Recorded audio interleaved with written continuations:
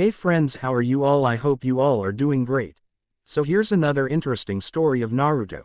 What if Naruto cheated on Kushina and married Tsunade? This story have two parts. This is part 1. If you want to see more stuff like this, please leave a like, do a comment, and also share with your friends, and don't forget to subscribe this channel, and also do check the talented author of this captivating story. Naruto Path of Shinobi by Ronin 2106. Author's name is mentioned in description box. So let's begin. Naruto Uzumaki stood right in front of the entire council of Konoha, consisting of both shinobi and civilian parts, with 3 counselors Homura, Kaharu and Danzo sitting right in front of him, with the current 5th Hokage, Tsunade Senju, looking at him with tired, saddened and practically defeated look. Young Genin of Konoha felt of himself many glares and fury of the council, from both the shinobi and civilian sides, with civilians not hiding away the hatred, spite and some kind of sick satisfaction at seeing the Kyuubi Jinchuriki in bandages, with a sling and just barely visibly alive. Sasuke has done a very great number on Naruto, piercing his chest, breaking his bones and injuring Naruto so badly, that if it had not been for Kyuubi and his chakra, he would "bit the dust" before he had managed to knock that bastard out and drag him back to Konoha. And just as he did that, fatigue, blood loss, torn muscles and broken bones finally forced Naruto to collapse at the gates of his village, and the last thing he saw before ping out was Sakura and Kakashi running towards them, followed by Tsunade Ba-chan and Shizune-chan. With that sight, Naruto was sure that he had completed the mission and everyone would thank him, and with those thoughts, he sped out. Unfortunately for the blonde-orange loving goofball, when Naruto woke up several days later, he found himself as an object of unified hatred and fury of practically a LL of Konoha. Not even an hour after he awoke, Sakura had come to visit him, and Naruto greeted her with a smile and cheer, but all he received were 2 punches in his face and a broken nose, followed by proclamations of hatred, endless berating and statements of Naruto breaking his promise to Sakura about bringing Sasuke back to her unharmed. Naruto didn't have either strength, will, nor opportunity to answer back, before Sakura left Naruto, calling him a demon and a monster. That brought back bad memories of many times when Naruto had been called that way, and along with blood flowing out of his broken nose, tears came as well, the feeling of betrayal and suffer creeping its way into his heart again. Over the course of the day, Naruto had received many guests, and all were worse than the last one. Shikamaru, the leader of the mission and one of the few people that Naruto saw as a friend, had berated the young blonde on his recklessness, brutality and deceit that Naruto had used for so many years, as Shikamaru revealed to Naruto that now everyone knew that he had Kyuubi in him. This revelation came to Naruto as a shock and a stab in the heart, as Shikamaru called Naruto not only an idiot, but also a cheater, thinking that the reason for Naruto's abilities was all attributed to Kyuubi. After he left, the rest of the teams also came in, calling out Naruto on him being a Kyuubi holder and his seeming cheating in everything.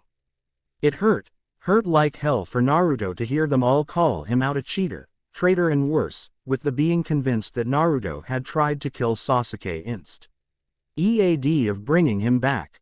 They didn't care for Naruto's side of the story, none of them. With each and every berating and shouting, Naruto's fragile believes in his friends, good of the people and even the will of fire crumbled and eroded away. By the time evening rolled in, almost every genin of his CL had visited Naruto and gave him a lashing of his lifetime, with only those that were still critically injured and Hinata not paying him a visit. When the evening came in, Naruto's sensei, Kakashi has finally showed his masked face, and Naruto had hoped that at least he, the man that was responsible for Naruto, would explain to him what was going on and let Naruto speak up. But alas, Naruto's heart sank even further and his beliefs were shattered, when Kakashi, with a tone of disappointment and harshness, told Naruto how he was disappointed with Naruto, stating to him that his mission was to bring Sasuke back unharmed, yet Naruto seemingly went out of his way to lash out on him, all because of the petty rivalry. Naruto listened as this man whom he considered to be the closest thing to an older brother and even father was verbally destroying him, revealing to the young blonde the real colors of Hatake and his endless favoritism of Sasuke Uchiha. Kakashi ended his tirade about the importance of teamwork, how Naruto had went up against everything that he had taught him, and also against the teachings of Naruto's favorite Hokage, the fourth Hokage, with information that Naruto was no longer his student, nor was his secret protected as Konoha. Council finally revealed it to everyone in the open. When the Cyclops had left Naruto, young blonde looked worse than ever, with a feeling of his soul being torn to shreds and his heart crushed to nothing. For the first time in years, Naruto had wished that he was dead. When the night rolled in, with Naruto hoping to at least lay down and sleep, he received the very last visitor, Jiraiya, the pervy sage and a man that Naruto had admired almost as much as the third Hokage. By the end of his visit, Naruto's opinion had changed drastically, as Jiraiya had expressed the very same disappointment and anger with Naruto as everyone else, with Toad Sage going as far as to admonish Naruto for using Rasengan on his friend to kill him and relying on the demonic fox to fight Sasuke. Just like all the others, Jiraiya cared not for Naruto's critical condition and what Sasuke had done to him, instead focusing on Naruto's failures. Toad Sage had expressed to Naruto that Lord Third and Fourth would be sourly disappointed with Naruto, especially the fourth, along with Informant Young Genin that he was no longer a summoner for Toads, as Jiraiya had terminated Naruto's contract. Everything that Jiraiya had said, Naruto simply took in with a blank expression, showing no emotion or anything, only letting his tears fall freely as the man he once respected was berating him for practically nothing. When Jiraiya left Naruto, young blonde simply stared at the wall with the dead expression and not even will to move anything. Years of berating, beatings, isolation and hatred, and now all coupled with what he heard today from essentially the closest people Naruto had. Everyone has a limit to how much pain and sorrow they can take, and no matter how strong your spirit is, how powerful your will is and how much light you have in your heart. Naruto Uzumaki had always clung to the belief in best of people and that he had those that cared for him, yet today, he faced the harsh and cold truth of his life. No matter how much he had tried, fought, bled and protected, people of Konoha will always see Naruto as a demon and trash. And with this realization, came the understanding that Naruto's dream of becoming a Hokage was only ashes to him now, because with so much pain, suffering and sorrow that he had experienced, Naruto's soul couldn't hold on to a hope of finding happiness in Konoha any longer. For the first time in his life, Naruto had let the long-quenched and restrained hatred for Konoha gain a hold of his heart. It was always there, festering and expanding, like a cancer, with every glare, every beating, berating, bias and more. Naruto had tried as hard as possible to quench it, but now, he accepted the simple fact that he had realized when he was a kid. He hated this place, he hated the Konohagaku. And he hated it people for all they done to him. Naruto has had enough and the wall that held back his darkness finally crumbled, with the blonde accepting the cold and harsh reality as it is. The next morning Naruto was woken up from his dreamless sleep by Anbu and Shizune, informing him that he was summoned into the council chambers immediately. With the help of Shizune, Naruto was able to dress up and get to the place, where he stood now, feeling the collective glares, hatred and resentment from everyone in here, save for Tsunade, Shizune, Kurenai, Anko, Hinata and Anbu guards that were here, as Jonins were also summoned here, along with heirs of clans and current generation of Genins, including Sasuke, who was looking at Naruto with a victorious smirk and arrogance that couldn't be hidden away even by a Hokage mountain. Out of everyone in the room, Kurenai and Anko Mitarashi were looking at the bandaged and battered boy with unhidden sadness and sympathy, with Kurenai, much to everyone's surprise, practically having tears in her eyes, while Anko was supporting her, while Tsunade simply allowed her tears to fall.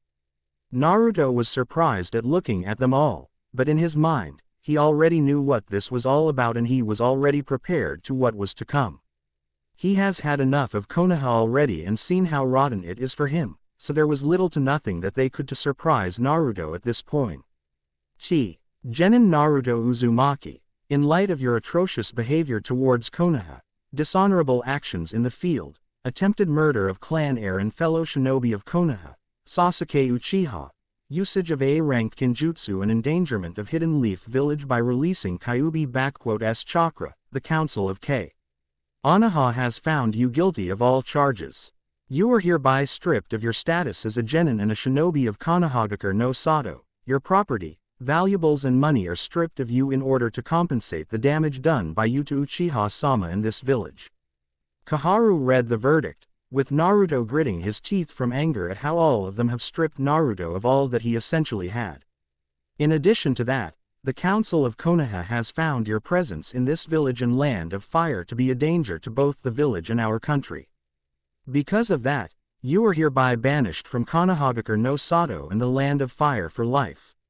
Should you ever be found within the borders of Hinokuni, you shall be executed on sight as an enemy of the state and traitor to Konoha.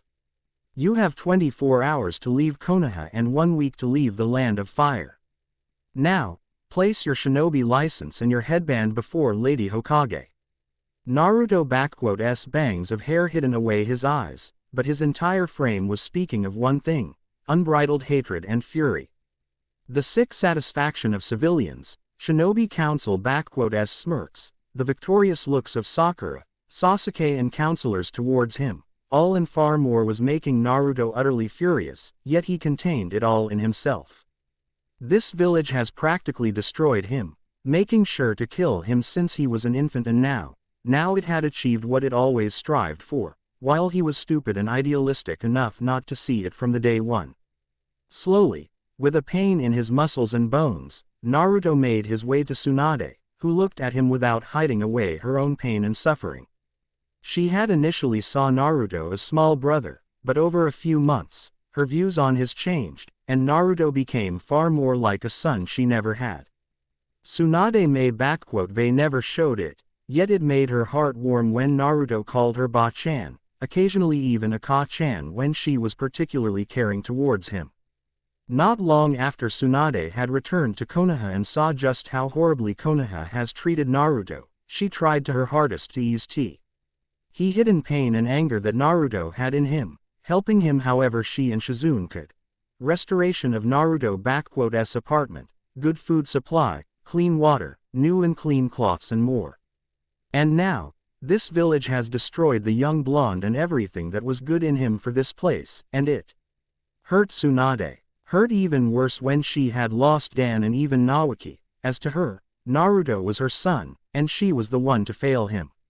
As she was absent, tending to Naruto's injuries, Council took this as a golden opportunity and used it to the fullest, doing its best to exile and destroy Naruto, take away everything that he had, all right under Tsunade's nose.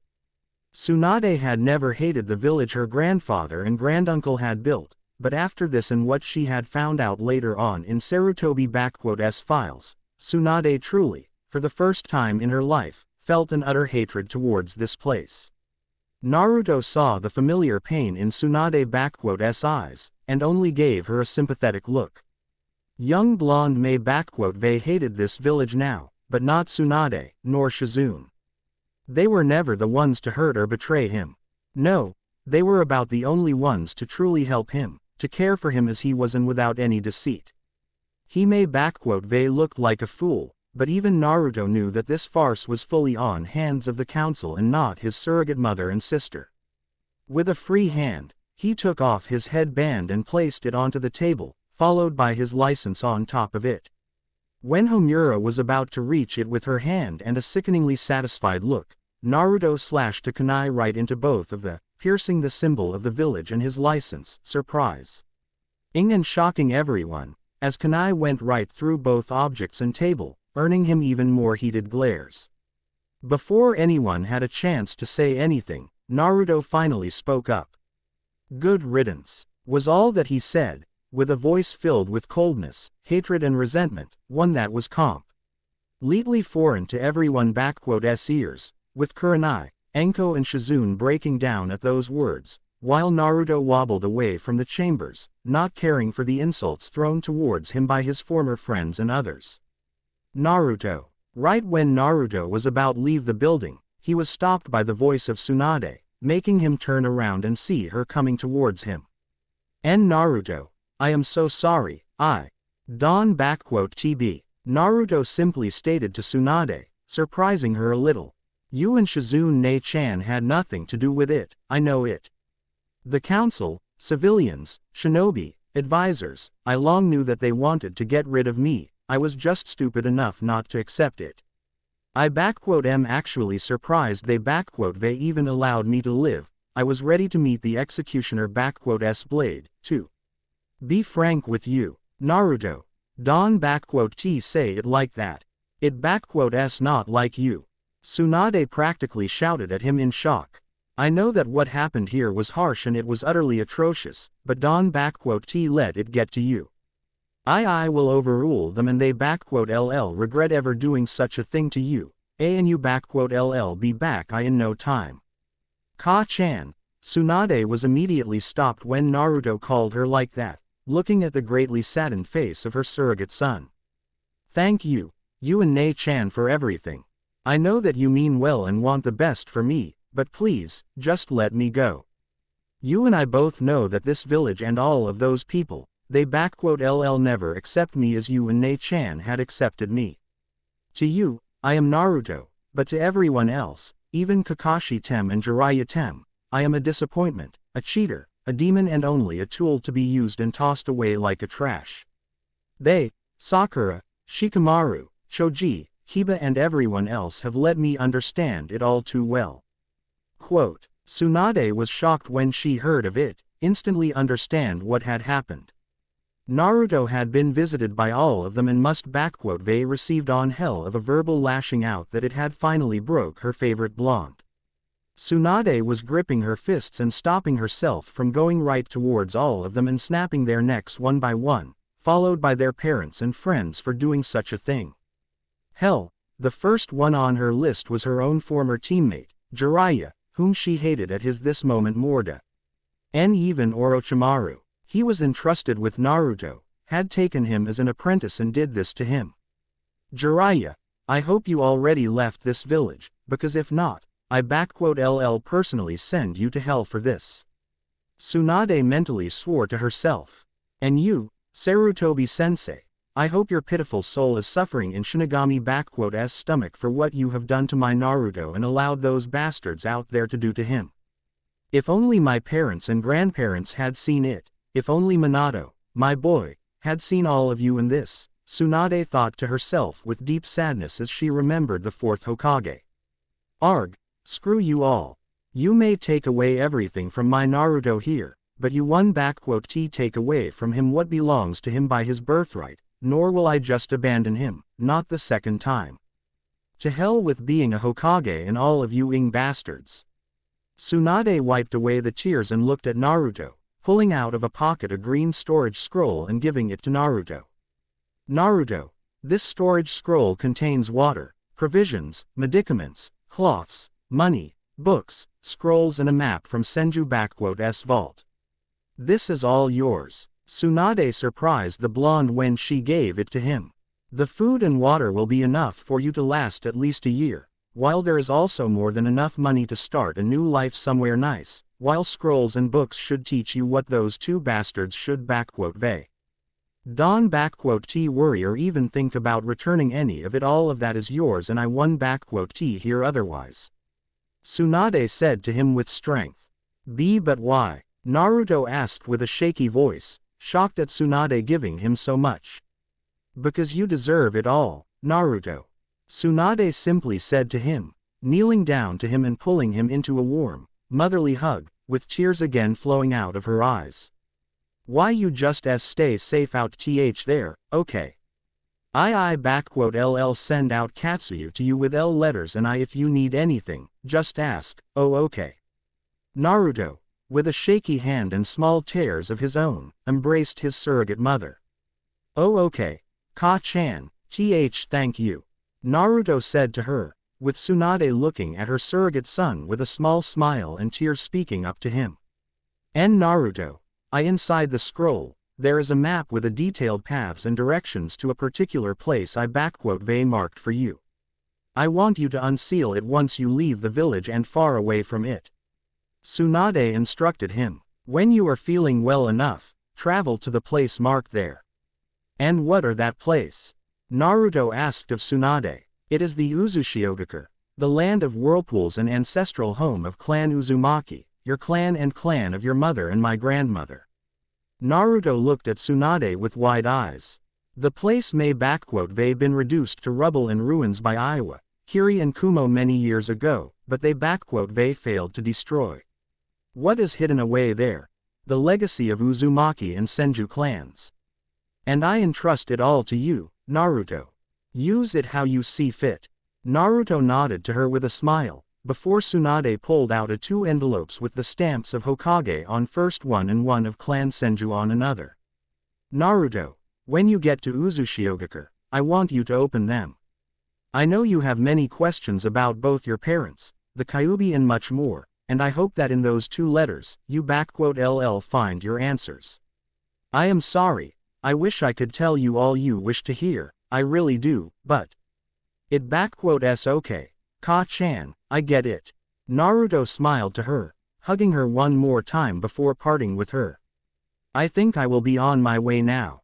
I don't want to spend any more time here than I already have, and I don't want to give them all another chance at lashing out at me.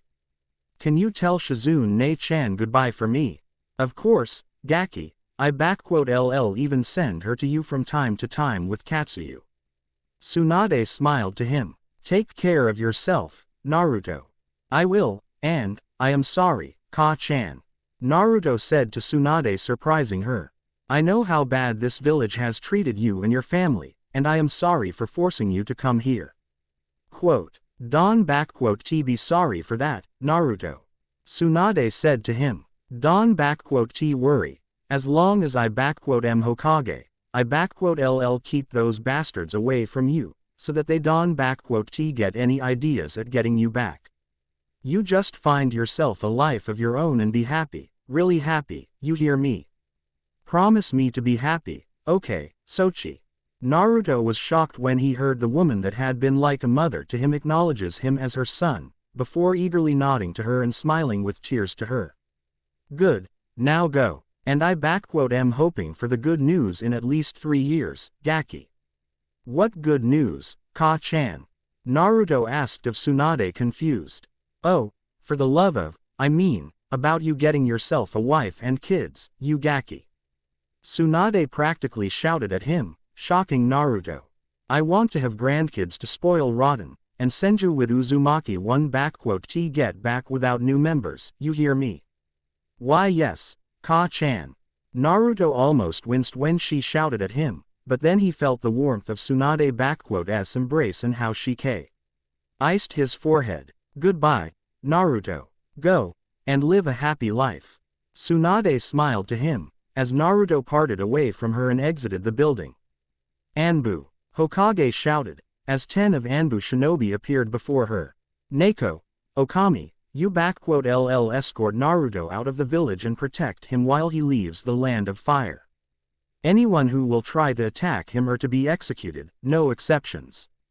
Make sure that he gets to Uzushiogakure safely. Quote, yes, Lady Hokage, as you wish. Both Neko and her partner Okami responded with clear eagerness and enthusiasm, already leaving to do their duty. Lady Hokage, is it wise to? Bor had tried to speak up, but he was met with a powerful glare from Tsunade and his comrades from Anbu. I mean, what will council and advisors say? To hell what they say or suggest, I am a damn Hokage and I they had damn enough of their scheming Tsunade responded to them. Suru, find that traitorous frog of a pervert and get him in my office in 5 minutes. If he resists or refuses, then do whatever is needed to get him, safe for lethal force. Lady Hokage, a personal request, if I may. Suru, a female Anbu clearly from Sarutobi clan. Can I at least break him a leg, or a rib? I promise, he will be in a coherent state upon delivery. Suru, they already said to you. If he resists, do whatever is needed to get him safe for lethal force. Tsunade could sworn she saw in Suru's eyes a murderous gleam, though she couldn't fault an Anbu. If anyone is killing that bastard, that gonna be me. Tora, Taka, you are now on surveillance of Sasuke Uchiha. He tries to even get close to any of the gates or shows any signs of leaving. I authorize you to detain him with extreme prejudice and send him to prison, got it? Quote, with pleasure, Lady Hokage. Both responded, feeling especially vindictive for the young blonde who suffering they witnessed today, leaving already. The rest of you, carry on as you were. The rest of the Anbu nodded and disappeared, with Tsunade seeing Kakashi and Haruno Sakura already coming. G to see her. Hatake, Haruno, what do you two want, and be quick about it. Lady Hokage, I wish to ask you to train my genin Sakura Haruno as a medical nin, since, Kakashi had begun with his usual eye smile, but he was immediately shut down. Denied. I will never train this disgrace of a kunoichi in arts of medicine and surgery, never in my entire life. Tsunade harshly and mercilessly replied, shocking Kakashi and Sakura.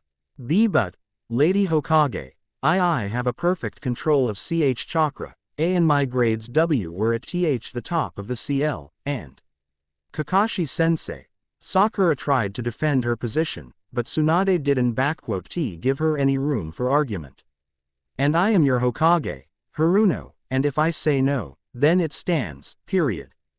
And as for you two, and that, precious, Uchiha of yours, your Team 7 will now be on D-rank missions for the entirety of next 6 months. Half of your earnings will be exempt from you in favor of the Konoha orphanage, while Sasuke Uchiha's earnings will be only 1/5 from the missions. Additionally, you are prohibited from entering the next 2 Chunin exams. And as for you, Kakashi, all of your earnings from those D ranks and your next 20 C ranks, because you will only stick to them from now on, you earn will be sent to orphanage, understood? Tsunade gave them the death glare, shocking them. Lady H Hokage, why you can just. I can and I already did, Hatake, so shut it. And if you think the council will be able to overrule me, think again. Suggest you spend this time teaching your genin some actual training instead of those teamwork exercises, because Sakura Haruno is now on month F probation due to her poor record as a shinobi. If within the said month she does not improve her skills, I personally boot her out of the shinobi program and deny any appellations about return. And until the probation is over, no other shinobi of any specialization will give her any training. The criteria for completion of the test I give you later, Hatake, so you best get to work, because if she fails, then I will consider it as an evidence of your incompetence as a Jonin shinobi and there will be a suitable punishment for this for you. As for your favorite Uchiha, I be placing a special traitor mark upon him, so as to make sure that pathetic excuse for shinobi Dosen escape again, and if he does, you know what will happen with him, Don you. Quote, Lady Tsunade, you are taking this too far. What could caused my team to suffer such uncalled for punishments? Kakashi asked of Tsunade, genuinely shocked at hearing this, knowing full well just what a special traitor mark means in shinobi world. Your blatant bias, favoritism and also your inadequate work as Jonin, shinobi, and self-proclaimed best student of 4th Hokage, Hatake. Had you really cared for Minato teachings and followed him, you would known by now, that you sullied his memory and legacy in the worst possible way. Now, get out of my sight. Tsunade roared at them, making the two scatter away from her, while her thoughts were once again with her surrogate son. Take good care of yourself, Naruto. And I hope you are watching over him, Minato. I am very sorry I had failed you, and I hope you forgive me, my boy. Tsunade thought to herself, as she went towards her office, where she was greeted already by the sight of Saru literally tying up Jiraiya to the chair, while the Toad Sage was struggling to get out, but it wasn't T easy with a BR. Okay, and leg and arm. Lady Hokage, as you have requested. Suru pointed at Jiraiya, with Tsunade nodding to the girl and letting her go. Hey, Tsunaheim, what s the big idea? If you were looking forward to spending some quality time with me, you should they just asked me. Jiraiya spoke up in an insulted, yet perverted way. Just tie me down and we LL. Jiraiya, I am tired of all those hints of yours. Now, what you are going to do is tell me everything you and our bastard of a teacher have done to Naruto, and Kami save you. If you try to sway your way around, I will. I'll make you wish you died, understand? Tsunade cracked her fists and was ready to make her former teammate suffer. Tease Tsunade. WHYD Dawn TUCC calm down and we just sit down I in a bar. Like we used to, and. Tsunade S right leg connected with Jiraiya S broke one, and a single kick W. As enough to shatter the bone even further. Arg. Fine. Okay. I LL talk. I LL talk. Just Don T. Talk. And best pray to your toads I Don T kill you afterwards. Tsunade threatened him with full seriousness. 7 years later. Land of Waves. Land of Waves, once a destitute backwater country under the heel of a mighty tycoon, now is a prosperous trading nation, with ports and markets always bursting with dozens of merchants, businessmen and traders from all over the globe. In all of elemental nations, there is no better trading hub than this nation, no better place to buy something at the best price and quality. And to all of this land of waves and it s people who are enjoying their golden age owe to Naruto Uzumaki, the unjustly banished shinobi of Konoha and a hero o. F wave. When the news had spread about Uzumaki s banishment, Konoha suffered greatly on a diplomatic arena, losing diplomatic relations with lands of snow, wave, waterfall and, most recently, Suna, all of whom had connections the knuckle-headed shinobi and viewed him with great respect and admiration. Especially sensitive and painful was the diplomatic blow from Suna, which had managed to regain and greatly strengthen its position after the failed invasion and manipulations of Orochimaru. Gaara, the fifth Kazekage, has taken up office about 5 years ago and has put every effort to regain positions of Suna and strengthen them, succeeding in it, along with proving himself as not just capable, but also respectable and strong Kazekage.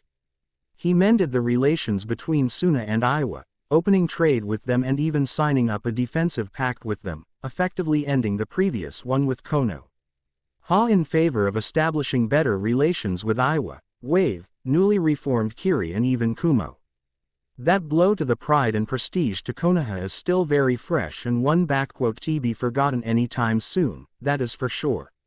And while most of the elemental nations were enjoying a period of relative stability and peace, currently in the land of waves, things have suddenly taken a turn towards the slight instability, when 2 persons wearing black cloaks with red skies on them appeared in the capital, causing destruction and chaos right out the bat, causing people to run for their lives or become a cannon fodder for the Akatsuki. Usually, members of the elusive Akatsuki act with restraint and stealth, yet this particular pair has traveled all the way to the wave for a specific reason: collect a very hefty bounty on Hanzo Hattori, an S-rank Ronin, a shinobi without a village, but not a nuke nin, who had played a critical part in Kiri-s civil war, as well as in Mizu-s civil war, which swept through country when 4th Mizukage murdered Daimyo and his entire family. Once a relative unknown, Hanzo appeared in Kiri over 6 years ago and steadily became one of the deadliest allies of current 5th Mizukage and current Daimyo of Mizu, Ieyasu Tokugawa, earning himself titles such as Kurigakure no Oni and Kage no Shi, first one earned after Hanzo single-handedly killed over 150 Kiri-s shinobi, within an hour, and second after he killed the 4th Mizukage in single combat. The war had ended about 4 years ago, yet Hanzo continued his work as Ronin, providing his services to first the rebuilt Kiri, then Kumo, later Iwa, and then to Suna, earning himself a reputati on as a reliable, honorable and resourceful shinobi. Konoha had also tried to offer him to come to their village and work for them, but, much to their dismay, Hanzo refused every time, stating that he wanted nothing to do with them. Toad Sage Jiraiya had tried to track down Hanzo once, but only ended up drawing to himself attention of Iwa-S and Kumo-S Shinobi Corps, who were all too happy to repay their debts to Hanzo. Only about 2 years it became known that Hanzo presides in Wave, which is where Akatsuki have decided to go and get the elusive Ronin. Kakuzu of Jongu and Hidan had thought that Hanzo's reputation was exaggerated and he would be taken down by them easily. They were proven wrong, badly, as Hanzo quickly appeared before them and somehow not only transported them out of the center of the capital and onto a Clea ring, but was overwhelming the pair and driving them both to their ends. Kakuzu had already lost 3 of his hearts and was running low on chakra and endurance, while Hidan had been incapacitated by Hanzo early on by a very powerful genjutsu of some sorts. Kakuzu had tried to get to Hidan and break it, but it proved futile as Hanzo intercepted him and it cost him 2 of his masks and hearts already. And now he has stood in his long-range form with stitches all over him, while his opponent, dressed in a black sleeveless samurai shirt with red trimming on its edges, underneath which was an armored torso plating, with a black mesh body suit, shoulder and wrist guards on them, while hips were protected by samurai-like light armor with a black anbu pants, leg guards and closed boots. On the back of the shirt was a symbol of a raging red tornado made in a way of red 7-pointed shuriken surrounded by numerous handless blades. Hanzo himself possessed black, with a bit of silver, spiky hair, with a tail behind his head and 2 spiky bangs on either side, blue, closer to silver, yes, and a black featureless face guard that covered all beneath the eyes. In his hand he held a katana with a black handle and a slightly longer than usual blade, while the additional sword rested on his right hip. Hanzo looked at his battered opponent, sheathing his sword and speaking up.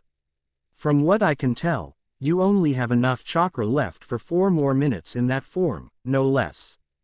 Hanzo noted out, looking at Kakuzu. "I can simply stall you until you run out, but that would be too risky on my part."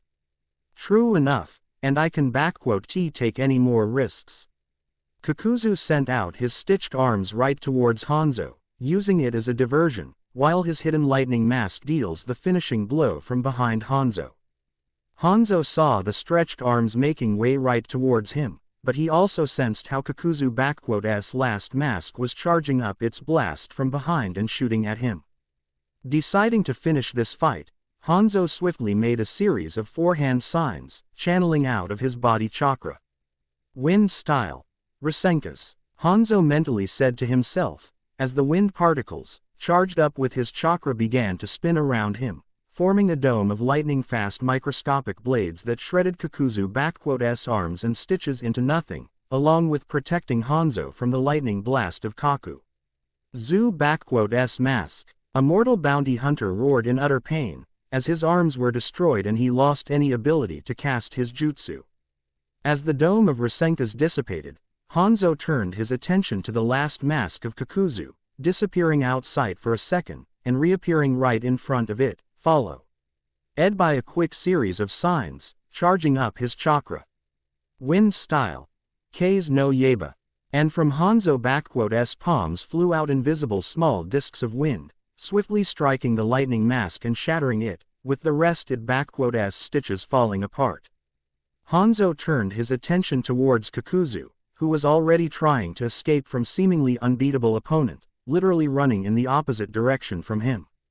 "Damn it, I haven't been so soundly beaten since Hashirama Senju nearly killed me. That Hanzo is nothing like the Amekage one. It like I was fighting Itachi Uchiha without Sharingan, but with Kisame's endless supply of chakra and speed of 4th Hokage, damn it." Kakuzu thought to himself, as he ran past his still entranced partner, leaving him to his fate. "I need to inform the leader that we might have a serious problem with." Kakuzu's train of thought had been stopped, when he suddenly saw Hanzo standing right in front of him, and charging what seemed like a spinning ball of pure chakra with fire coursing through it. "Should they ran when you had the chance, bounty hunter." Fire style. Resentayu. Hanzo simply said, as threw the flaming ball of chakra at Kakuzu. Once the sphere had connected with Kakuzu, it immediately expanded around Kakuzu, engulfing him and burning away all that there was of him and everything. There was in a radius of 2 meters, including leaves, trees and even stones and ground, like a small miniature sun, in honor of which it was named. Once it had dissipated, Hanzo let out a sigh, seeing only the GL floor where once was Kakuzu and nothing more. One down, one more to go, Hanzo simply said to himself, moving towards Hidan, who still stood immobilized, with only his face giving away the twitches and microspasms, with his 3-bladed scythe laying down. Another one of Jashin fanatics, like I haven T had enough of you in Mizu no Kuni. Hanzo, in a swift motion, grabs his left katana and easily, with the speed of a lightning, slashes Hidan head off of him, breaking his genjutsu and letting the dismantled body fall onto the ground. What the ing shit piss did you do to me, you ing? Hidan immediately shouted at Hanzo, seeing his head laying on the ground and his body near him. Do you know what I LL do to you when I get my hands on you, you mother? No, because you won T have a chance. Hanzo took out of his shirt a black featureless scroll and opened it up, revealing a very accurate and strong sealing encryption on it, making a series of one-handed seals. Uzumaki's secret fuinjutsu, demonic void prison. And as Hanzo said that, a black demonic hand reached out of the scroll and grabbed a hold of Hidan head, pulling it inside of the scroll, with the symbol of Oni appearing in the center of a circle after the sealing was complete, before Hanzo closed the scroll and put a powerful protection seal upon it, so as to prevent its opening. Taking away the scroll, Hanzo let out a sigh that carried a bit of tiredness in it, as while it may been a relatively favorable fight on his part, it was still a tough one nonetheless, especially considering that those two were from the Akatsuki. He was counting himself lucky today that he faced off against Kakuzu and Hidan, who had long managed to establish themselves a fearsome reputation in Underworld and all across the elemental nations. It is always easier to fight off against the enemies that are famous, since their abilities are known at least in scarce details, and those two were in the stealthiest lot, so Hanzo, knowing that he would eventually become a target of the Akatsuki, prepared himself for an occasion. Still, he was extremely lucky that they not only were among the weaker Akatsuki, but also underestimated him, badly. However, while he may won this match, their appearance here means only one thing for him and his family. Their LL others, and next time they LL probably send someone of a better skill, much better. Hanzo thought to himself, as he made a series of hand signs. Fire style. Ao Enden. With that, he spit out of his mouth a flame of blue fire and engulfed with it the body of Hidan, standing over it and watching how the dismembered corpse turned to ashes and never to return. Considering that a single Ronin has managed to kill both Akatsuki members at the same time, they will most certainly send those that are the most proficient and dangerous to deal with. And since I don't know who is at their top, yet, I can only prepare for the arrival of Itachi and Kisame, and either of the two could easily kill Kakuzu and Hidan, so it won't be a walk in the park with them, especially not with Itachi. And worst of all this, we LL have move out of here, and soon. Hanzo let out a second sigh, knowing full well what a pain it going to be for him and his family now. Well, point standing around here. The girls must be going crazy with worrying out at home. And with that said, Hanzo disappeared in a flash of black and red. Hanzo house, appearing in front of a two-flowered wooden house, a relatively modern-looking one, but not an excessive or too expensive-looking either. Hanzo removed the face guard off of him and went straight to the door. Opening it up, Hanzo was immediately greeted by the sight of two women, both looking ready for a fight, but immediately relaxing at seeing him. The first one was a young beautiful-looking blonde woman with long blonde hair flowing freely, dark eyes and red lipstick, wearing a short-sleeved black and purple blouse and black pants, both of which had a design similar to clouds on them. The young woman relaxed, seeing her husband, as her nails shrunk back, and two blue flaming tails disappeared, smiling with a relief at him. The second woman had long, bright red hair and large, pupilless eyes. She wore an elaborate, high-collared white kimono with the Uzushiogakure symbol on the back of the obi, which was tied around her waist. Her hair was bright red, long and spiky, and reached to her waist behind her.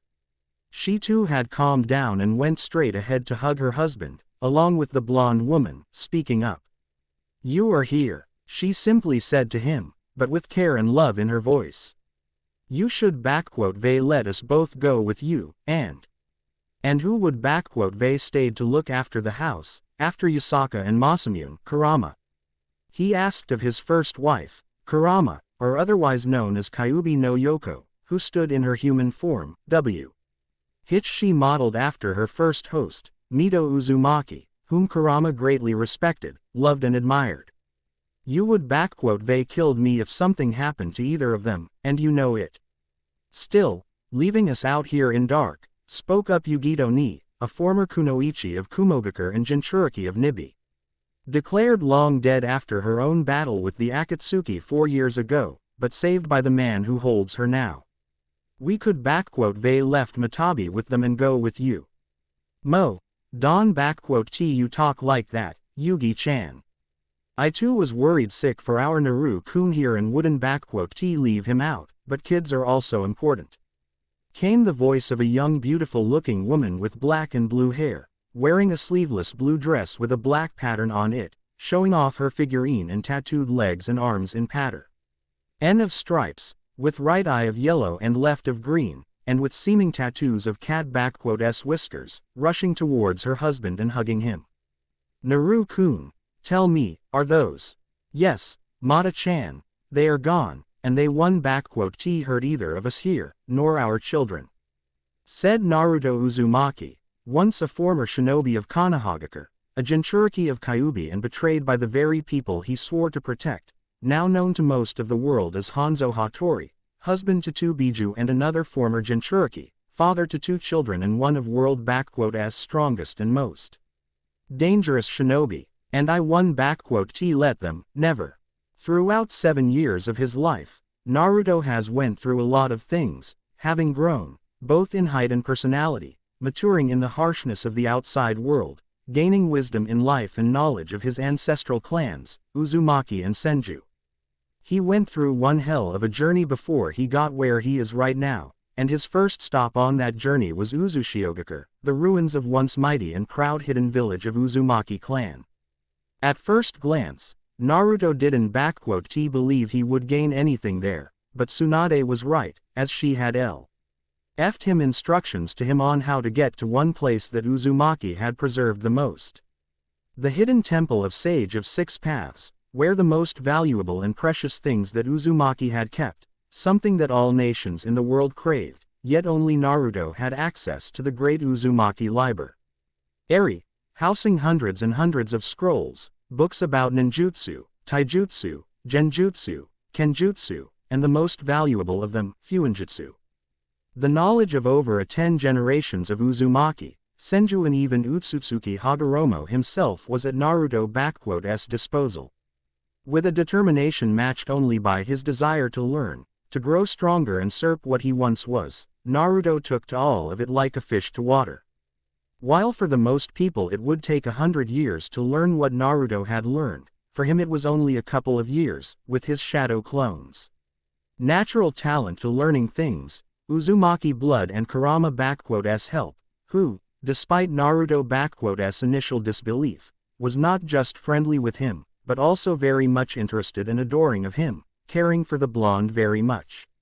The reasons to that, along with a great number of revelations about Konoha, his past and his time in Konoha came only later, practically at the end of his stay in Uzushiogakure, and they had only cemented what Naruto had made himself into, transforming a blonde, loud-mouthed idiot into a true definite Ion of shinobi, with knowledge and legacy of his clans in him. When he had left Uzu for the world, Naruto was far smarter and more mature than before. Knowing that as a Jinchuriki he would be prime target not only for Akatsuki, but also to other villages, Naruto changed his looks, getting rid of Hi's whisker marks completely, changing his hairstyle and color, cloths and even personality, creating who would eventually be known as Hanzo Hattori, a ronin that helped put an end to chaos in Mizu no Kuni, earned a reputation of one of the most feared shinobi on the continent and more. Naruto didn't think he would end up becoming who he is now, but he was glad that he did, as he helped put an end to 4th Mizukage and his reign of terror. With Ieyasu Tokugawa unified the collapsing nation, saved the 3rd Tsuchikage from an nation by Han, a fellow Jinchuriki that went rogue, Gav. Got a peace with Shukaku through modifying his seal to the same level as Naruto and not to mention many various things he has done to Kumo, Iwa, Suna, Kiri and others. But probably the most important things in his life that he had achieved were falling in love with Kurama, Yugito and Matabi, a.n.d. fathering Yasaka, his and Kurama-s daughter, and Masamune, his and Yugito-s son. With the absolutely extensive knowledge on Fuinjutsu from Uzumaki, texts of the Sage of the Six Paths and medical colossal knowledge of Mito Uzumaki and Hashirama Senju, Naruto had found a way to let Kurama be free.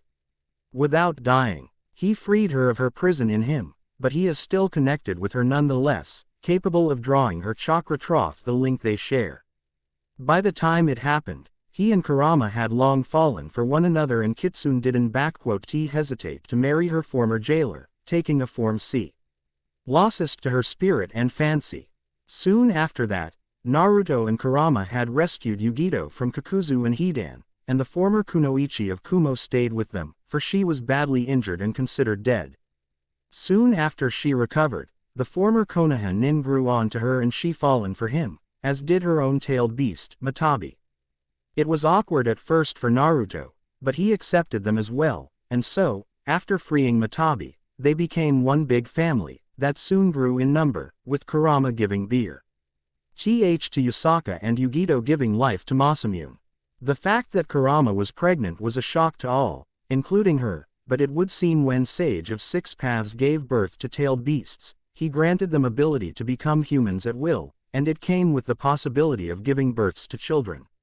Never in her life had Kurama been happier than when, with the help of Tsunade, she delivered Yasaka and held her tiny baby in arms, with tears of happiness. Mama, Papa, just as Naruto had thought of, a voice of a 4-year-old little girl dressed in a yellow and black kimono, with golden eyes and low-ing golden hair, came down from her room, followed closely by a little 3-year-old boy with short blonde hair, eyes blue and dressed in a blue shirt and white pants, looking at their parents. "Are the bad people gone?" Yasaka asked innocently, with Kurama moving to her, while Yugito went to her son, both kissing and comforting them.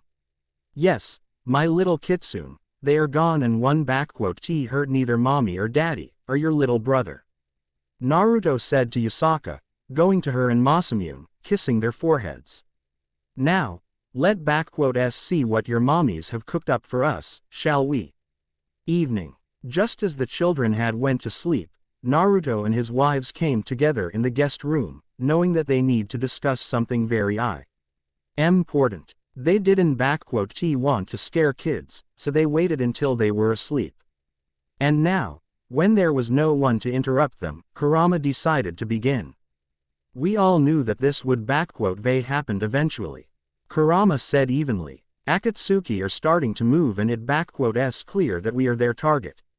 Kakuzu and Hidan didn't know about me being your Jinchuriki, nor about you, Yugi-chan, or Mata-chan. They were here only because of the bounty on my head," Naruto clarified, with Matabi and Kurama breathing a sigh of relief.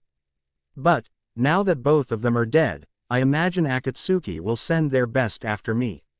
After all, there is a guy who had single-handedly killed 2 of their members. Had I been them, I wouldn't let it slide that easily, and considering they know where we are, it'll only be a matter of time before they come here with big guns. As strong as all of us are, I do not want to take any chances, especially with our kids lives on the line." "Me neither," I shudder at the thought of something happening to Ma-kun or Yusaka-chan, Yugito agreed. In that case, we LL have to decide where to go. Obviously staying here is pointless, and any other small nation is a no-go either. Our only options are the Big Five and their hidden villages. Kumo is out of the question, since they LL reseal Mata-chan in you, by force and it will be back to square one for you, Yugi-chan. Naruto saw how his wives agreed with them.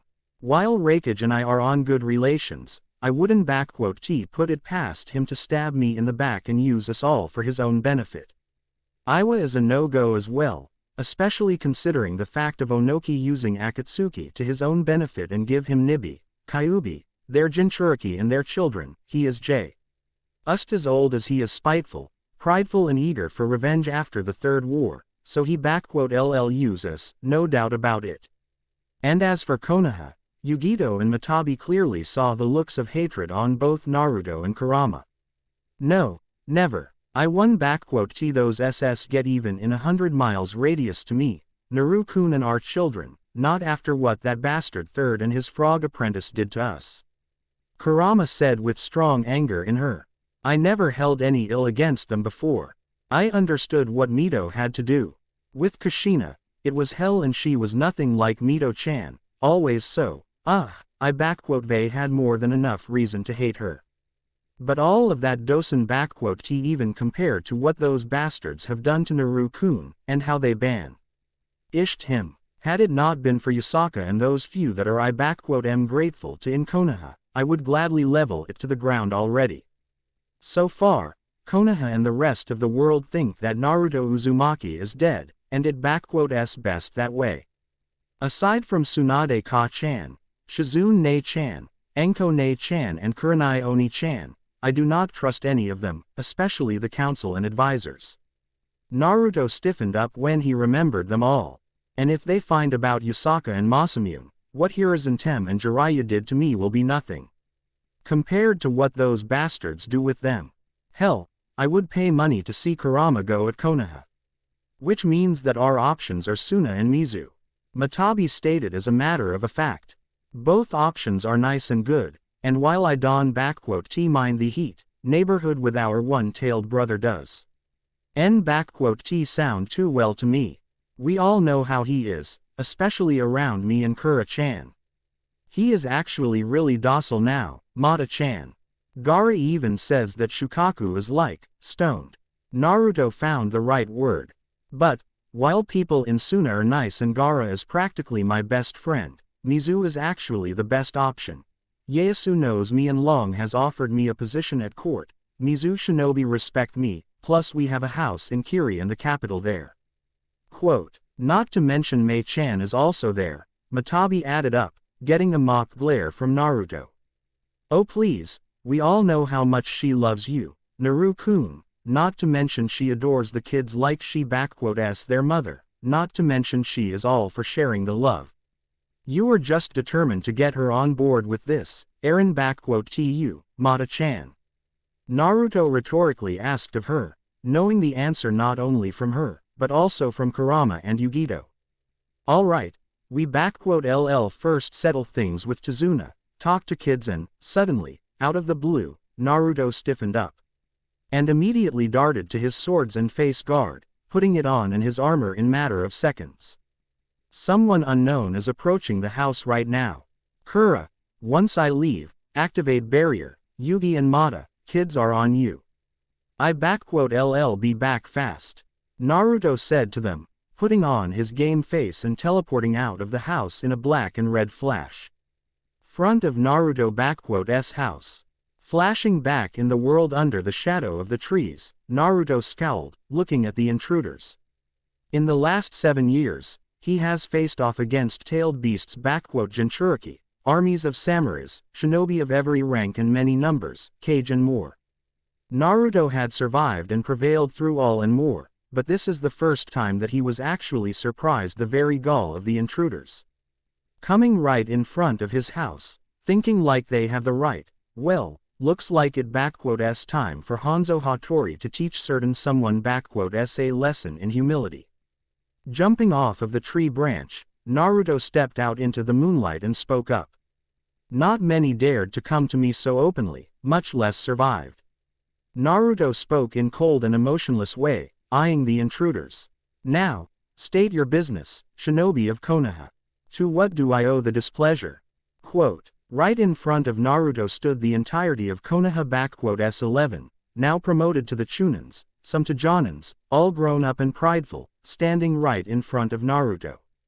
He saw familiar faces of Rock Lee, who had called him out as unyouthful cheater and deceitful demon, Shikamaru, who berated him for what he has done to bring the precious Uchiha back, Hiba, Shino, Tenten and more. The ones that were most interesting to him were Sakura, who looked just as she used to, only older and more mature, but overall, just as pitiful, pathetic and arrogant as ever. Naruto blamed Third and Jiraiya for making him develop a crush on her, due to certain reasons. And the next one who was interesting to Naruto was the man himself, Sasuke Uchiha, fully grown, sporting the same duck butt haircut, but now with a special traitor mark displayed on his right side of the F. Ace. Not only a leash, but also a brand, the mark to everyone, that this man had betrayed S village and everyone must know it. And if he ever decides to do it again, he won't live long enough to regret it. Along with the former Genins, Naruto saw their former Jonins, scowling at Guy, Asuma and especially Kakashi. Only Kurenai, the only person here, whom Naruto was actually happy to see and wished to only talk to her in private, yet. Hanzo Hattori, Shinobi no Akuma and Kurigakure no Oni. Kakashi could only see a slight nod from the man standing in front of him. You have made quite the reputation for yourself. The man that has makered clans of Oda, Saito and over 100 shinobi in 1 hour. Only my former sensei was capable of such feats. Fourth Hokage was a true shinobi no kami of his time. I am content with shinobi no Akuma. Now, what do you want, Konoha? I do not like to do business with you, so be quick. Naruto placed his hand on his sword, seeing how most of the former Genins already went into a fighting stance and even a genjutsu was sent his way. Word of advice, Haruno, pitiful genjutsu like yours will only aggravate me more. You have 3 minutes to state your business and get out of here. Or what? You honestly expect to defeat all of us here on your own? Hiba boasted loudly, with Akamaru barking up in agreement. You may be famous and all, but there's no way you can take me down. 2 minutes and counting, Naruto simply stated, not fazed by the threat. Hiba, silence yourself, we are not here to fight. Kurenai glared right at him, turning back to Hanzo Hattori. Hanzo-san, we come here not to fight, but to negotiate. Our Hokage, Lady Tsunade Senju and Council of Konoha, wish to make contact with you and invite you and anyone you wish to bring with you to Konohagakure no Sato. There is a dangerous group known as Akatsuki, all S-rank, wand-tailed beasts, one of them is Itachi Uchiha, the man that makered his own clan. Naruto took a small moniker of pleasure at seeing the scowl on Sasuke's face. Heard of them, met them, fought and killed a couple of them most recently. Naruto saw the shock on their faces. Your perverted frog the only who has been doing their homework. You want my help in taking care of them, but why should I even bother? As far as I know, your Jinchuriki has long died, so, technically, you are in no danger. That is where you are wrong, Hanzo-san. Naruto heard a new voice, and saw how through the crowd of genin stepped a red-haired woman with violet eyes, dressed in a Jonin uniform and with an Uzumaki family suo. Rode on her hip, out of sheer sight of her, Naruto scowls and barely restrains himself. My name is Kushina Uzumaki, and my son, Menma Namikaze, is the Jinchuriki of Kyuubi, and ask of you to help me protect him. Spoke up Kushina Uzumaki, the woman that had given birth to Naruto and abandoned him in favor of his twin brother, Menma Namikaze. Once, Naruto had dreamt of several things to have, as an orphan. They weren't as grandiose or audacious as one would think of him, no. Before he dreamt of being a Hokage, he wanted something that he had longed for throughout the entirety of his life. And that was to have a family, to be loved and cared, to have parents that support and protect you throughout your childhood and guide you to adulthood. Every orphan dreams of it, and Naruto was no different, longing for having a family, parents and be loved and cared. To be rid of the constant loneliness, to feel the warmth of mother-s embrace, to be proud of a father praising him. Yet, Naruto was devoid of it all, never to feel it. And it wasn't his choice, not by any means, since this was the decision made by the very woman that stood right in front of him, the woman that had given him birth and was supposed to have nurtured and protected him in this world. But instead, she abandoned him in favor of his twin brother, leaving him out in the cold, harsh and unforgiving Konohagakure no Sato, to be used as it s Jinchuriki, manipulated, used and practically destroyed as a breathing feeling human being not just by its council and Danzo, but also third Hokage. And his only loyal apprentice Jiraiya. And all of that, all the torment, suffering, loneliness and more, it all started with Kushina Uzumaki abandoning her firstborn son and never looking back. It would surprise many, but Naruto had long known about his mother and twin brother, for over 7 years to be precise. It was an utter shock for him, to read from Tsunade letters about his origins, his real parents and what had happened to him. Finding out that Naruto was not only the son of Minato Namikaze, but also of Kushina Uzumaki and that she purposefully abandoned him was not just hard, it was an absolute nightmare for Naruto, especially considering the reason as to why Kushina had done so. And that reason had made Naruto truly hateful and resentful of any notion that such woman had given birth to him and his father, Minato Namikaze, 4th Hokage and one of the greatest shinobi in history, had ever fallen in love with her. According to Kurama, who had maintained her constant control over her second half sealed in Menma, Kushina, delusional after the attack of a masked man, childbirth and release of Kyuubi, had for some reason believed that her husband-s sealing worked wrong on Naru. 2. She didn't even properly examine the seal on him, already believing that he husband had not just sealed inside of Naruto half of Kyuubi-s power, but also Kyuubi-s soul and that it had taken over Naruto-s body. Granted, it was partial truth, as Naruto did end up with the soul of Kurama in him, but she had never tried to control him. And, according to her, his father-s seal wouldn't even let her pump out any of her chakra, even in minuscule levels, unless Naruto needed it. But, to Kushina, a sealing mistress of Uzumaki herself, her firstborn son was lost and she simply threw him away from herself, leaving the Konoha for Fire Capital to train and raise her only true son, Menma. When Naruto had first found about it, he was livid, absolutely furious and had even lost control over himself, resulting in him pumping out more and more of Kurama-s chakra, going so far as to literally allow it-s chakra to take over him. He would destroyed the island of Uzu and unleashed Kurama out had he not been stopped by someone he did not expect to meet. Flashback. 7 years and 4 months ago. Naruto-s mindscape. Naruto. Stop this. If you pull any more of my chakra, you die. Please, Naruto-kun, calm down.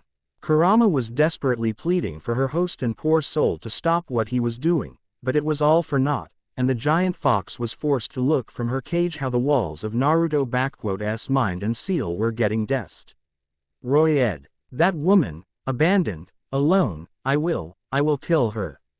Naruto roared inhumanly. More and more chakra of Kurama being unleashed in the real world and his body already transforming into a vessel of red chakra with fox tails starting to come out.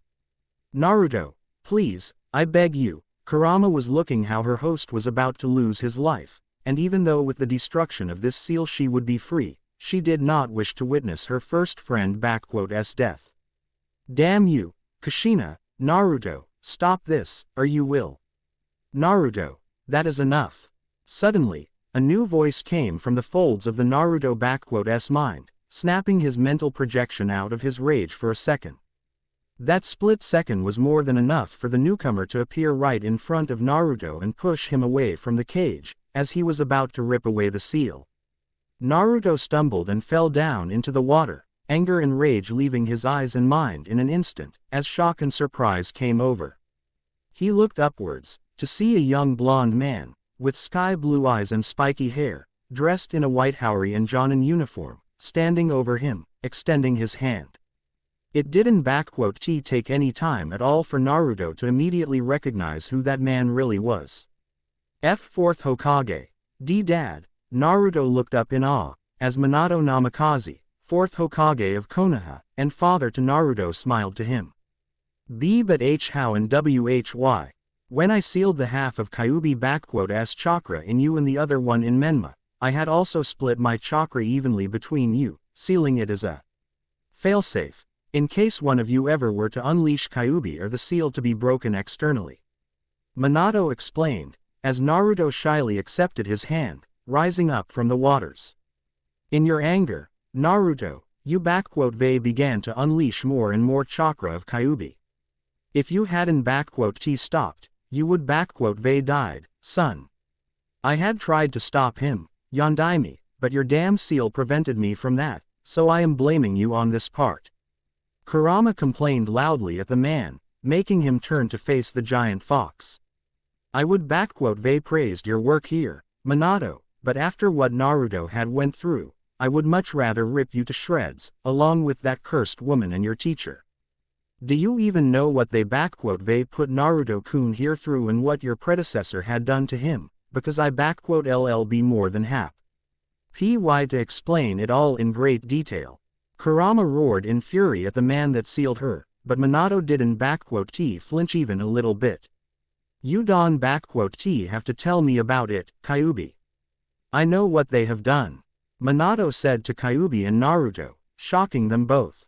I watched through Naruto eyes and witnessed it all firsthand, and it is part of the reason why I am here now, Naruto.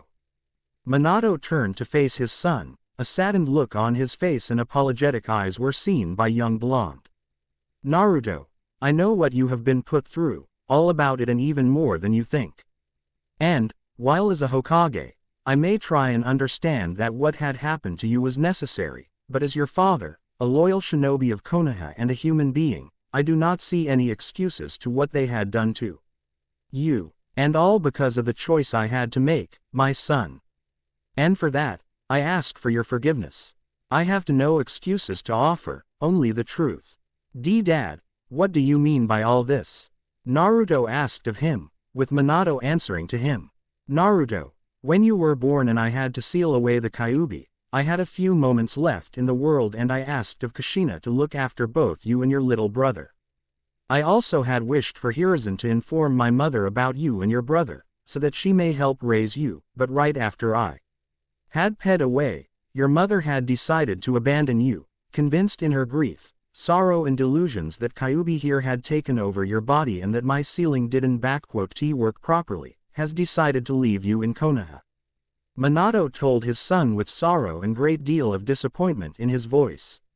The woman I had loved for all my life, who had made me the happiest man in the world, I had known Kushina feared Kyuubi greatly, hated it so much that it clouded her judgment at times, but to go so far as something I couldn't see happening, nor can I forgive her for doing such a thing. Not for abandoning you, nor for how she had turned the village against you. Turned the village against me.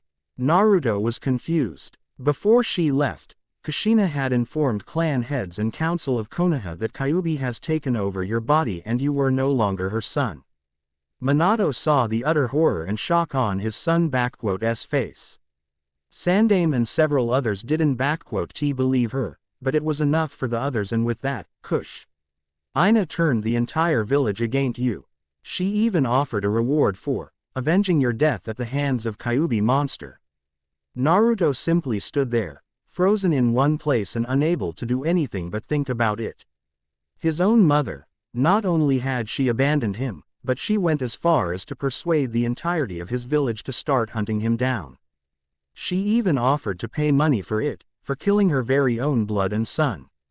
It now explained to Naruto why the entirety of Konoha had not just hated him, but also hurt him so much, why there were the beatings, fox hunts and more. Now it made sense to him, and it only made Naruto hate his mother even more than before. Kurama saw how her favorite blonde was starting to slip into more of anger again, her eyes looking at him with great sadness and sympathy, before she spoke up. "So, Yondaime, and how would you know all of that? I remember that little meeting well, but how did you know about it?" Kurama asked an obvious question. "Kyuubi, I thought out of all the Biju you were the most intelligent and intellectual, or were Mito Uzumaki notes wrong?" Minato smirked a little, when he saw Kyuubi's look of surprise. "Just like you, I had been watching over both of my sons and I know what had been happening, since Naruto was on that council meeting with Menma in hands of Kushina. I merely stayed away from your sight, which I have to admit, wasn't all that easy." Kurama simply huffed and turned away theatrically, while Minato turned back to speak to his son. "Naruto, I know how angry you and you have every right to be furious. However, I want you to forget about it, to let it go." "What? How can you ask of me to do such a thing, Dad? Konoha, all of my friends, you saw how badly they treated me, how they just spit on me and hurt me, and you want me to let it all go? Exclamation mark. Do you even know what it's like to?" Naruto ranted at his father, who had interrupted him. "I know how you feel, because I myself have been in your shoes, son." Naruto immediately stopped, looking with shock at his father. "I know how you feel and what it feels like, to be left by your mother, abandoned by those that should be protecting you. Believe me, Naruto, I know how it feels like, because I had went through it myself when I was your age, when I found who my parents really were." Quote, "Why you mean, wait, why you said that, why your mother had sent me here and the letter." Naruto had finally put the dots together. Ba-chan. "Yeah, my mother, Tsunade Senju, had also abandoned me when I was an infant." Minato confirmed what Tsunade had written to Naruto. "Not long after my father's death, she left me in the orphanage and disappeared. I only learned the truth when I was your age from Jiraiya, and I was furious, angrier than I had ever been. I had tracked her down and confronted her about it, but in my rage and anger I did not even realize that in my obsessive pursuit for answers, I had cost my teammates, my best friends, their lives on the mission. It opened up my eyes and revealed to me a simple truth. Rage and anger over the past will not save you, but destroy you and all that you hold dear today. I had to let go of the anger, and while it had taken a long time, my mother and I had reconciled and I forgave her."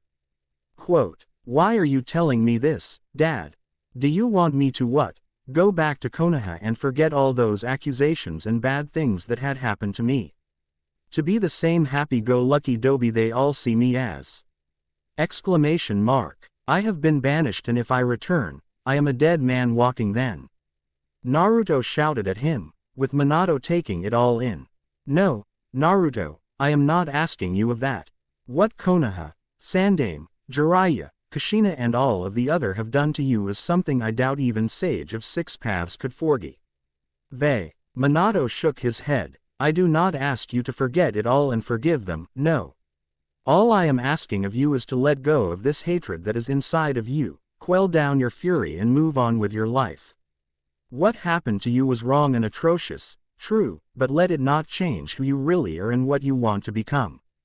Naruto had seemingly calmed down and looked carefully at his father.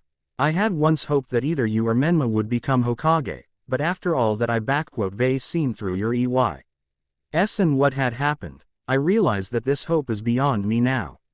However, what my real desire and wish was is for my son to find his own way in life, to build his own life, free of chains of anger and rage, to be happy with those closest to him and not let his past control him. That is what I ask of you, Naruto. Build your own life, but do not let the anger pave your way. Leave behind Konoha and all the nightmares it inflicted upon you, and walk towards the brighter future with no strings attached. My mother had entrusted you with the legacies of both Uzumaki and Senju, and I know that you put it to great use. So, can you do this for me, to live a life free of anger on Konoha?" Naruto had listened to his father well and contemplated all that he had heard from him. And, As much as he had wanted to disagree with him because of his fury, his father was right. Leading a life in rage and anger would only result in Naruto becoming someone like Sasuke, an avenger and traitor, a person that cares nothing for the others and even his own life. And Naruto has already seen what revenge and obsession with anger has done to people, him being one of the victims of that kind of people.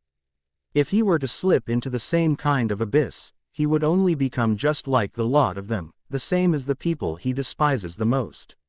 No, Naruto didn't want that, never in his life.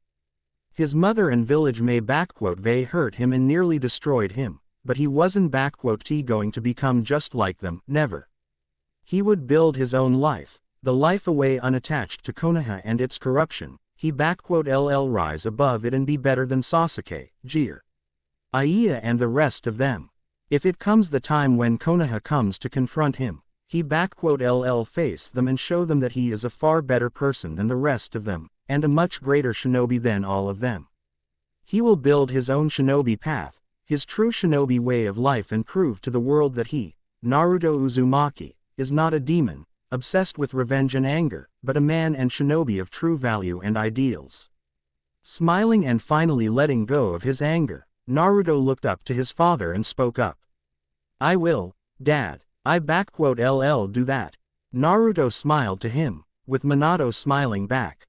"You just wait. I build my own life and I become the best shinobi out there, one that you can be proud to call your son, Dad."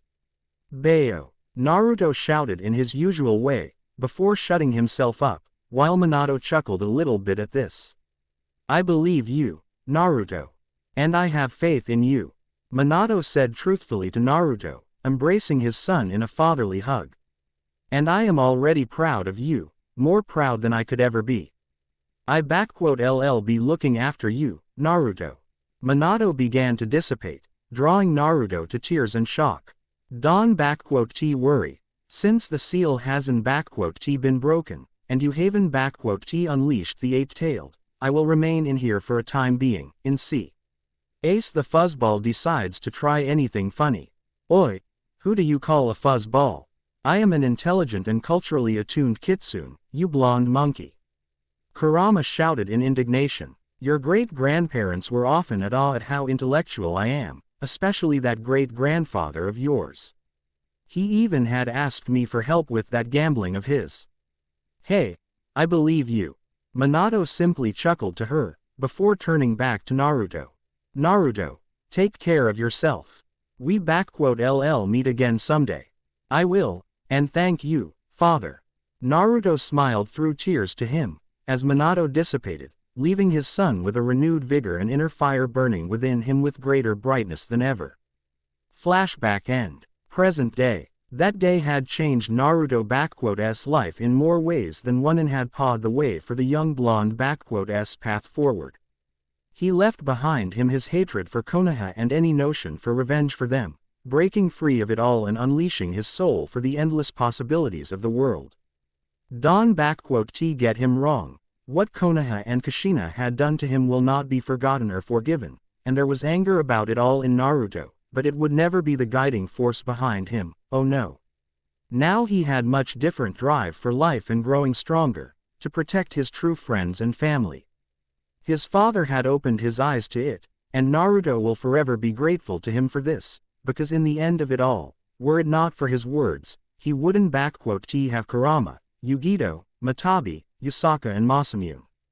So, instead of letting his anger sip through him, Naruto pushed it away and simply looked at the Konoha shinobi and spoke up. "Protect him. Is he a babe that needs to be breastfed and changed from his diapers?" Naruto could clearly see anger in the eyes of his biological mother. If memory serves me correctly, he is about 21 years old, a grown man by all standards. A shame that Naruto did not live to that age. That brought a surprise reaction from everyone, especially from Kakashi, Hinata, Kurenai, Sasuke, Sakura and Kushina. You knew Naruto?" Kushina asked of Hanzo in a surprisingly quiet and even desperate voice. "Why you knew my son? Bullshit, how come you could knew of the Dobi? I mean, He has been dead for over 6 years now or close to that. Kiba barked out, ignoring the glares from Hinata and Kurenai. And he was banished over 7 years ago, was he not? Naruto asked of them. They met in Land of Sand, not long before his death. A true tragedy, such a good-natured boy, with so much light and hopes, all crushed by the people he considered his friends and comrades. A shame he had perished. You could say he had changed my life in several ways. Naruto saw several looks of sadness from Kushina, Kurenai, Hinata and some looks of shame from the others, while the rest were taken by all of this. He did tell me what had happened to him in Konoha, and how it treated him, and let me tell you this much. Like hell will I go work for the village that can see the difference between an innocent child, a victim of his mother's delusions, and a monster that needs to be stopped. Now, if you are quite finished, I suggest you get your sorry ass off my property before I kick them out of here. And tell that perverted frog of a Sannin to stop hiding. I could smell his stench from Kumo. Naruto glared at the tree, from which hopped out Jiraiya, slightly older looking, but also considerably more annoyed at what Hanzo had told him. You have quite a foul mouth, Eren tu. Do you even know who you just insulted? Jiraiya said in a prideful manner. I am the sage of Mount Myoboku, the wet dream of all ladies from east to west and I don't give a damn. Naruto simply cut him off, looking at them all. Now, you said what you want, or is there another reason why are you here? Quote, Hanzo-san, please reconsider. Konoha's council is ready to offer you a very substantial reward for your services in money, and you will also be granted a compound of your own for you and your family within Konoha's wall. Kushina decided to press on. All we ask of you is to help us destroy the Akatsuki and protect our village from them. In return, in addition to all of the above, you be granted a citizenship of Konoha, status of Jonin and more. You even be permitted to become a shinobi of Konoha and even be recognized as a head of your own clan, when you decide to establish one. In other words, you want me to come to Konoha and destroy Akatsuki, and in return, I be made into one of your Jonins, with compound and rights of a clan head. Naruto raised an eyebrow at them all, with Kushina and Jiraiya nodding to him. Do you take me for an idiot? I know that your village has seen its better days and that Iwa and Kumo are eyeing up for a rematch for the past wars, not to mention your alliance with Suna is long over and EY are with Iwa and Kiri. And let not forget that there is also the issue of Otogakure and Orochimaru still being at large after so many years after the invasion. Even with all the clans, talented shinobi, Sannins, former and current Jinchuriki of Kyuubi, Konoha Dosen stand a chance if all those forces decided to descend upon you all. And your solution to this problem? Start recruiting Ronins, shinobi without a crime record and any allegiances to other villages, mercenaries and hired blades, people that have seen blood and tasted war. And right at the top of that list is me, the man with the list of killed enemies ranging from a tyrant Oda Nobunaga to Jinchuriki of Five Tails and his beast. None of the Konoha shinobi had retorted otherwise, knowing that all of what Hanzo Hattori has said was true. Konoha really was in a desperate position, having lost not only one of its Jinchuriki, but now being literally surrounded from all sides by its enemies, all eyeing up for a rematch. According to Anbu intelligence, a new war might happen in between 2 to 4 years from now on and Konoha needed desperate to gain back its prestige and power. Having lost almost the entirety of Uchiha clan had greatly diminished the power of Konoha initially, and even if Sasuke were to breed with women now, Konoha wouldn't have any Sharingan users capable of fighting any time soon, not in 12 years at minimum. They needed strong and powerful shinobi now, and no matter how talented and promising today's generations were, nothing beat an experienced veteran of war and battles. And out of everyone out there, Hanzo was at the top of the list, with skill set, experience, expertise and proficiency in so many as of shinobi arts, that he was seen like a second coming of Tobirama Senju no less. If he were to join Konoha, Iwa and Kumo would immediately back down, and Suna with Kiri would be far more open to negotiations, given the fact of Hanzo's close ties with Mizukage and Kazekage. And all the while Hanzo talked, Hinata Hyuga looked very closely at the man, unable to turn her gaze away from him. She couldn't explain it in any way, but something seemed strangely familiar and so close to her that she couldn't even put her mind to it. It was like Hinata was looking at the closest person from her past that suddenly appeared, only he looked completely and utterly different from before, but the feelings, it was just as if she was once again looking at him. Putting a little faith in her heart and feelings, she activated her Byakugan and looked closely at Hanzo. Hyuga clan was known for their ability to see chakra clearly, but also to remember its signature, its uniqueness and distinguish from all the others. And now, Hinata, who had spent years looking and following her love, the boy that gave her the courage to go forward, widened her eyes at see his chakra and words escaped her lips. She couldn't believe her own eyes, as her Naruto Uzumaki stood right in front of them all. "En Naruto K-kun." Those words had drawn the universal attention from everyone, with looks of confusion and surprise on everyone, including Hanzo. "En Naruto-kun, it really is you, why you are alive and you are here. Why you are Hanzo H. Hattori." Had Naruto not mastered the ability to control his emotions, he would widened his eyes at this, while all of Konoha as shinobi were flabbergasted at what Hinata had said just now. "What? Naruto is Hanzo? Hinata, what are you blabbering about? How can that dead monster be the man that stands right here?" Sakura shrieked at Hinata's statement. Naruto Baka had those messy blonde hair, that hideous orange jumpsuit and couldn't sit idly for a bloody second. Hell, had he been Naruto, he wouldn't think twice and ask me for a date, for crying out loud. Yeah, I have to agree with Sakura on this one, Hinata. Naruto was a total idiot and this guy looks much more like someone who knows his stuff. Tenten added up, looking at Hanzo. Heck, that guy has the specially crafted Ronin armor from Tetsu no Kuni on him and 2 chakra katanas on him. Our Naruto didn't even know how to use a kunai properly. Wow, I know I was bad, but that was just cold, Tenten. Naruto thought to himself for a second, before turning his gaze back to Hinata. Still, I should remembered that those of Hyuga clan are capable of identifying a shinobi by his chakra signature, and given the fact of Hinata observing me for years, she must been able to recognize me. Damn it, let hope that Neji doesn't get any ideas, or Akamaru here doesn't recognize me by scent, oh no. Tenten, I wouldn't be so sure, to be honest with you, Shikamaru suddenly spoke up. Clan Hyuga is known for their Byakugan, and through it they can identify anyone whom they know, even if he has changed his looks. And we all know here that Hinata here has spent a long time looking at Naruto, so. Pardon me, but you do realize that I am still here. Naruto drew back their attention. I don't know what this all about me being your dead friend or something, but here is my final word. Get out of here, or Akatsuki will be the last thing you worrying about here.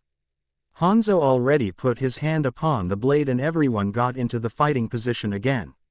And no, please, Naruto-kun, Hinata had tried to plead to him, but she was cut off by him. For the love of, girl, you are mistaken. I am not your, it really is you, Naruto. Suddenly, came the voice of Neji Hyuga, his Byakugan showing fully as he looked at Naruto. Hinata-sama is correct. The man before us is Naruto Uzumaki, not Hanzo Hattori. During the Chunin exams, I have memorized your chakra signature and I could never forget it, so don't try to deny it, Naruto. This statement immediately had brought out a look of shock from everyone, as they all turned to face the man in question.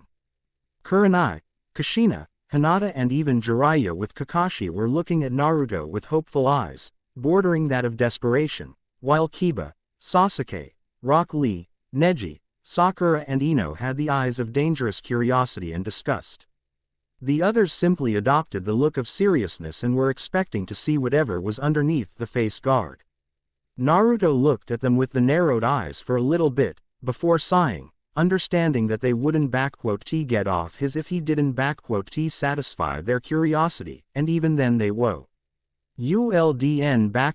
stop.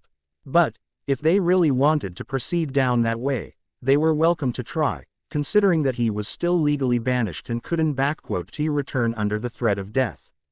For once, he was actually glad that Council of Konoha had done as it did. Pulling his hand away from the blade, he raised it up to his face guard and pulled it down. Everyone looked in shock and surprise at seeing the new face of their former comrade and now banished Konoha shinobi. No longer any fatness was visible upon it, whiskers were gone without a trace, while sharpness has been visible upon Naruto's face.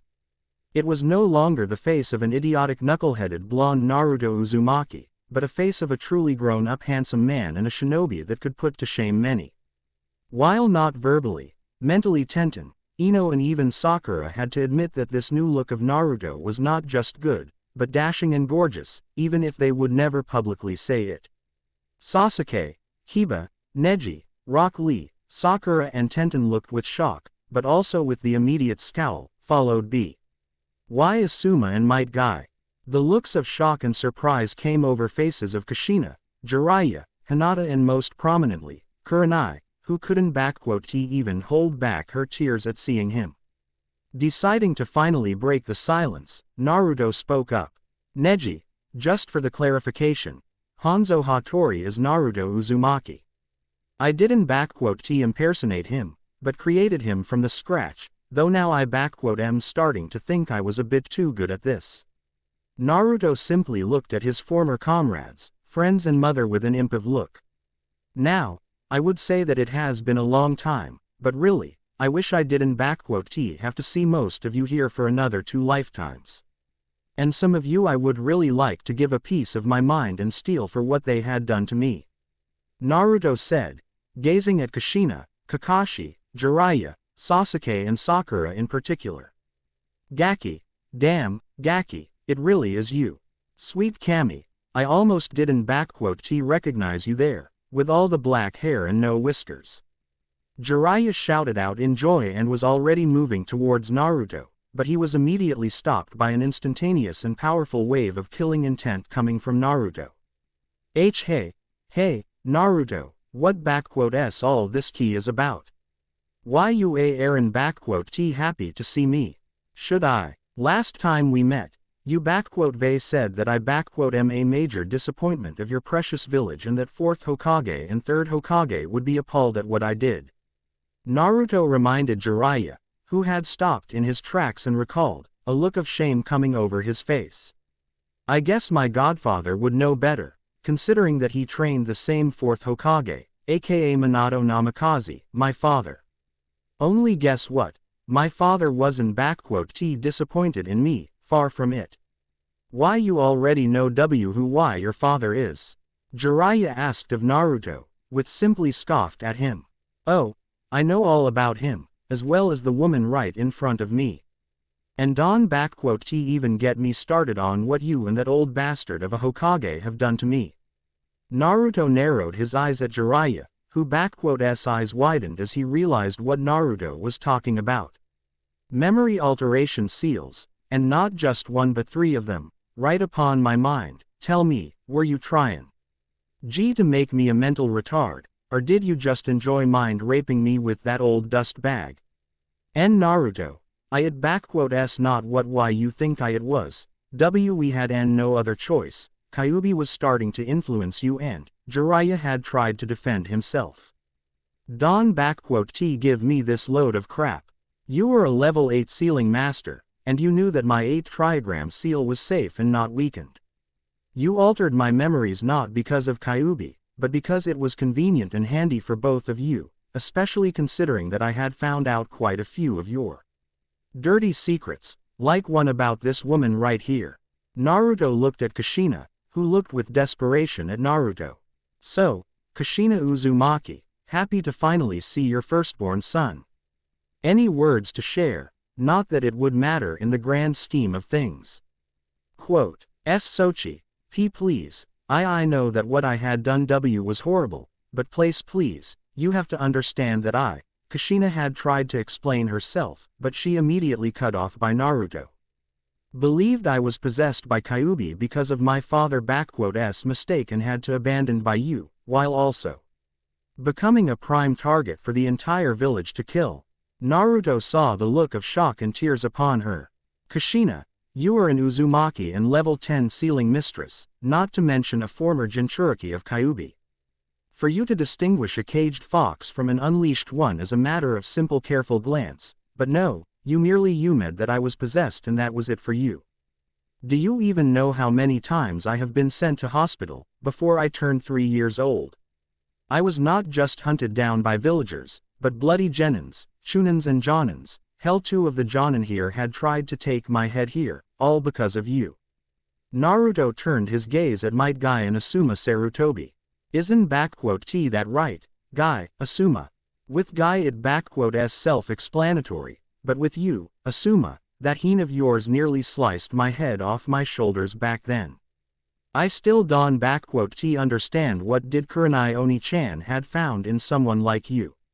Kurenai widened her eyes and her mouth was agape at hearing what she did. Oni-chan, Naruto, oh my little bundle of joy, you they remembered. You remember again. Wait, Asuma, hunt, heen, slice. Kurenai's joyful thoughts immediately turned to one of murder as she glared at Asuma Sarutobi right the. Asuma, did I hear that right? You had partaken in fox hunts and nearly killed Naruto. Asuma shuddered when he met the murderous gaze of his former girlfriend. I didn't know any better, and I thought that he really was a Kyuubi and, Asuma had tried to defend himself, before realizing something and turning back to Naruto. Wait, how do you remember? When I saw you last, you didn't remember any of it in. Details are not important, but what is important is the fact that you used the girl that had adopted me to get close and claim the prize. I believe your exact words were, not only do I get to avenge our 4th Hokage, but those 15 million ryo will also be mine, so you better stand still so I can slice you clean, demon. Naruto recalled, seeing how Asuma paled instantly at this one, while his former team and some others had the looks of shock and even disgust on them. I may been 4 at the time, but I still recall how that blade had nearly cut off my hand when I tried to reach for a kunai to defend myself. Thank Kami Anko Ne-chan got back from mission early and decided to stop by. Quote, so that sy she, Asuma, I ing murder you for what you had done to him. Kurenai was really livid and was quite ready to kill Asuma right at this moment, but she was stopped by Kakashi who stood between them. Step away, Hatake. This man, this bastard, not only did he cheat on me, but he used me to kill my adopted son right here. I should never trusted him nor his bastard of a father, so you better bloody step away from me, before I kill you on sight. Quote, Kurenai, calm yourself. Don you see that you are not in the right mind right now. Kakashi simply asked of her, with Kurenai not backing down. Guy-sensei, is what Naruto says, is this true? Why you really tried to kill him? Tenten asked in shock, realizing just what a horrible thing her sensei had tried to do. Yes, Tenten, it is true, Guy admitted, shocking most around him. There was the time when I had tried to end the unyouthful existence of a demon within the walls of our youthful village. For he was plaguing the shinobi and civilians alike with deception and deceit, and as a youthful beautiful green beast of Konoha, it was my duty to end its existence before it had plagued even more people. Guy said in his usual manner. And I had nearly succeeded, had the fox not unleashed his unyouthful foul power and drawn attention from the corrupted Anbu. But I swore upon 4th grave and my own honor, that I would eventually end this monster, one way or another, for I am the youthful green bee. Asked of Konoha, Might Guy. Oh, Guy-sensei, you are absolutely right.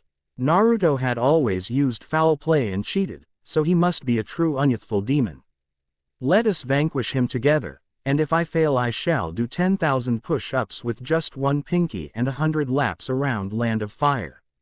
Rock Lee immediately agreed with his sensei, which drew shocked expressions from Tenten, Kurenai, Hinata and some others. Well, if you wish, I welcome you two to try. Only you LL have to be running those laps in hell, Lee, because if you attack me, I LL be more than happy to send you straight in. There, Naruto warned him and the others, turning to Kurenai. And Kurenai Oni-chan, while I would enjoy you killing this guy right here, best not to do it. I wouldn't want to see you or Enkone-chan becoming Nuke Nin for no good reason. Better if I take his head off, if you do not mind. One be the first Sarutobi I Vei killed, nor a first Konoha shinobi. Naruto let out a dry chuckle, seeing the shock and a bit of fear in the eyes of his former comrades. Naruto, had I not known you, I would Vei Yumed you were threatening us here. Kakashi suddenly spoke up to him. You know that making such baseless threats is really showing off your unintelligence, right? After all, even if you had left the village, no true Konoha shinobi would kill his own kind, even if he was under a different name. And I know that you are not a murderer, Naruto. And who said anything about it being baseless threats, Hatake? Naruto asked him with a deadpan voice. I have been banished, all of my property and money stolen because of false charges, the people I thought were friends turned on me in a blink of an eye, not to mention that I received more injuries and been closer to death within Konoha more times than I was out in the field. And did I mention how my mind was altered just so I could stay docile, dumb knucklehead? By all accounts and means, I Vei got more reasons to wish death upon Konoha than Madara and 3rd Tsuchikage combined. And as for that last part of yours, 3 years ago, on borders between Land of Wind and Land of Stone, a group of Konoha shinobi numbering 27 Chunin and Jonin had been tasked with intercepting Kazekage and his escort, preventing the talks between him and Tsuchikage from happening. The orders were to either stall, or to kill on sight. Nobody returned and 5 days later, their bodies were brought back on a cart by a villager from Land of Rivers, whom I paid good money to get their bodies back to their families, along with a warning, remember. Naruto let out a small smirk at a sight of shock coming over most of the shinobi out here, who realized that he was the man behind the infamous River Macker, one of the worst recent defeats of Konoha, when all participating shinobi were brought back, all dead, brutally murdered and some barely recognizable. It was Yumed at first that this was the work of Akatsuki, someone like Itachi Uchiha, or it was a team of Kiri Anbu. But, to hear that Naruto Uzumaki, who had always sprouted around that he was going to become a Hokage and was considered to be the dead last of their generation, actually gone and killed all of them, his fellow village shinobi, in cold blood and without mercy, it was a hard pill to swallow, and many couldn't even believe it to be true. Dobi, do you expect us here to believe you? It is common knowledge that it was my brother who had killed them back there, having taken a contract from Kazekage. Sasuke retorted to Naruto, you may look different, but you are nothing more but a dead last, whom you LL always be, no matter what. Yeah, Sasuke-kun is right. You are just an annoying little pest that can compete with real shinobi like us here. You probably just changed your looks so that you can look cooler and try to get me to fall for you, but it won't work. Sakura shouted at Naruto, who looked at her with a, are you shitting me, look. Good Kami, was I really that dumb to have a crush on? Oh, right, I was that dumb. Naruto mentally sighed before speaking up. Sakura, I don't know what has given you that idea, but let me assure you of something. I Vei traveled all over the elemental nations for over 7 years and have seen many beautiful women and girls, and compared to them, you are like those frogs Kasama Sanin here fantasizes about in his sleep. And as for the change in looks, I have an S-rank Nuke Nin organization after my head, plus you Konoha idiots wouldn't let me live in peace, not to bloody mention me holding a Kyuubi inside me, so I needed to make a couple of changes, in order to survive and not become a prime target for all world to take. So, Those reports from Gaara, Tamari and Konkuro about your death at the hands of Suna-s Nuknins were false. But they brought back your corpse. Lady Tsunade and Shizune personally have examined it and confirmed it was you. Shikamaru stated to Naruto in shock, who merely smirked. We had mourned your death, Naruto. We buried your body and Konoha was had the biggest celebrations since its founding, which lasted for 2 days without end, I hear. Naruto added up, as for that corpse, you would be bloody surprised what a dead blonde genin of my age, a skilled Iryo nin and a special seal can be used for. Gaara was more than happy to provide for the first 2, while the last I done on my own. What better way to disappear than to die? And after that, it was only a matter of dyeing my hair black, since it s the most common color on the planet for hair, changing the hairdo, and getting rid of whiskers through a very precise and a little bit discomforting operation, but damn if it was worth it. What a drag, you clever bastard, to think that Choji and I were crying over a fake corpse. Do you even know how bloody painful it was for us all? Hinata, Kurenai-sensei, Anko, your mother you they broken so many hearts with that stunt. Hell, Lady Tsunade and Shizune were openly crying over that damn coffin during the procession. Have you thought about what it would do to us? Shikamaru screamed at him. We know what we said was wrong on many levels, and we were sorry, but that was just cruel and horrible.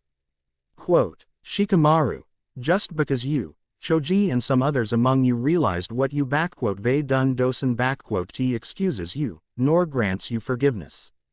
Naruto stated coldly, now, enough about all of this. I am still technically banished from Konoha and can t return, so me going back would be signing up my N death warrant, and according to my punishment, I can t go back under any circumstances, so. Actually, Naruto, the Council of Konoha has withdrawn that punishment from you upon the return of Kushina and Menma back in Konoha, pardoning you of any and all crimes. Jiraiya chimed in, getting a curious eye from Naruto. Now, given the fact of you still being a son of 4th Hokage, a Jinchuriki of Kyuubi, and a citizen of Konoha, there is no way we can let a prodigal boy like you continue to stray away from his home any longer. Plus, if you come back, then maybe Tsunade'll finally forgive me and I can be allowed in Konoha once more. In other words, I am either coming along with you peacefully, or you in this cavalcade of double standards and nut jobs will take me there by force, is that it? Naruto wasn't sugar-coating in any way.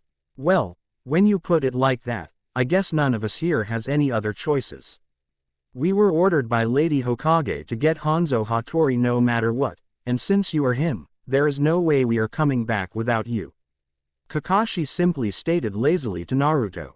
But in all seriousness, Naruto, do you really think that you can take us all here down? Can you really bring yourself to strike us, your own mother included? Naruto simply blinked at him before turning to Hinata and Kurenai. Hinata-chan, Kurenai Oni-chan, you two have been there for me when I needed it the most. For that, you have my eternal gratitude. Naruto spoke to the truthfully. Because of that, I ask of you to please walk away from here. My quarrel is not with you, but with the rest of them, and should you remain in here, I will not be holding any responsibility for what you may witness. I have no desire to fight you or to harm you in any way, so I ask of you to walk away. Kurenai and Hinata looked at him surprised, before Hinata and Kurenai both nodded to him and decided to follow Naruto's advice, using Shunshin to get out there, shocking the rest of the shinobi here. Hey, what the hell was that? Why do those two get AP and we don T? Ino shouted at him, and are you really that dumb that you think you can take us all by yourself? Sasuke-kun and all of us here will tear you a new one in no time. Quote, Gaki, you really have done it now. Jiraiya said it simply. Minato, I hope you can forgive this idiot of a son of yours, wherever you are now. Suddenly a large dome appeared right above Naruto, his house and the area surrounding it, not surprising Naruto. Did you think we would let you escape in any way from here? This barrier will not allow anyone to leave this area, no matter how strong, fast or powerful they are. You are now stuck here with us, Naruto. Best if you surrender now, before it becomes ugly. Kasama Sanin, do you think I wasn't counting on this? Naruto asked of him in a dangerously calm way, placing his hand on his left katana and taking out. You think that I am stuck here with you? No, s a complete opposite. Naruto put s on his face guard and readies his katana. S you who are stuck here with me. And with a flash of black and red, the battle starts. S you who are stuck here with me. And with a flash of black and red, Naruto was gone for the spot, immediately drawing out shocked expressions from Kakashi, Jiraiya, Kushina, Shikamaru, Asuma, Guy and Sasuke, with the rest of the group being confused, yet everyone had gotten into a standard foe. Mashin. Hey, did the dead last just pull a shadow clone on us and leave us hanging? Kiba snarled, sniffing the air in the process. Damn it, I can get his smell from here. Akamaru, do you smell that idiot? The large Ninken only whined, stating the opposite. Kiba, that move that Naruto just pulled off was definitely not a shadow clone jutsu. Shikamaru stated with knowledge and full seriousness. Jiraiya-sama, Kakashi-sensei, correct me if I am wrong, but wasn't T that fourth Hokage s Hiraishin? A space and time fuinjutsu, allowing for an instant teleportation from one spot to another. Yeah, that certainly looked like Hiraishin to me. Jiraiya agreed, carefully analyzing the environment around him with the rest of the shinobi here. That definitely looked like Minato s signature flying Raijin, but I doubt that Naruto could learn that from anywhere. Hell, the only existing scroll on Hiraishin and written by Minato is in Konoha, with Menma, who still can even get the formula right, and he is a genius, when compared to Nar. Yuto. No, the Gaki must be just playing with us here, trying to even up the chances through some cheeky little pranks. Yeah, I agree with you, Jiraiya-sama. I remember during my time training Naruto, that he had an abysmal control over his chakra, at best. Minato-sensei had told me that Hiraishin requires a precise control over one s chakra, as well as a clear and clean vision of where to teleport and where the marker is placed, otherwise one will not succeed in transporting himself, and Naruto was never one to fully focus his attention on anything for at least 10 minutes or so. Kakashi stated with confidence, but still lifted up his headband and revealed his own Sharingan. But, if Naruto wishes to play this game, we might just humor him and take him down a couple of pegs along the lines. 7 years or not, I doubt that Naruto had changed much. I would not be so sure. Naruto has spent a very long time away from Konoha and has made himself a reputation as Hanzo Hattori, one of the most skilled and powerful Ronin of this generation and era. It is only logical to assume that Naruto that we knew is nothing when compared to today's version we are to face now. Shino spoke calmly, but still hiding a good amount of fear in his mind at facing an S-rank head-on. Taking into consideration the reputation that Naruto has garnered himself over the years, confirmed feats, kills and combat information from various sources, I believe our best course of actions would be to tactically retreat or try to reason with him diplomatically. Quote, Shino, are you really that afraid of Naruto? See Mon. S the dead last of RCL, the Kyuubi cheater and the #1 idiot of our village.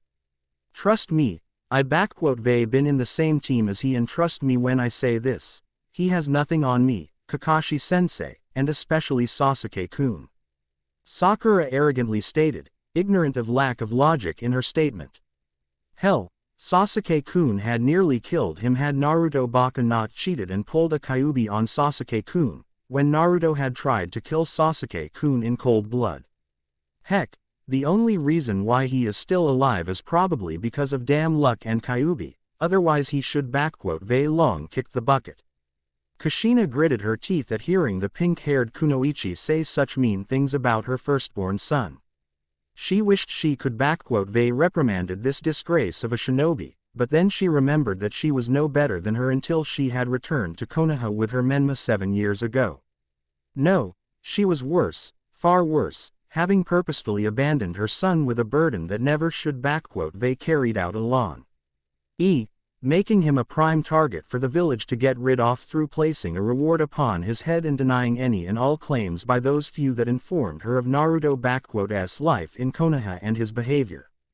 Kushina had always kept an eye out for Naruto, or rather, Kyuubi, as she believed him to be one. She was expecting the demon fox to rise up again and give Kushina a justified excuse to kill the boy herself, to free her son's body and soul from its clutches, but it never happened. Years and years have gone by, with abuse, cruelty, beatings and close-to-death situations, reported to Kushina, and yet, slowly, piece by piece, bit by bit, her previous beliefs were starting to crumble, and the image of a possessed child with whiskers and eyes of a demon was starting to get replaced with one of a horrified, lonely child, crying out for his mother to come for him, surrounded by people all ready to kill him. Kushina had spent countless nights waking up from nightmares at the thoughts of her Naruto, with her dreams showing her son being killed many, many times. And it wasn't Menma, no, but Naruto. Eventually, widow of the fourth Hokage had finally came to a realization of what kind of horrible mistake she has made, and with her younger son in tow, rushed back to Konoha, fully intent on reuniting with Naruto and seeking out his forgiveness. However, by the time Kushina had gotten back, it was already too late, as Naruto has been banished from the village for over a month now, and the entirety of Konoha has been absolutely glad it had happened. Her and Menma's return was met with celebrations, and she, along with her son, were treated as if they were heroes, with Menma now being renowned as a savior of Konoha for howling half of Kyuubi in him. It was a complete opposite of what Naruto had experienced, according to Tsunade, who not only said to acknowledge Kushina and Menma as part of her family, but Tsunade had denied them Menma's inheritance as a senju, which was by right his. Kushina was in outrage when her mother-in-law refused to even as much as call Menma by his father's name, but when Tsunade had stated that to her, only Naruto was a true son of Minato and her grandson, and that the only reason as to why Tsunade didn't pummel Kushina into dust for what she did was because she didn't want to let her son face Kushina in the afterlife and suffer the shame. Needless to say, relations between Kushina and Tsunade were antagonistic at best, and at its worst, Tsunade wasn't beyond punishing Menma for his seeming arrogance and being intolerable to the fifth Hokage, even if Kushina didn't see anything wrong with her son's behavior. When the news came about Naruto's death, it had nearly shattered Kushina completely. The knowledge that her firstborn was dead and would never even know of her was nearly unbearable. When the funerals came, there were only those that had considered Naruto his or her friend, most of whom were heir as well. Tsunade was also there, crying out loud and even breaking down at Naruto's grave, cursing the village, council, Hiruzen Sarutobi and Kushina for what they all had done to Naruto. Kushina herself was crying at her son's grave, but her small tears were nothing when compared to what Tsunade, Shizune, Kurenai, Hinata, Ayame, Chuki, Iruka and some others have let out. The advisors and some civilian counselors have also paid a visit, as the council, after the return of Kushina and Menma, had begrudgingly absolved Naruto of all his crimes and punishments, even if most of the village had continued to view Naruto as nothing more but a cheater, troublemaker, and demon. While Kushina was angered and had lashed out at others when the mentioning of this came to her attention, deep down inside she understood that it all was due to her own fault. And now, after 6 years of mourning, she had the chance to reunite her family, and there was no way she would miss it. Naruto, please, I beg of you, come with us back to the village. I know what I had done to you was horrible, and I know how much you suffered because I wasn't there for you. But please, Sochi, just come back with me and your friends here. I can make it all right, we can be a full family, a real one. Kushina shouted out in the woods, hoping to persuade her son to come with them. Your brother and me, we both truly want to have you with us, as a part of our family. I will even train you alongside with your brother and the village will accept you with open arms and you still don T get it, do you? Came Naruto's voice, but pinpointing the source was futile, as Sasuke and Kakashi with their Sharingan and Neji with Byakugan weren't T able to see where Naruto was. You, Menma, the village, everyone here. I don't give a damn about any of your fates. Everyone eyes widened, as Naruto's voice came right from their midst and all turned their heads towards him, but before anyone could react, a stabbing sound resonated through the night and a cry of pain was heard. The source of the voice was none other but Shikamaru, in whose back were stabbed 3 Senbon, plunged deep into his spine, immobilizing him and causing severe pain. Naruto stood right behind him, having plunged the Senbon into the spine himself, making sure to disable Shikamaru for good. Without wasting any time, Naruto sent his katana in his right arm to block Asuma attack at him, who had managed to react first to Naruto's appearance in their midst, so didn't wait with charging up his blades and decided to slice him up first, sending his right blade right at his neck. Had Naruto not trained himself, or he did not possess the profound first-hand experience of war, he would been down already, but he had all of it and more, so his katana blunt side meet with Asuma blade, before Naruto brought his katana down and back, slashing at Jonin arm, cutting it deeply, and nearly severing the bones. Asuma gritted his teeth at pain and nearly let go of his weapon, but his role was completed. He managed to stall Naruto for everyone to get onto him. And just as everyone was already turning towards Naruto, former blonde wasted no time as he kicked Shikamaru in the back, pushing him in the arms of Choji and Lee, before 3 explosive tags had went off right at the feet of Shikamaru and Naruto, engulfing the area around in an explosion and smoke. Fortunately, the rest of the group had managed to react in time to jump right clear away from the area of explosion, with Shikamaru being carried away by Choji and Ino, who joined him. However, even though everyone had cleared away from the area of explosion, Konoha's group now faced a completely different problem. When they jumped away from the explosion, they scattered around the area and were now broken down to pairs and threes, groups that were far easy to pick upon. Most of them understood this, and were already thinking about getting back together, but that is when their luck had once again ran out, as thick, layered with chakra, fog settled in within the barrier, obscuring the vision, smell and even hearing. Water style. Megan Kurigakure no Jutsu. Naruto mentally said as his personal variant of hidden mist jutsu settled in, as he sat on a tree branch and watched as Konoha's group was split and stuck together with those that they saw closest to them at the moment. Now, time to pick them apart, Naruto thought to himself, as he made his signature hand seal, before he and his clones disappeared in flashes of red and black. Careful, Choji, sat him down more carefully. Ino commanded to her teammate, who sat Shikamaru down, while his injured comrade was shaking slightly, with 3 Senbon right in his back. Okay, give me some space, I try and see what Naruto had done to Shika here. Ino, who much like Sakura, had went through medical ninja courses back in Konoha, went immediately Shikamaru to examine him, before her eyes widened in shock. This is bad, really bad. Ino, what is it? What did Naruto do with Shika? Choji asked of Ino, worried for his best friend. These Senbon, Naruto didn't just injure Shikamaru, but he plunged those Senbon right in between Shikamaru's vertebrae, with a surgeon precision no less. Ino stated to Choji, who paled instantly.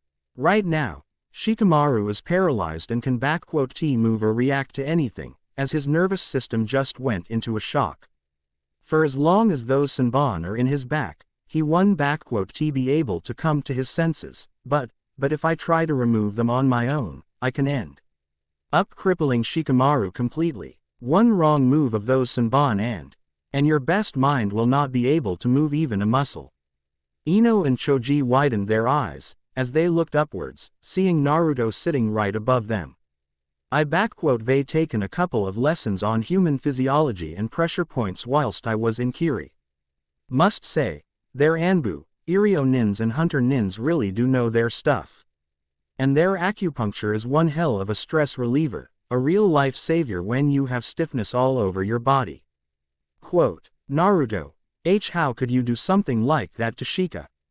Why you could they paralyzed him for life or worse, kill him. Choji shouted at Naruto, who didn't even move a muscle. Look, I know what Shika, me and others have said was bad, and we are all really sorry for it, buddy, but that is not reason to be so hostile towards us. Why Don you just come with us back in village, and I ll ask my mom to treat you to something really tasty, like the old good times. J just help Shikamaru here and we can all go home together. From that one, Choji and Ino heard a distinct chuckle coming from Naruto, a dark one, before he spoke up. Choji, you were always a jovial buffoon. A good, kind one, but a buffoon nonetheless, always going along with the crowd and letting your stomach does all the thinking before your head. Naruto simply stated to him, with Choji gritting his teeth and tightening his fist. If we really were friends, you would at least ask me about the Kyuubi and what happened in the valley, not berate and accuse me of what I was forced to do. Hell, you and most of the others, you all really are just a bunch of morons, having fallen for Sasuke's tales and turned on me.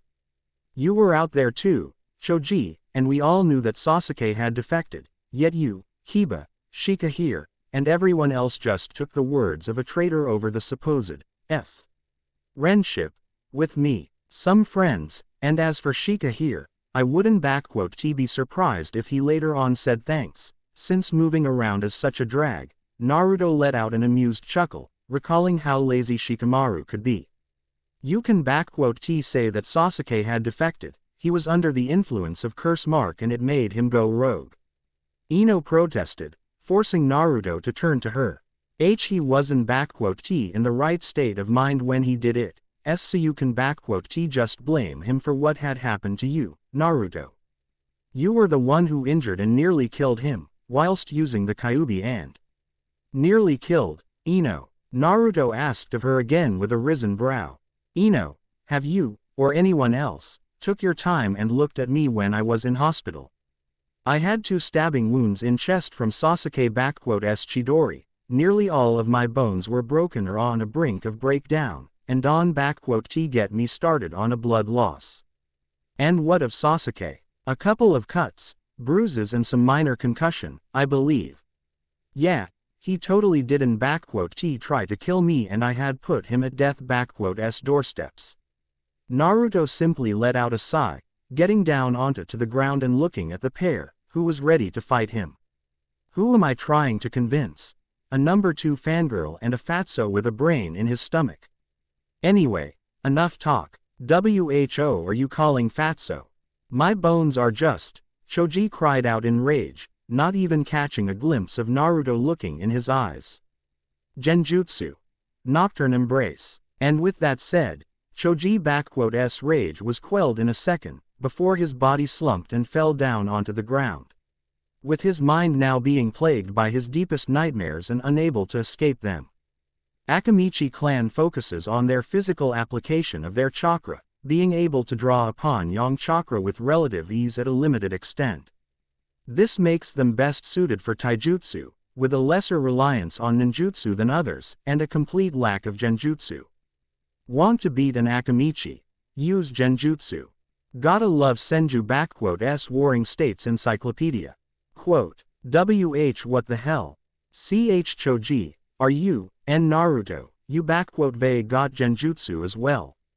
You were supposed to be unable to use any of it.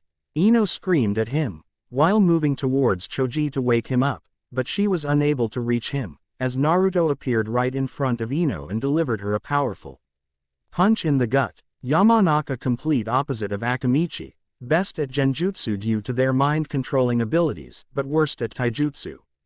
Naruto mentally recited, as his knee moved to Ino's chest and stroked there, before Naruto grabbed Ino's long hair and repeatedly punched her in the face 5 times in a fast succession with his right hand, breaking her nose in the process.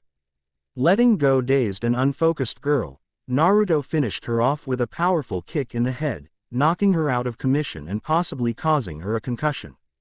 Result: 2 ribs broke, 3 more are damaged, broken nose, cracked skull and a concussion. Naruto thought to himself, looking at the defeated members of Team Asuma, before dispelling and letting the original know that they were dealt with.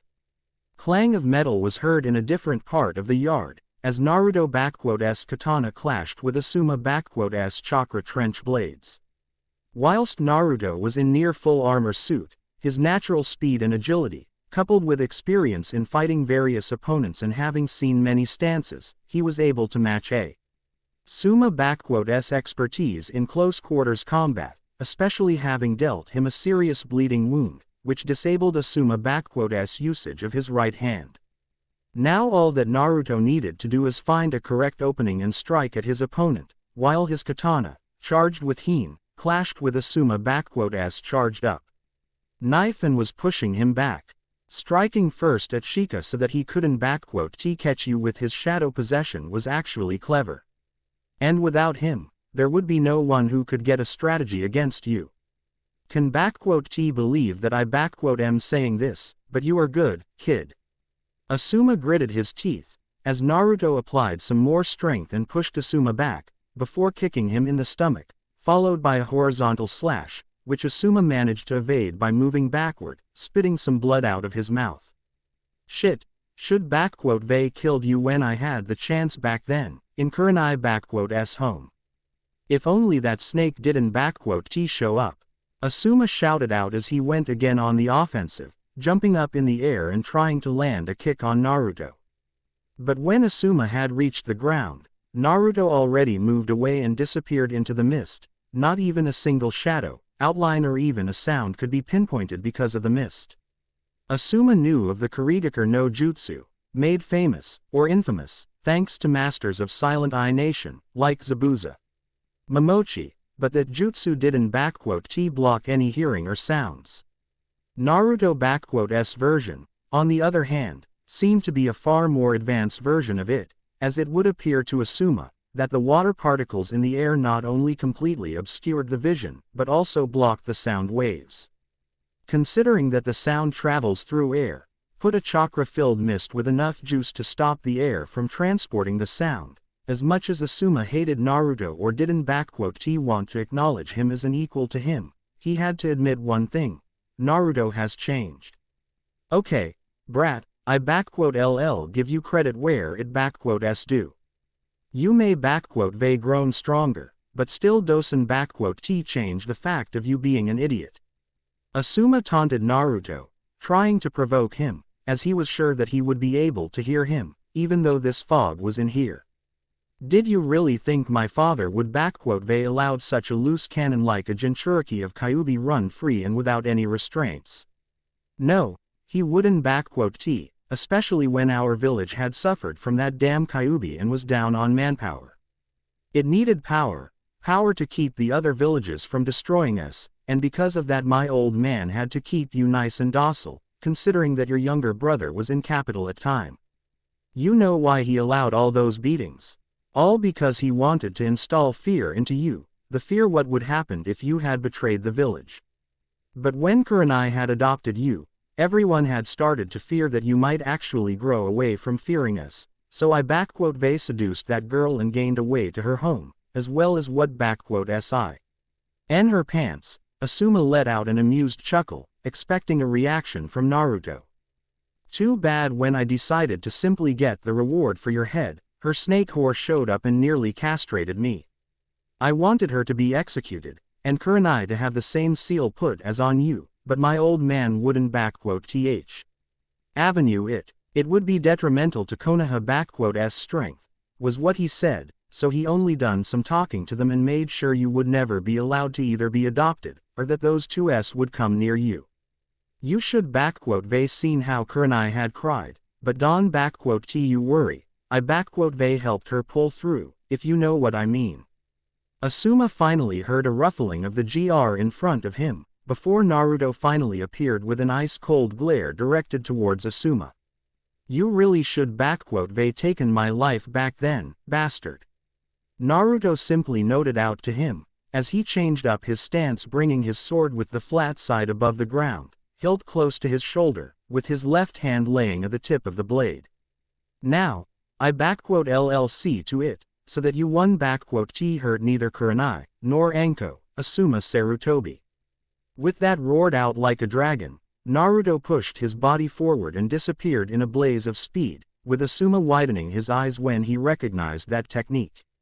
A brought-to-shoulder sword with its flat side over the ground. This technique, it can "TB." Asuma had hurried to ready himself for the defense, but ended up missing his opportunity, as a slash came at him, a wound trail going from his right side of torso and diagonally traveling to his left shoulder.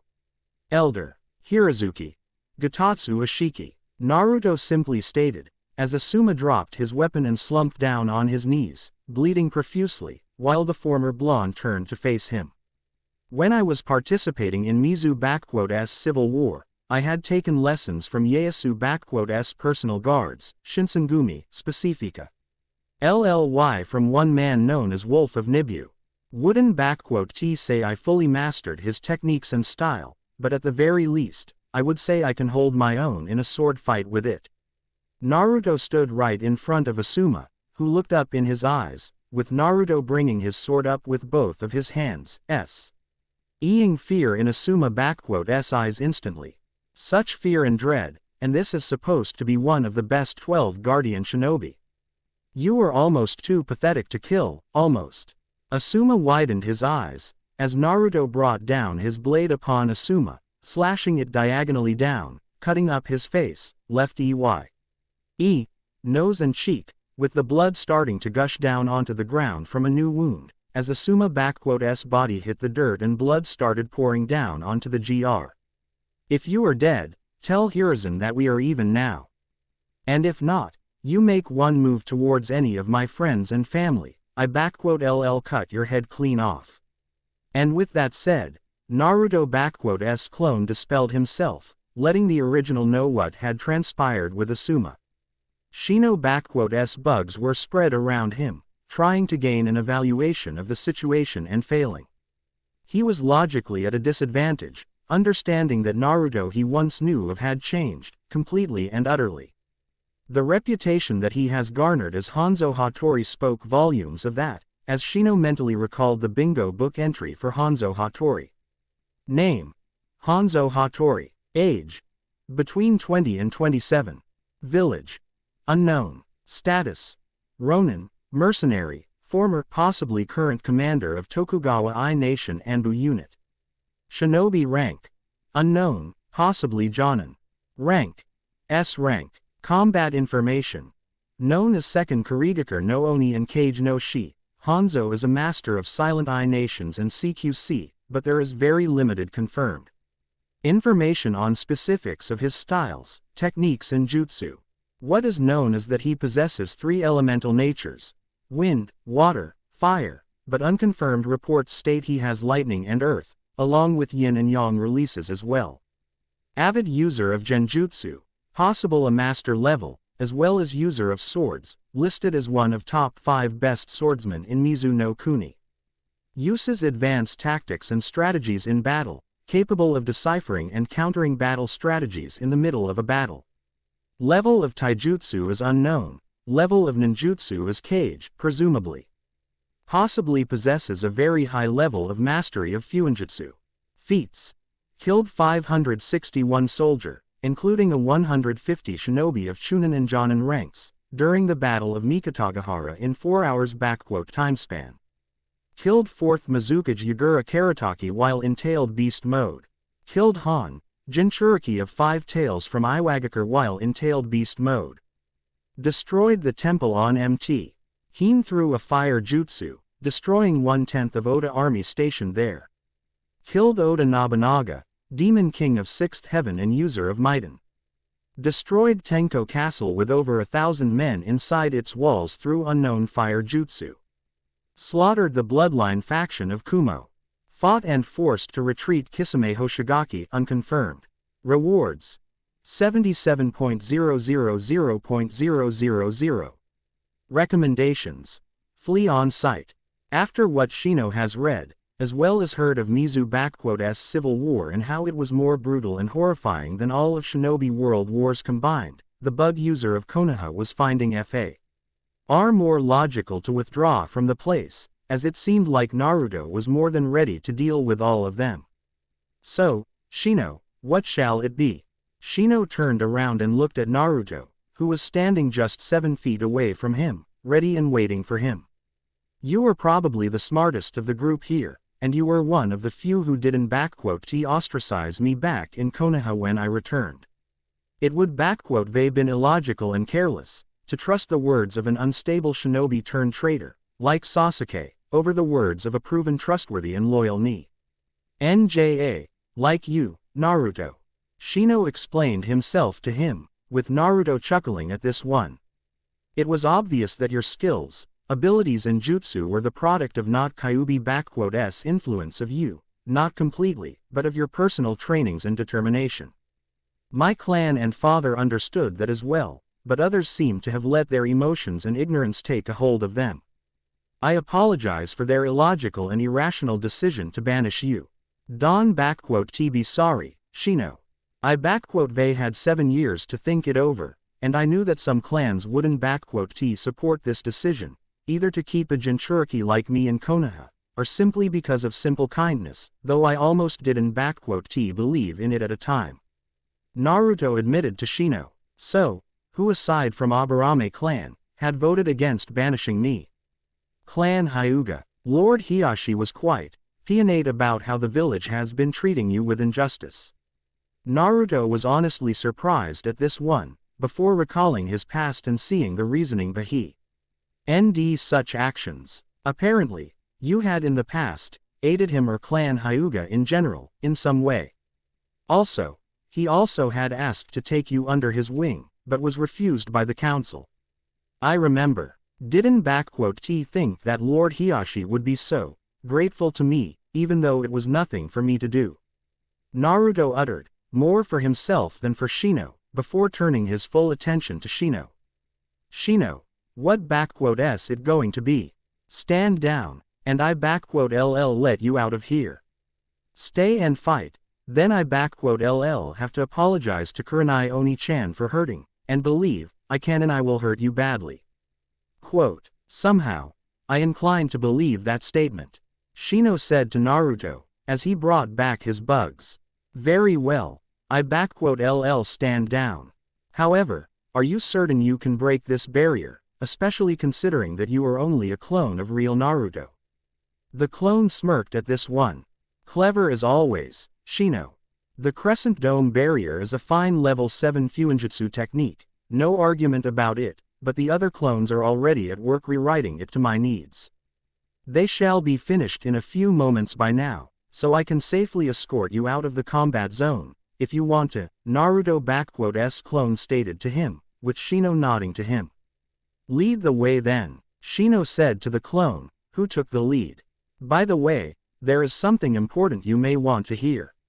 This mission, it wasn't sanctioned by Lady Hokage, but by the council body, without her permission or knowledge. In fact, I believe that by now, she must already be aware of this. Quote, I figured as much myself, but thank you for this information, Shino. Naruto clone told to Shino with a small smile, while mentally already thinking. That explains why Ka-chan had suddenly went back on our agreement, that damn council. What in blazes did Tobarama Gigi thought about when He installed it? Was he drunk, or did he lose a bet like Hashirama Gigi? Anyway, I imagine Ka-chan is either destroying the council, or she and her honor guard with Shizune are already on their way here. Well, she knows our deal, so I am fully in my rights to deal with them all as I see fit. Alright team, we have managed to find our way to each other through our power of youth, with one of our youthful and courageous comrades here as well. Now, let us find the others and deal with this unyouthful demon known as Naruto. Might Guy shouted out, with Lee supporting him all the way through, while Tenten and Kiba shook their heads, whilst Neji was trying his hardest to see through the fog with his Byakugan, only getting a headache and sore eyes in the process. Now, Neji, tell us, where are all our other youthful companions?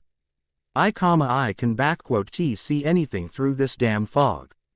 Neji said with a strained voice, as he deactivated his eyes, letting breaths of relief. This mist is filled with such strong and dense chakra, that it like I am looking at a sea of constantly shifting chakra. Whatever jutsu Naruto is using here, it not only blocks the vision and sound, but also is strongly effective against my Byakugan. We must count ourselves fortunate that we found each other in this mist. So wait, if neither your Byakugan, nor my and Akamaru senses can find the others, how the hell will we be able to get to the others, or find that Dobi?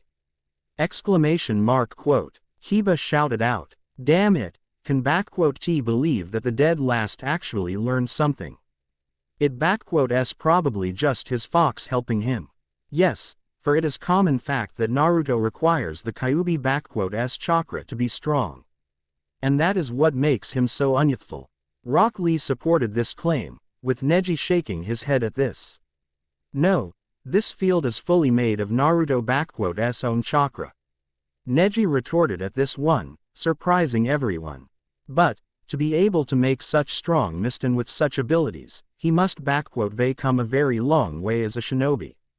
And if his reputation is anything to go by, we may be facing an enemy more dangerous than Itachi Uchiha and more powerful than Lady Hokage herself.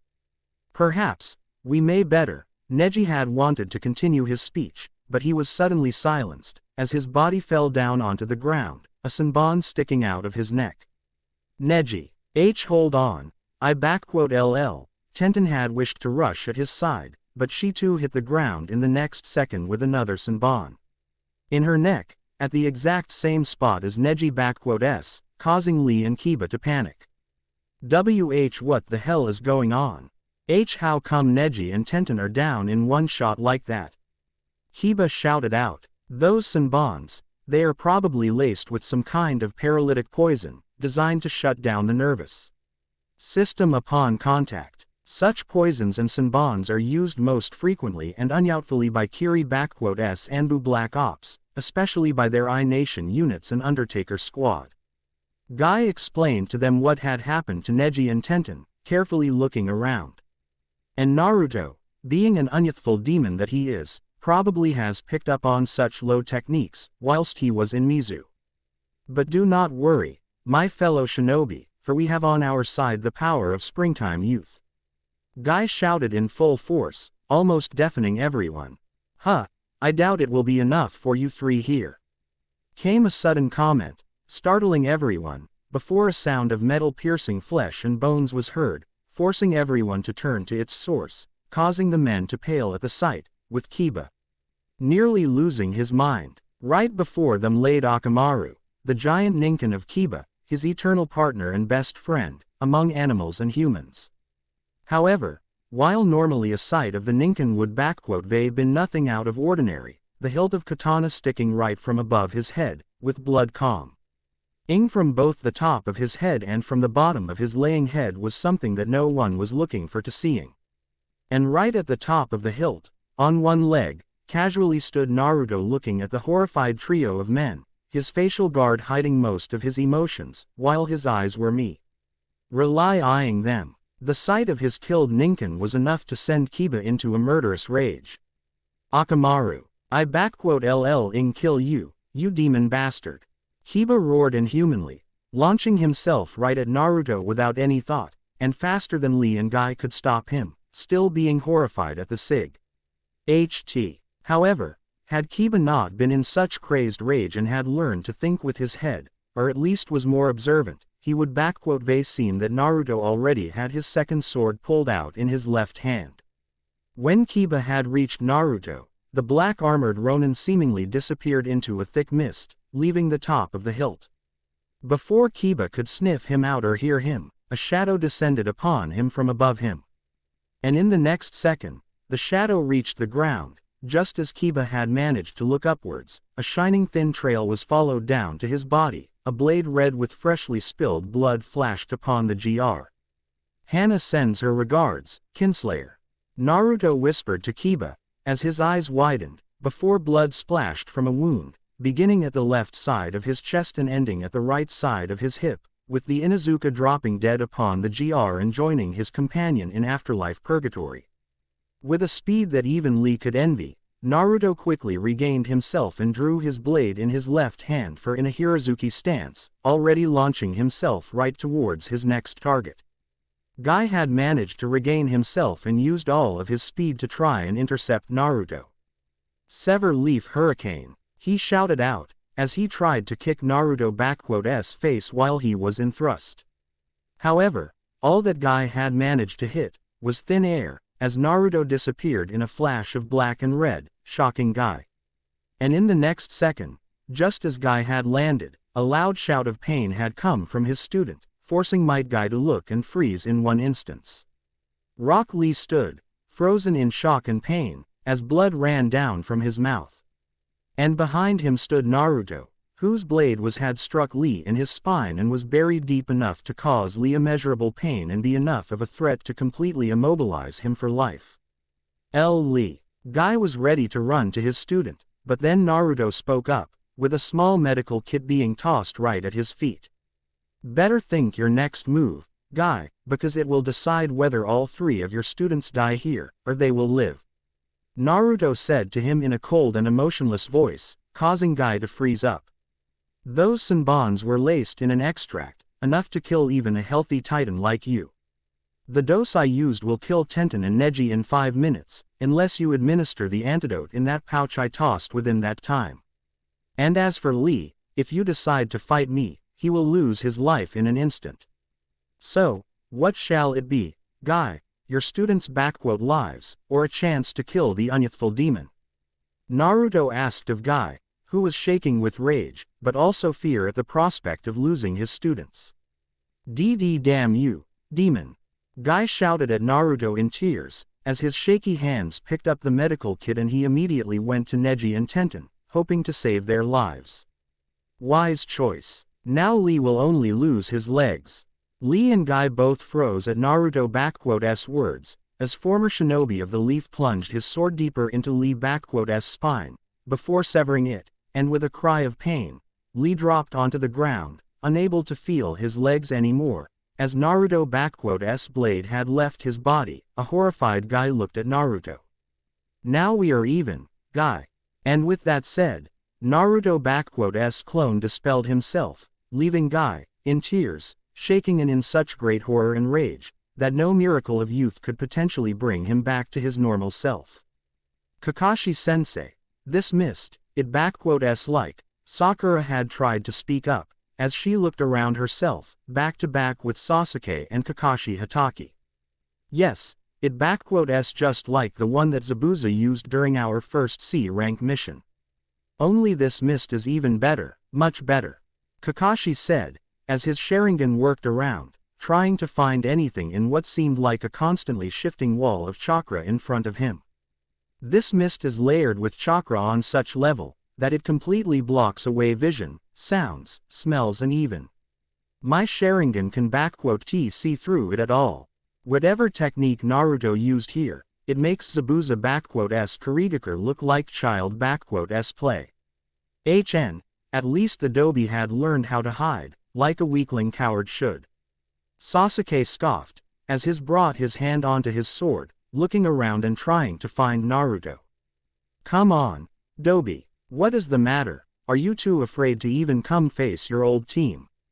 Well, if you don't come out, then I LL simply have to walk towards that home of yours and see what as so interest. Ing is there, that you they decided to stop us in our tracks out here. Who knows, maybe you have some poor whore of a wife that should be begging for an elite like me too.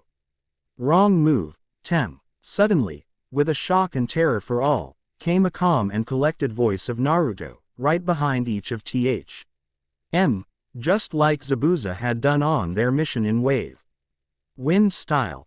Renkuden. With that being said, Sasuke flew out of the formation with the speed of a bullet, being carried away by a compressed ball of air carrying him away. As Sakura stood frozen there in one place, Kakashi's instincts finally kicked in, as in flash of a second he pulled out a kunai, sending it in his hand backwards, fully intent on taking Naruto. Speed of the famous copy ninja was one of the highest in Konoha, behind only Sasuke, Itachi, Guy and Minato.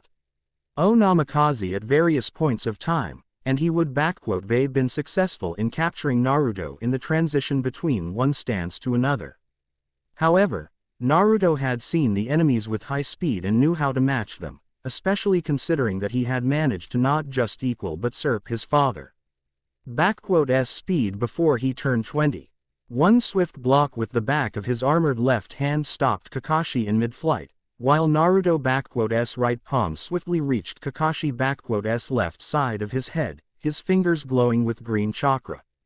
In a single swift motion, Naruto's fingers plunged into Kakashi's eye socket, and with a single pull, Naruto retrieved from Kakashi his most prized possession, his dead friend Sharingan. Arg! Kakashi cried out in pain, as he had just had an eye removed from his head, dropping his kunai instinct. Ively, trying to cover up his bleeding eye socket. With his hand freed, Naruto's left hand clenches into a fist, with chakra channeled in it, while his right arm moves out of the way.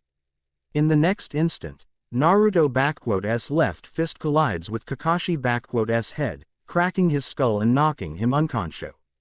After his nerves had an overload of foreign chakra invading it.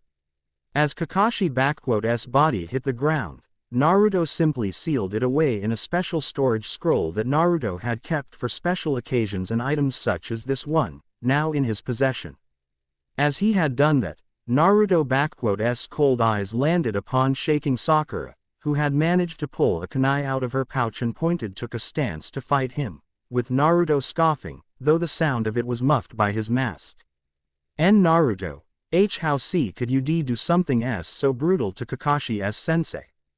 Sakura screeched in fear, as she was taking steps back, as Naruto was slowly making his way to her. Don't come any closer, why you monster. Sasuke-kun will kill you if you do something to me, you dead last. Why you are just jealous of Sasuke and everyone. They decided that attacking USW will make us accept why you back as equal. Well, guess again, loser, because, suddenly, Sakura heard a low, slightly throaty laughter coming from Naruto. First it was a little bit quiet, but steadily, it grew into a full-blown laughter, seemingly sound throughout the entirety of the forest, scaring Sakura even further, before Naruto spoke up. To her, "Oh, Sakura, do you think I give a damn about what you and the rest of that cavalcade of quirks, double standards and traitors think of me?" Naruto asked of her seriously, with Sakura freezing in her tracks.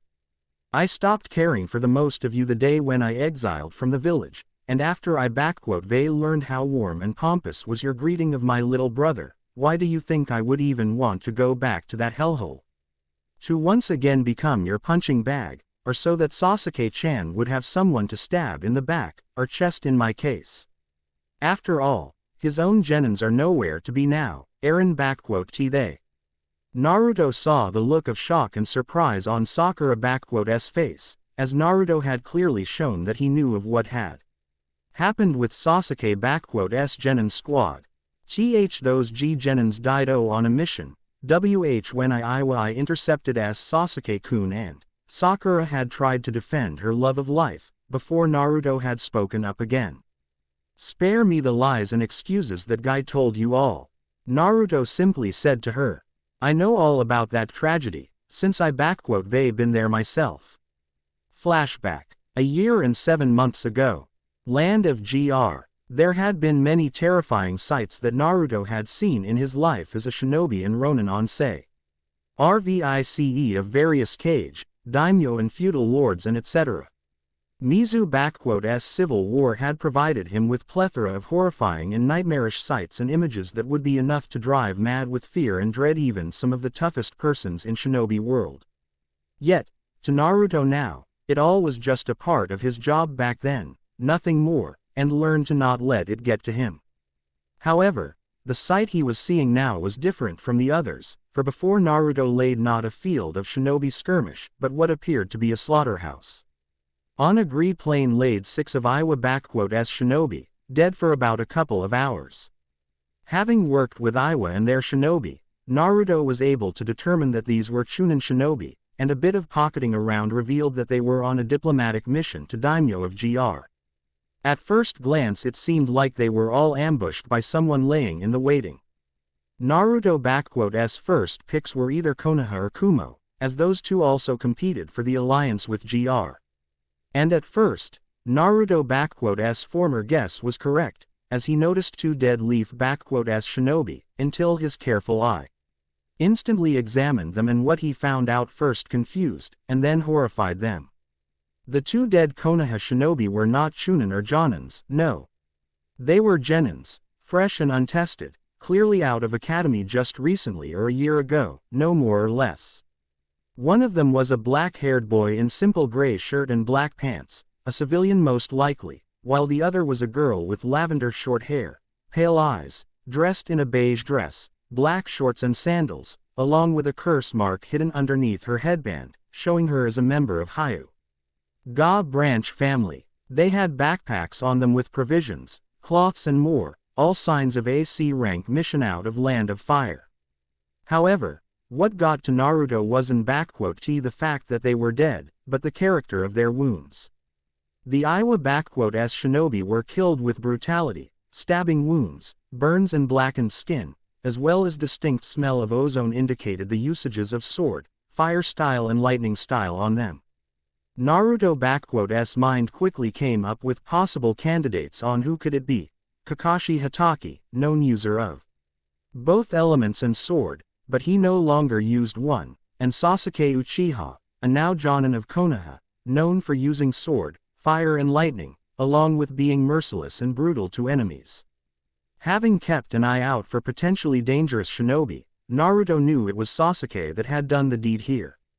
And as for the Genins, the boy was seemingly the first to go down, as his throat was slashed by a sword, his face frozen in shock. The Hyuga girl was stabbed in the back with what looked like a jab, a clear sign of Chidori, when she tried to run away in fear, laying on the GR face first. However, there were still no solid proof that it was who Naruto thought it was, until his trained ears hadn't picked up a coughing sound.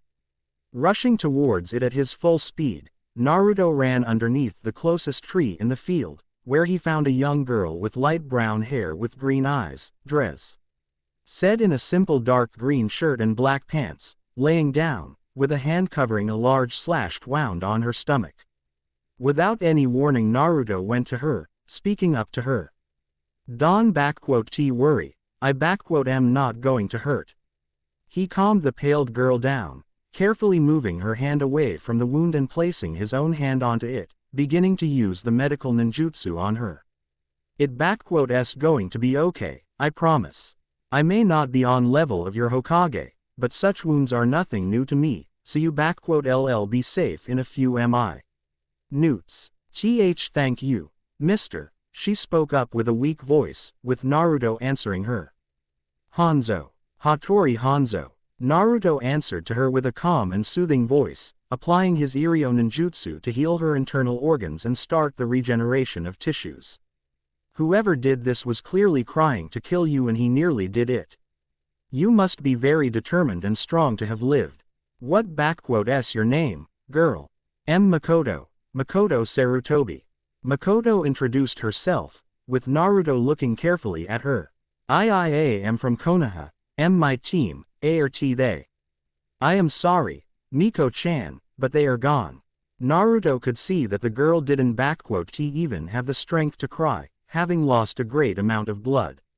Miko-chan, I know this is very hard for you, but, they examined the battlefield and I know that it wasn't the Iwa shinobi that killed your friends. Can you tell me, who was it, and where is your Jonin sensei? The Iryo ninjutsu was working its deed on the girl and she was starting to become better and better, as the wound began to heal up completely and color was also returning to her. It was Sasuke-sensei. ORJ Jonin-sensei, Miko said with tears, with Naruto suppressing the growl at the sound of that name. We were on our way to Hidden GR village, delivering a message from Hokage, when we came across these shinobi of Iowa. They said they had no quarrel with us, and allowed to pee by without problem, but then Sasuke-sensei just killed them all. It was so fast and brutal. Makoto winced from pain a little. Easy there, Miko-chan. Your organs are just starting to work again properly. You only need a lot of rest and some blood transfusion into your system and all will be alright with you. Naruto assured her, as he finally finished with healing. I know this is very hard for you, so let me guess. After he was done with Iowa Shinobi, he turned against you, didn't he? Miko merely gave a weak nod to him. Why yes. First he killed Yoshikiri, then Nana when she tried to run, and then he caught up to me and I don't understand, whwh. Why he would do something like that. We were a team for a year now, he trained, cared for us, helped us all, and then, he only said that it was so that he could gain the true power of his Sharingan. Makoto broke down in tears, with Naruto carefully pulling her closer to himself, comforting the girl, while mentally he was raging like a demon. Sasuke, I always knew you would end up as worse SBAG than Itachi, but this. You are not just worse than you are a cancerous tumor, a leech that feeds of the others and cares only for himself. And now, just so you could get that Mangekyo Sharingan of yours, you went and done this. Naruto blue eyes for a second turned into ones of Kyuubi. I swear, upon the blood of those poor kids there, the next time we meet, you will pay for betraying them. Forget Itachi, forget Orochimaru and everyone else, you better be ready for me, because now I will send you to your grave with the rest of your clan. Quote, flashback end. And believe me, I will make that bastard suffer for what he did to them. I can take trying to kill me, am used to it, but to betray your own pupils like that, now that makes me really mad. Naruto glared at Sasuke-s fangirl, who was shaking in fear at the enormous amount of ki being released by Naruto at this point. But first, I think I indulge myself in repaying you for all the abuse you caused to me, Sakura-chan. Though Sakura didn't see it, she could sworn that Naruto had just smiled to her with a sadistic smile, one that even Anko Mitarashi would be proud of, as he began to menacingly make his way to her. Just as Naruto was about to snatch Sakura by her throat, his trained ear had caught on a distinct sound of birds. Chirping birds, and lots of them. As if 1,000 of them was chirping at the same time, the air catching a distinct odor of ozone, as the sound started to become closer and closer by the second. Recognizing the signs and wasting little to no time, Naruto pulled out one of the most essential and fundamental jutsu in history of shinobi. In the blink of an eye, Naruto used Kawarimi no Jutsu, and in the spot where he stood originally now stood Sakura, whose right shoulder was now pierced by an arm, which served as conduit for Chidori, with its user glaring at Naruto, who stood behind Sakura with a hateful look in his eyes. Without even a word, Sasuke pulled his hand out of Sakura's shoulder and pushed her away from his path, caring not in the slightest that he had He nearly killed her and now she was bleeding profoundly. His main focus now was upon the former block-headed blonde ninja, now turned raven-haired Ronin, who already laid his hand on his sheathed left sword. A free piece of advice, Tem, you want kill someone, make sure that they don't hear you. Why this Chidori is called an I-Nation technique is beyond me. Naruto commented, as Sasuke scowled, while Uzumaki looked at his traitor mark adorning his right side of face. I must admit, this little mark certainly suits you, Sasuke. A fitting mark for the filth of caliber, though it could use a second one. You call me, an Uchiha, filth? Sasuke arrogantly asked, as he pulled out his sword. Wherein you the one to substitute with this pink worthless whore here just now? And what makes you so much better than me? Well, I wouldn't call Sakura here entirely worthless, at least now that she proved to be useful for something. As for filth, considering my banishment, animosities, bias and etc., I believe I am more than justified in my actions, especially considering how you just invaded my private land and threatened me, so I am fully entitled to using self-defense. Naruto calmly stated, but not letting go of his glare. And as for why I am better than you, I have done many, many terrible things, Sasuke. Some of them would make the little cleaning up of your clan look tame and innocent. Naruto caught a glimpse of hateful glare directed towards him. But everything that I had done was a part of my job, and all of those actions were either to fasten the ends of conflicts, save lives, prevent wars, or stop a brewing catastrophe. And I never during those missions had turned on my teammates, or more importantly, on the kids that were responsibility, unlike a certain Uchiha filth that stands before me.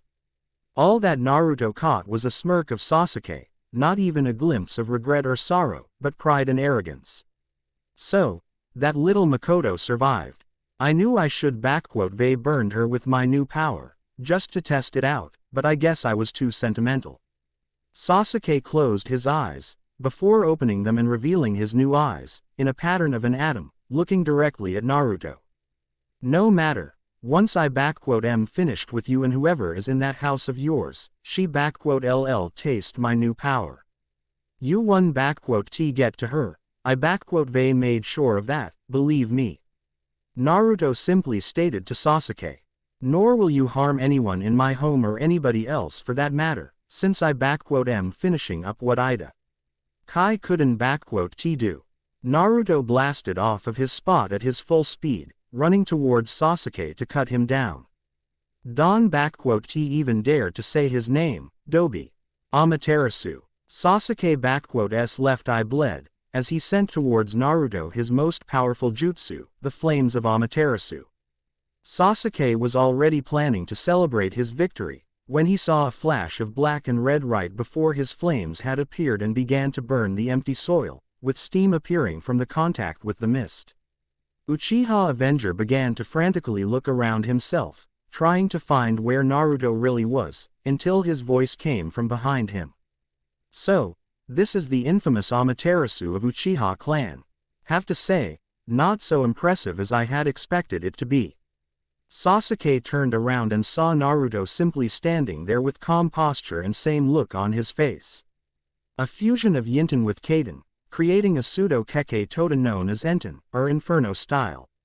While achieving the creation of Enten itself is nothing short of a miracle and genius of highest A's, to find out that Amaterasu just spawns those flames like that is, kinda lame. Naruto commented, as Sasuke mentally sent his next blast of Amaterasu towards him, only for Naruto once again disappear from the view at the last second. Stop playing around and stand still, Dobi. You think your little advanced Shunshin will save your neck all the time? Sasuke called him out, looking around. You think that I am using Shunshin here? Sasuke, you honestly disappoint me, Naruto spoke up in a mocking tone of voice, staying away from his view. For a so-called genius from Uchiha clan, and favorite student of Kakashi Hatake, I would expect you to recognize the technique that had cost Izuna Uchiha his life at the hands of my ancestor, Tobirama Senju. Quote, so, you really do use Hiraishin no Jutsu. And did I hear you right? Did you just claim the second Hokage to be your ancestor? Sasuke snarled out, with a chuckle coming from Naruto. What is so funny, you worthless Dobi? Quote, oh, I am just laughing at how blatantly ignorant and arrogant people can be, Sasuke.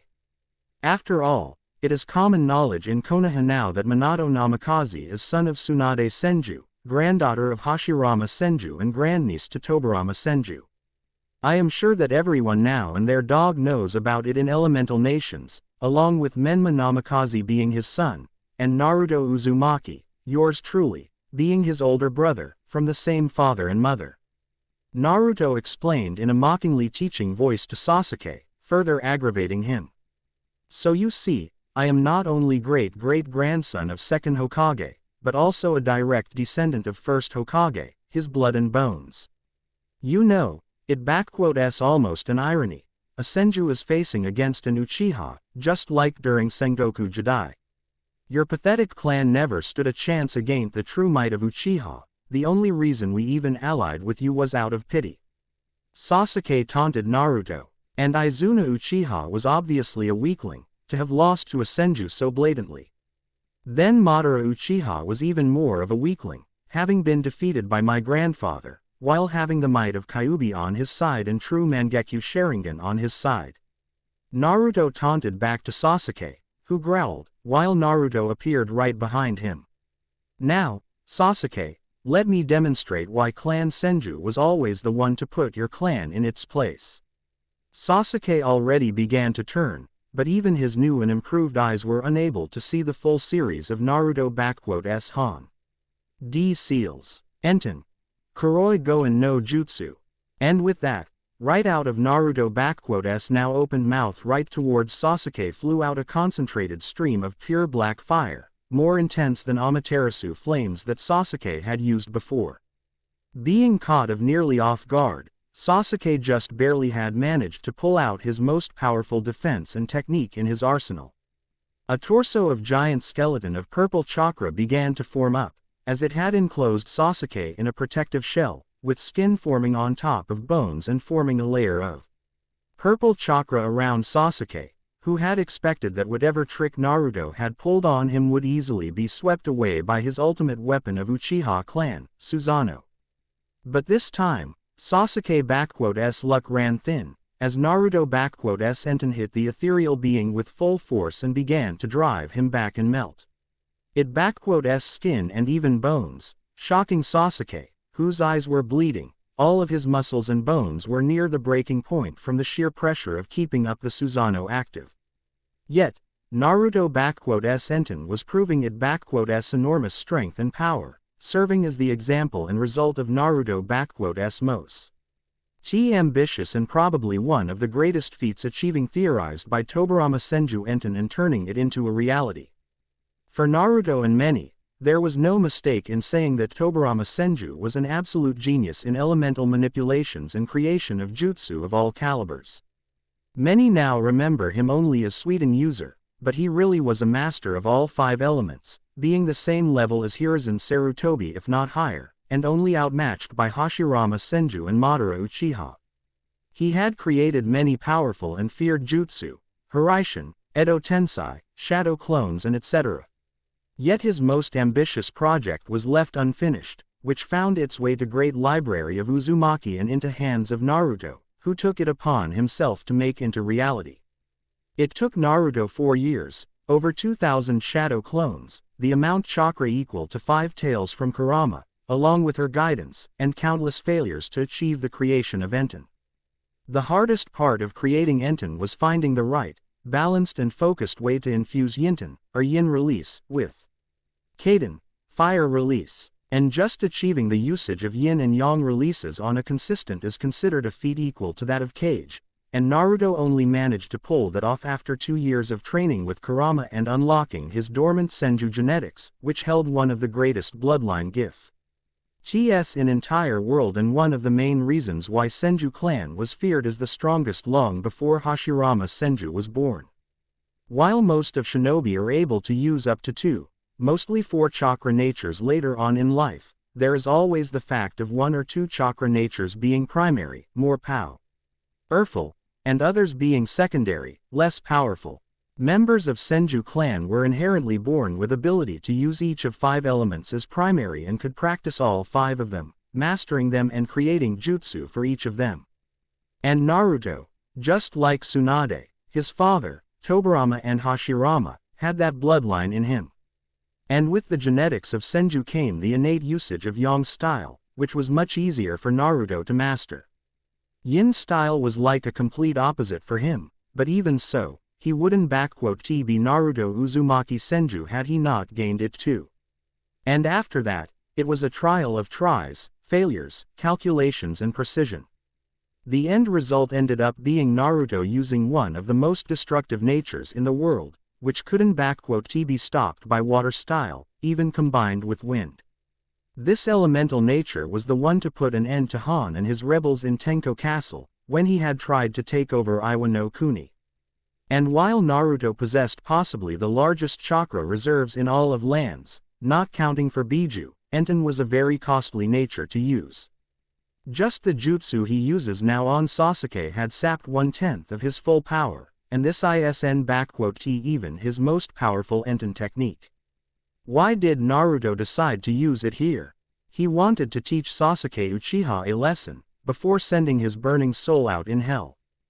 Sasuke Susanoo wasn't prepared to deal with a more powerful flame than his own Amaterasu and was quickly being destroyed away. Soon enough, Susanoo had started to disappear and the last wave of black flame caught up to Sasuke, blasting him and going through the mist, before going away at the command of Naruto, needing not for his flames to burn 7 days and nights, but to burn all and everything away.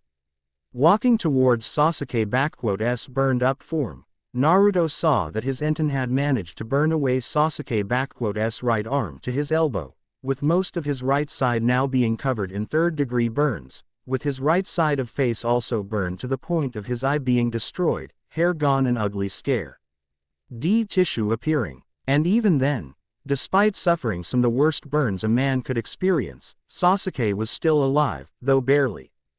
Apparently, I underestimated the strength of Susanoo's armor. Now I see why even Tobirama feared this technique, Naruto thought to himself, while outwardly smiling at Sasuke in a mocking way. Well, look at the bright side now, Sasuke. With such abominable face, no girl will want to be anywhere near 100 meters of you, safe for Sakura, maybe. Naruto quipped darkly, as he unsheathed his sword and brought it upwards for the final strike, speaking seriously again. But you live long enough enjoy the freedom from fangirls. Goodbye, Sasuke. And with that, Naruto let a scowl take place on his face as he sent the sword down upon kneeling and badly burned and injured Sasuke Uchiha. Sage Arts. Udama Rasengan.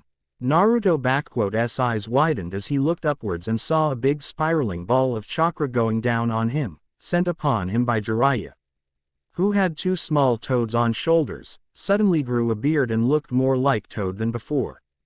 This time, Naruto had suffered from receiving the strike by Rasengan, growling in pain as felt the spinning sphere attacking him much greater effect than he had expected. For 3 seconds, Naruto had been pummeled into the ground with the spinning sphere trying to break him down, until he managed to look past the initial pain shock and flashed away from it.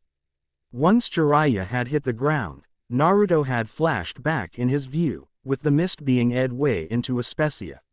El Seal, a courtesy of Kushina Uzumaki, who took her stand near Jiraiya with her sword ready. Naruto let out a frustrated sigh, bordering with growl, as he spit out some blood and discarded the destroyed Shitagi over his armor, revealing his armored torso with a dented and damaged backplates yet LDING strong.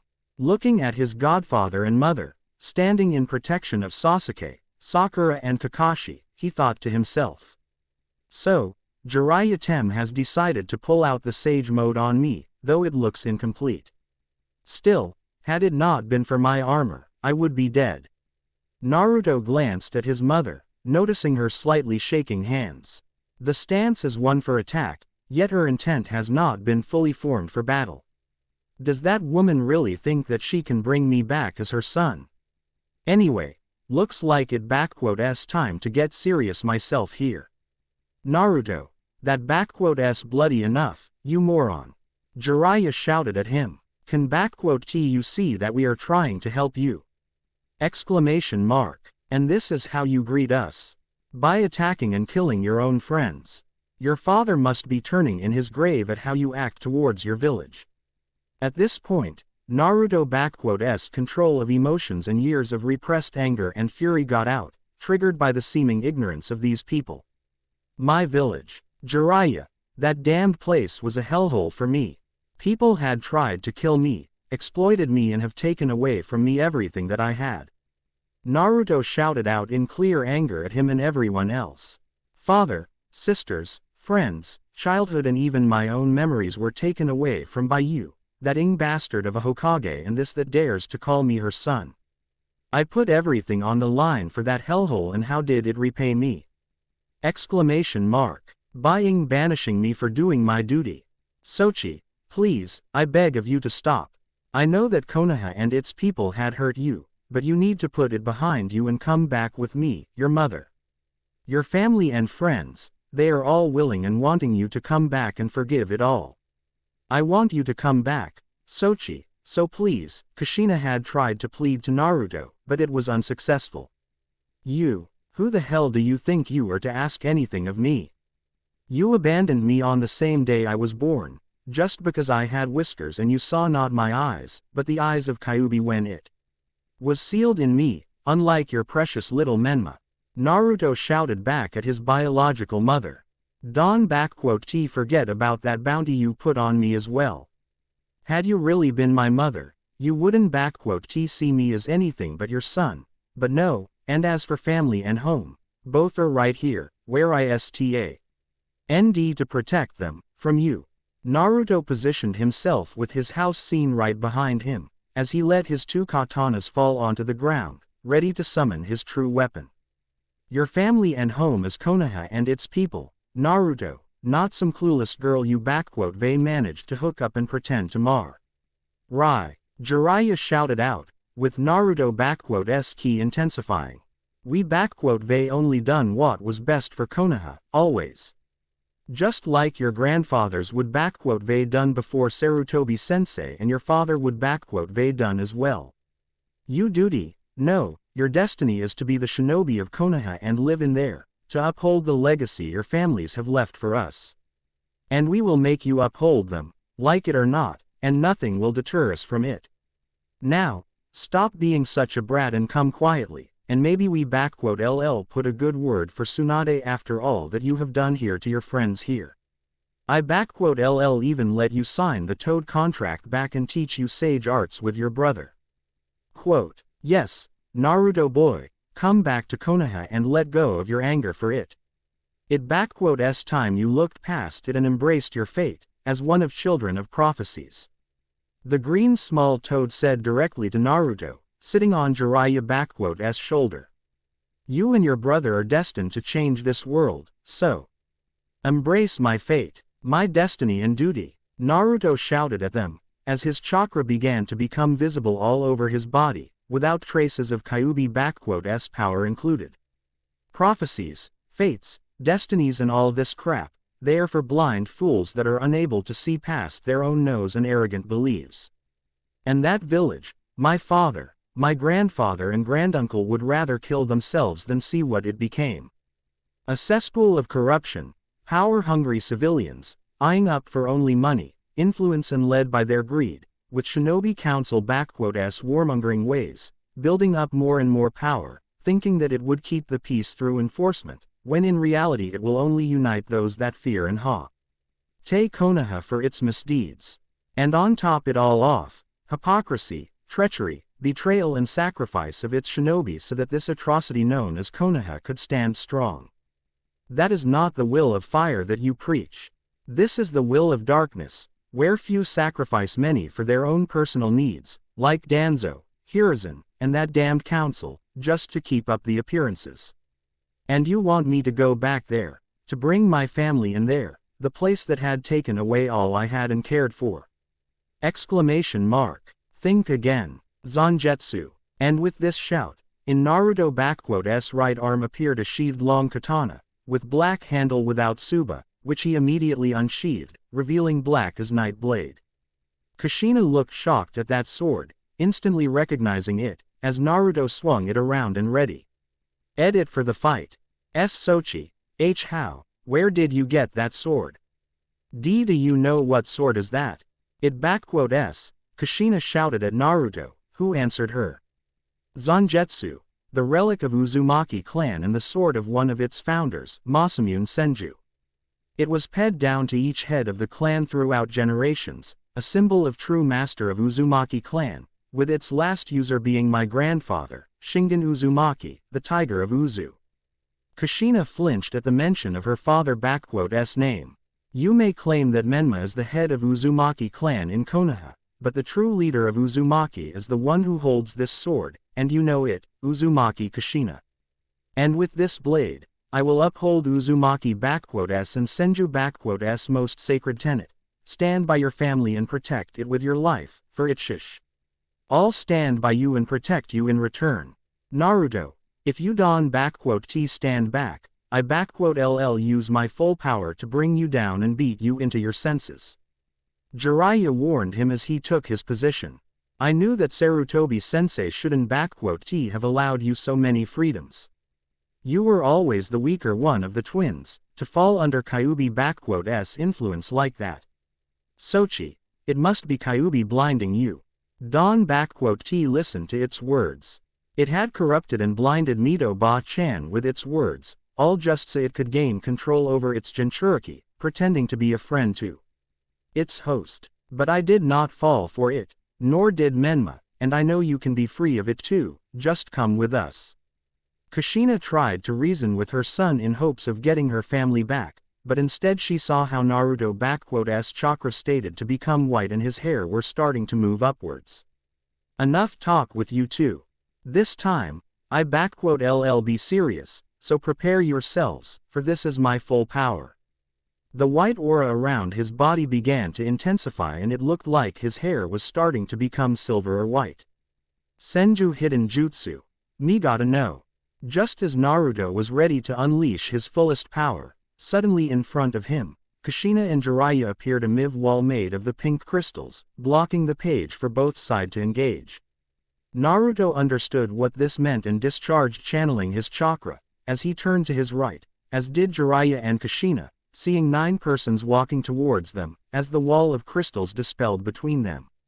In front of the group walked Tsunade Senju, the 5th Hokage and a very angered woman at the moment, followed by her student Shizune, holding Taunton in her hands, while flanked from left and right by Kurenai, Hinata, Shino, Anko Mitarashi and Azuki Yugao, whom Naruto knew from times in Konoha, while the 2 that stood right at Tsunade-s sides were also known and close to him, but he met them during his time as Ronin. The first one was a beautiful young woman in a green kimono with a white flower on its left side. She had black eyes and dark ashen-colored hair, tied up in a similar to Anko tail, but with 2 bangs on her sides of head. She once was Orochimaru-s most deadly and one of his most prized lieutenants, until 5 years ago she hadn't ran into one Naruto Uzumaki during his time in Mizu, where he G'd to open up her eyes on Orochimaru and practically save her from under his thumb. After staying with him and helping him in ending the bloody civil war, she and another one of former Orochimaru-s pets went to Konoha to begin a new life as Tsunade-s personal guard and advisor against Orochimaru. Her name is Gurren, the holder of near-extinct Shoten, the crystal release. At Tsunade-s left stood a young girl dressed in a dark red sleeveless dress, showing off her impressive figurine and reaching behind to her tailbone, while her flat stomach was open, with black shorts and black sandals, with a swirl symbol on her back. She had vibrant red long slightly spiky hair and red pupilless eyes, with glees put on. She was someone whom Naruto found by sheer luck and possibly even providence, as she was one of the survivors of his mother-s clan, Uzumaki, and a pureblood no less. Saving her from clutches of Orochimaru and showing her a way to become strong on her own, she embraced her new life in Konoha as the new apprentice of Tsunade Senju, as well as self-taught strongest sensor in Leaf and one of the top sealing experts in Hai no Kuni. Karen Uzumaki, a very distanced cousin to Naruto Uzumaki and one of his most loyal and closest friends, alongside Gurren, and one of the few Uzumaki that Naruto can count as his family.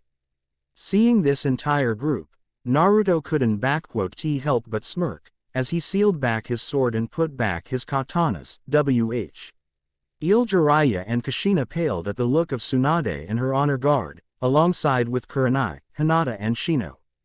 Tsunade quickly accessed the situation and the status of Konoha as shinobi in here, scowling in rage at what must be transpired here. Without hesitation she summoned up Katsuyu and spoke up. Katsuyu, divide and get to everyone who was injured here and begin treating their wounds and injuries. Karen, Shizune, Hinata, I want you two to heal everyone who isn T dead. Tsunade immediate ordered around without hesitation. At once, Lady Tsunade. Katsuyu immediately went into division, as the said Kunoichi went to do their duties, whilst 5th Hokage turned to face the only standing members of this group. Tsunade, L look we see can explain this all, A and L look, there is Naruto. Alive and kicking, and hurting all of us here by being, Jiraiya had already turned off his sage mode, with both frogs going back to their home, when Tsunade had delivered a powerful punch in his gut, nearly destroying his street. Omek, Jiraiya, do you take me for a idiot? Not only did you, Kushina, Kakashi and all others go behind my back with this unsanctioned mission, but you even dared to defy the direct orders of your Hokage at not engaging Hanzo Hattori, at all costs. Tsunade picked Jiraiya by one hand and threw him onto the ground, before stomping onto his manhood, nearly destroying his balls. And Don T even tried to tell me what had gone down here. Shino, Kurenai and Hinata already informed about you effectively being ready to force Naruto back into village, W. It out my knowledge or orders. He was well within his rights to defend himself here and his family too, so as far as I see it, this was an unsanctioned mission with you, Kushina and other senior jonin with everyone else here suffering for it. Karen, what s the status? Lady Tsunade, most of them are alive. Choji was in Genjutsu, while Shikamaru was placed into a paralysis through acupuncture, but I removed the Senbon from him accurately, so he LL make a full recovery soon. Ino has a cracked skull, several ribs broken and a concussion, but nothing beyond Katsuyu and our abilities. Asuma Sarutobi is seriously injured in torso and head, but Hinata and Shizune are working on him, so he will probably live. Tenten and Neji were put to sleep through a sleeping poison, which was laced upon Senbons. As for Lee, his spine has been severed, with a blade and surgical precision, so he won to be able to walk, even with RI stance. Sasuke Uchiha has 3rd degrees burns, loss of arm below elbow, right eye and needs serious attention right now. Sakura has a stabbing wound in her shoulder from what appears to be Chidori, with Katsuyu and me on it, while Kakashi is missing a Sharingan and had his nervous system shut down. The only Kias are Kiba Inuzuka and his Ninken Akamaru. Karen quickly informed Tsunade of what she had gathered from Katsuyu and her own shadow clones that worked here already, while Anko, Kurenai and Yugao stood shocked at hearing it. Holy Ing Kami, Gaki certainly didn't mess around, but to take down all of them alone. Naruto, just how strong did my little brother get without his sis? Anko thought to herself, looking at a new look of her surrogate brother. Damn, he was cute when he was little and blonde, but now, though I LL miss the whiskers, the black suits him damn well. Hell, he s grown into one hot damn walking lady killing machine right there. Anko admitted to herself with a healthy blush upon her face. Naruto, my little boy, if only I hadn't trusted Asuma and his father. I know I should be angry for Kiba, but I knew what crimes he committed, and I am sure you had your reasons to do what you had to, especially considering that you defended your home here. Kurenai with a tingle of sadness looked at her former adopted son. I hope we get to talk. If you really do remember me and Anko, you vey grown so much, I really wish I could vey done more to you. Naruto-kun, to think that a blonde helpless boy I had protected for such a long time had grown into S. UCH a strong and fine man, even though you vey crossed blades with my fellow shinobi, I understand that you were within your right to defend yourself and your home here. Yugao admitted mentally, looking at him. Not a trace of fatness, or scars of the past. You must vey tried to put behind what Konoha has done to you, yet here it comes again in your life. I hope you can forgive those that deserve it, Naruto-kun. Quote, Asuma, Sakura and Sasuke are near death, Lee is crippled for good this time, and Kiba Inuzuka is dead. When I get back to Konoha, that damn council will better have their graves dug out, since this is the last time I am allowing them to send Konoha's sons and daughters to die like that. Tsunade raged on, taking a glance at Naruto. Naruto, as Hokage, I should be furious, but seeing what village has become, makes me only sad. Still, when it comes down to protecting Yasaka, Masamune and your wives, you aren't exactly to hold back, so I am actually surprised we have such low casualty. You must ve known I would be on my way here. Tsunade, can you see? My Sochi is right over there and he refuses to. Kushina had tried to argue, but she was met with a death glare from her mother-in-law. Kushina, one word from that mouth of yours, and there will be one more Kia here. I ve had it with your demands, Menma arrogance and with how you dishonor my son, may he rest in peace. Out of my sight, both of you. I deal with you later. Tsunade ordered them both, while she moved closer to Naruto, her features relaxing a little bit. Were you expecting me to arrive? Yup, which is why I had my shadow clones to overwrite the barrier. Naruto explained, relaxing himself, letting his anger go away. Well, the cat is out of the bag now, Ka-chan. And all it took just shy and kind Hinata to blurt it out, after seeing my chakra, just my luck. Quote, hey, try and live with my luck, then tell me how it feels. Tsunade and Naruto shared a laugh at this one. How are Yasaka-chan and Masamune-kun? Are they healthy? Nothing is wrong. Do they have enough of healthy food? And Tsunade immediately went into her Ba-chan mode, as Matabi and Naruto liked to call it. Yes, they are fine and well. Kura-chan makes sure that they eat only the healthiest and freshest of foods and vegetables. She takes it more seriously than me loving ramen. Naruto saw a smile appear on Tsunade's face. They are sleeping for now, but would you like to stay for the night?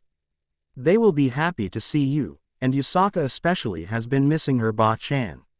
We don't have enough room for all out here, but should have enough space for you, Kurenai, Anko, Karen and Gurren, but others.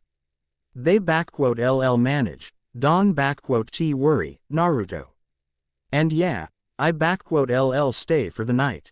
Tsunade agreed. In fact, there is something I would like to discuss with you and your wives, Naruto-kun. I remember the deal and my promise I have made to you all those years ago, but there is no sugar-coating something like that. I take it you have some kind of mission for me, Ka-chan. Naruto asked of her. Yeah, and not just any kind of mission, Sochi. Tsunade said to him with a breath. I need you to come back to Konoha with me to save it. You sure aren't sugar-coating it, Ka-chan. Naruto responded to Tsunade, letting out a sigh, rubbing his eyes, thinking over it all. Tsunade, said woman already knew, that whenever her grandson would address her on the first-name basis, it would mean he was absolutely serious with her. You and I have made a deal to which both of us have agreed upon. You will keep Konoha, its council, Shinobi and Danzo with his root off my back, and should they come at me, I have full right to respond with lethal force if needed be. In return, I will take missions from you, the kind of missions that you wouldn't like to send your men and not get Konoha involved directly. Like with sabotaging Orochimaru's supplies, killing off his supporters and even the feudal lord that allowed him to build his hidden village in Oto no Kuni. So far, this deal worked well and neither of us had any complaints. So, don't mind me asking, what has suddenly changed, and why should I return to Konoha, Tsunade? Now it was Tsunade's turn to let out a sigh, as she knew that Naruto was correct and right on point in this one. She didn't want Naruto to return to the place that had nearly killed him, especially now that he had family, but as the fifth Hokage, Tsunade had the responsibility of keeping the people in village safe, even if the population itself seemed to be not so worthy of that. For this reason, 4 years ago, after the name of Hanzo Hattori became known worldwide, with Tsunade and Shizune knowing of his true identity, Tsunade has decided to make a deal with Naruto. The deal was simple enough, yet in later years it has proven to be extremely valuable and even essential at so. Point for Konoha. Naruto would take on missions from Tsunade, via Katsuyu, to deal with threats for Konoha, while Tsunade in return will not only keep Konoha off his back, but also pay him money, good money. Naruto has had every reason to turn it down, especially considering his hatred at the time for Konoha and its people, but, much to her own surprise and shock, Naruto accepted the deal.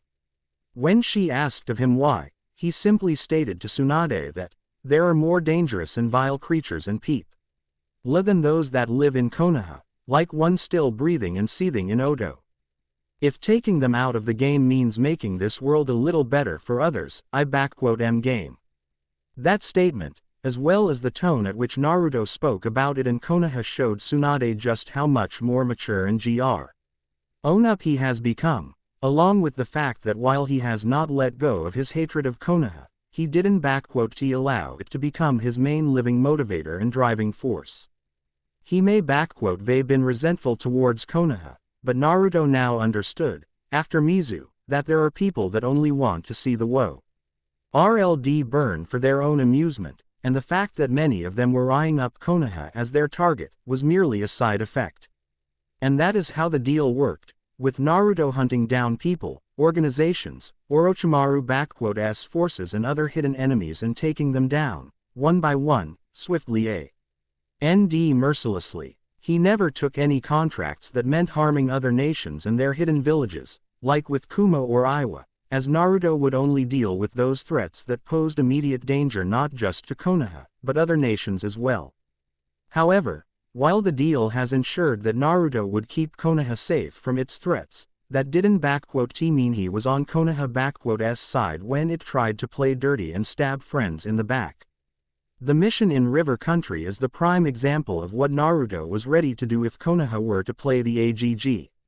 Wrestler. 18 Chunin and 9 Jonin dead, all are battle-hardened veterans, all had survived the invasion of Suna and Odo and some were elite veterans of Third Shinobi War. And Naruto slaughtered them, having been asked by Gaara to guard him on his way to Iwa, and as a result, when those shinobi had to innate the cage, Naruto personally dealt with them. Tsunade has had a field day, trying to explain first to Fire Daimyo, then to River Daimyo, what a military-sized shinobi company was doing in River Country.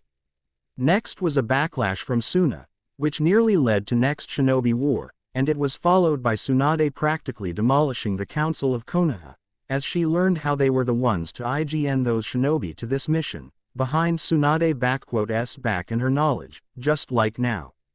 It seemed to them, like Tsunade was now nothing more but a figurehead, not even worthy of a role of a puppet, and that they could run Konoha as they all pleased. Well, they picked the wrong Hokage to mess with, as Tsunade wasn't the third Hokage, but the fifth one, and she has had enough of seeing he village her whole family had defended, built and let grow, become nothing more but a blood vessel for all those leeches to from. No, Tsunade has had enough of Konoha's degradation and it was time to save it. When the forest grows to wild, a purging fire is inevitable and natural to happen, as Uncle Tobirama had once told her. And Tsunade's fire was Naruto. I remember our deal well, Naruto, and there is nothing wrong with it. However, even though your work has kept Konoha from being destroyed several times over, its end is still drawing near. And I mean not from the outside, Tsunade saw how Naruto picked this one up. But from the inside, Naruto glanced over Tsunade's shoulder, seeing his former friends and comrades defeated and laying in the mud, while Karen, Hinata, Shizune and Katsuyu were working on them. I think this is best to discuss inside my house.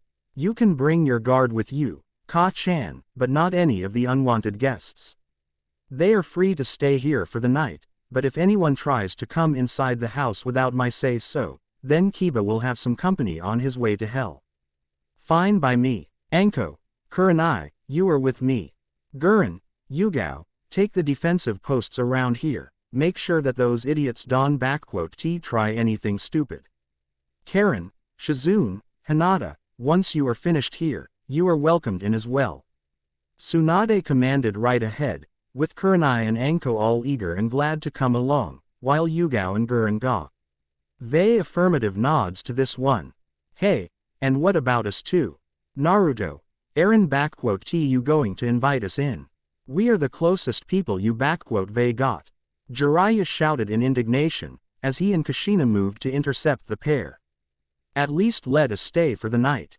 We Vei been on the move for full 2 days from Konoha to here, for crying out loud.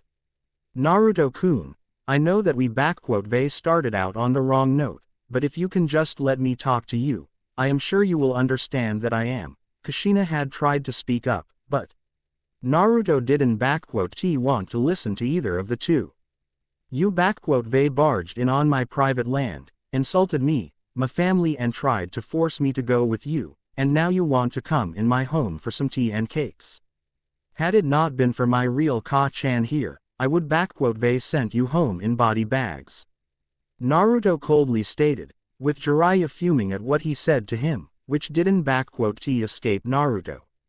Fume and steam all you want, Jiraiya, but even your incomplete sage mode wouldn't have saved you. Quote, so, you know that it was sage mode, huh? Then, if you know about it, Gaki, you should also know just how much more power it gives people, right? Jiraiya asked in low and threatening voice of Naruto, who merely nodded to it. I Vei already hit you with my Rasengan once here, so you should know of it awesome power. What would you, a banished shame of 4th Hokage, have to counter that? Senju hidden jutsu. Me gotta know whatever it was, huh? At a mere mentioning of it, Tsunade stiffened up and her eyes widened at shock. Naruto was going to use Migata no Gokui. If he were able to recreate that jutsu, then not even Jiraiya in a full sage mode would be able to stop Naruto, along with Kushina. Hell, even Madara Uchiha had struggled against it when Uncle Tobirama used it. Tsunade thought to herself, as she looked between Naruto and Jiraiya, with Naruto finally giving his answer. It was one option I was willing to use against you, old frog. Naruto simply said to him coldly. The second one, have you asked yourself, how was I able to teleport away on various distances, without any visible markers or kunai with marks like my father had used? That got both Jiraiya and Kushina thinking for a bit, before Kushina looked around the place for a bit, her careful eye examining the land around her, before she widened her eyes in shock and surprise. This is, Kushina turned to see her son, and noticed the smallest of smirks upon his lips. Sochi, how did you? Even Minato-kun wasn't able to. He wasn't able to make it into the reality because he simply didn't have time to draw the needed ceiling inscriptions. My father was a genius when it came down to Fuinjutsu, and he already had the theory worked out, I only needed to make it into reality. Naruto simply stated, surprising Kushina. And it is Naruto-san or Naruto, Kushina, not Sochi. You long have lost the right to call me that way. Kushina, what are you two talking about? Jiraiya asked of her, of Minato-s last work in Fuinjutsu, Takamagahara. Kushina said in half-whisper, with Jiraiya not getting this one. Minato-s prowess with Hiraishin may been great, but he wanted to find a way to teleport within a specific area without any markers, in any particular spot or place, even those that were not marked. He never explained the details to me, but all he said is that involved the usage of barrier Fuinju. Su and Hiraishin s formula somehow, this is what he meant by it all. A barrier part for creating a covered area, while Hiraishin is to teleport anywhere within the said area. The complexity of combining the two completely separate seals is on an incredible level, and to make it work, Naruto, how did you do it? Trade secret, and like I said, father had done the entire job, I merely put it to practice. Naruto simply stated, you were well within Takamagahara, and I could easily killed you all within a time span of half a minute, considering that I had known where all of you were all time. The single reason as to how you got a drop on me is because of my own carelessness and occupation with Sasuke. Next time, LL make sure to target the most dangerous ones first. Naruto stated to both of them clearly. And I do not want to see you anywhere close to my home, so for your own health, stay away, or I will know about. Naruto stated clearly to them both, as he, Tsunade, Kurenai and Anko moved right ahead to Naruto's house.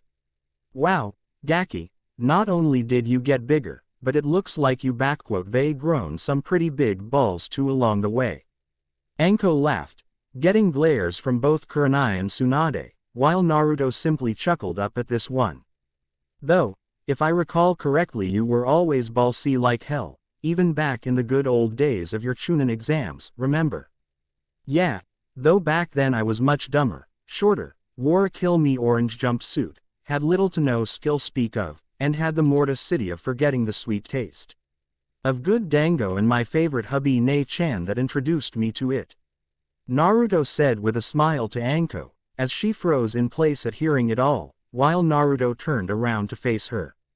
I must admit, Ne-chan, how the hell you didn't kill me when you saw me in that orange monstrosity is beyond me. After all, wherein your words are, if I ever catch you eating dango without me, pulling pranks without letting me know, or wearing orange, I am gonna string you up with my snakes biting off your balls, Gaki. And as far as I and a few specific persons know, that part of my body is still with me. Hubby Ne-chan, Gaki.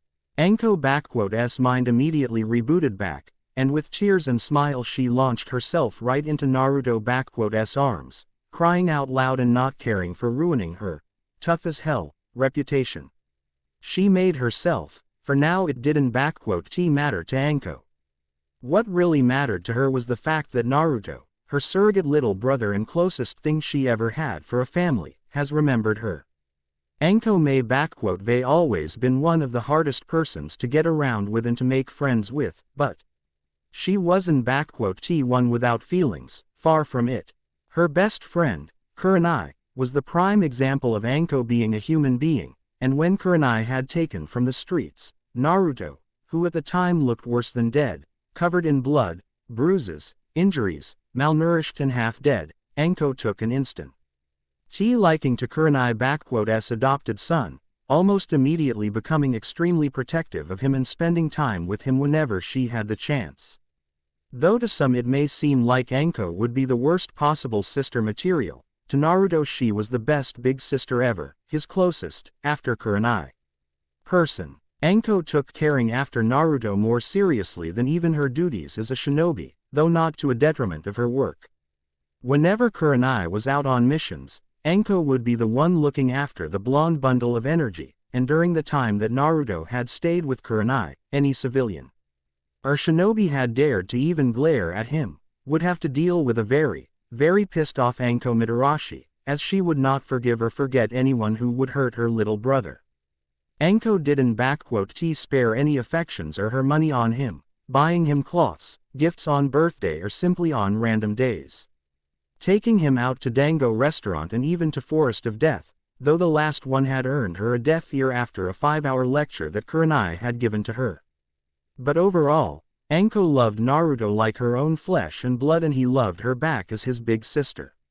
So when Anko had seen Asuma with his blades bearing down on Naruto, with the blonde already wounded from his shoulder to tailbone, Anko snapped, and she snapped very hard.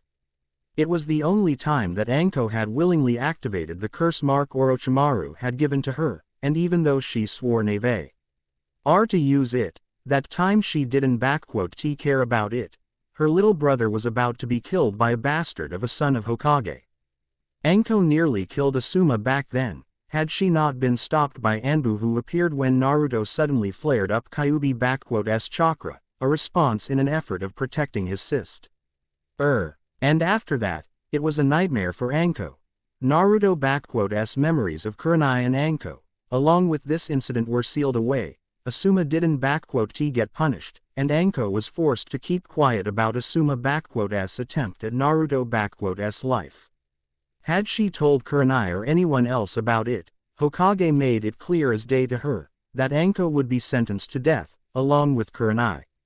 And so, Anko kept quiet, even when Kurenai and Asuma began dating, though she did try to dissuade her from it, but proved ineffective, as Kurenai herself was torn and broken after losing Naruto and sought comfort. Too bad it was comfort in the arms of the most despicable man in Konoha, in Anko's eyes. And as for Naruto, she and Kurenai had tried to look after him from afar, but they were given a clear as GL order: stay away from Naruto, or face the tribu.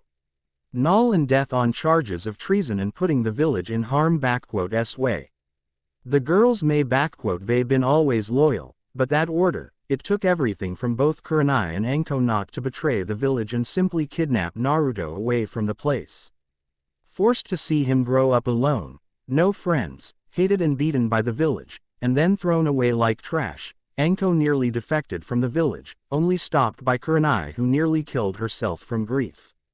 She stayed only for her surrogate sister, and when Kushina returned and revealed to everyone the truth about Naruto and how she abandoned him, Anko and Kurenai had went as far as to confront the wife of their deceased Hokage, lashing out and nearly killing her in the process.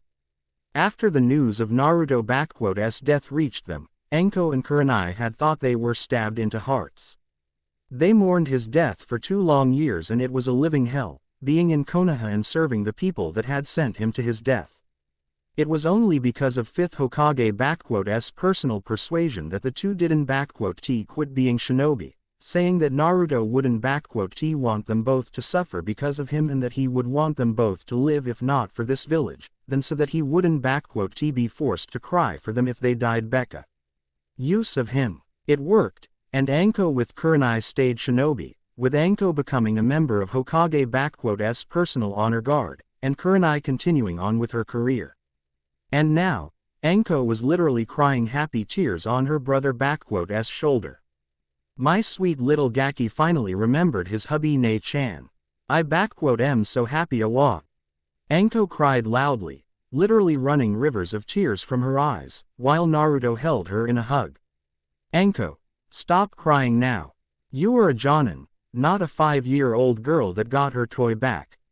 Tsunade admonished in a semi-serious way. I don't care. My sweet little Gaki finally remembered me, and I am so happy that I can stop crying, so shut up uwaahhh.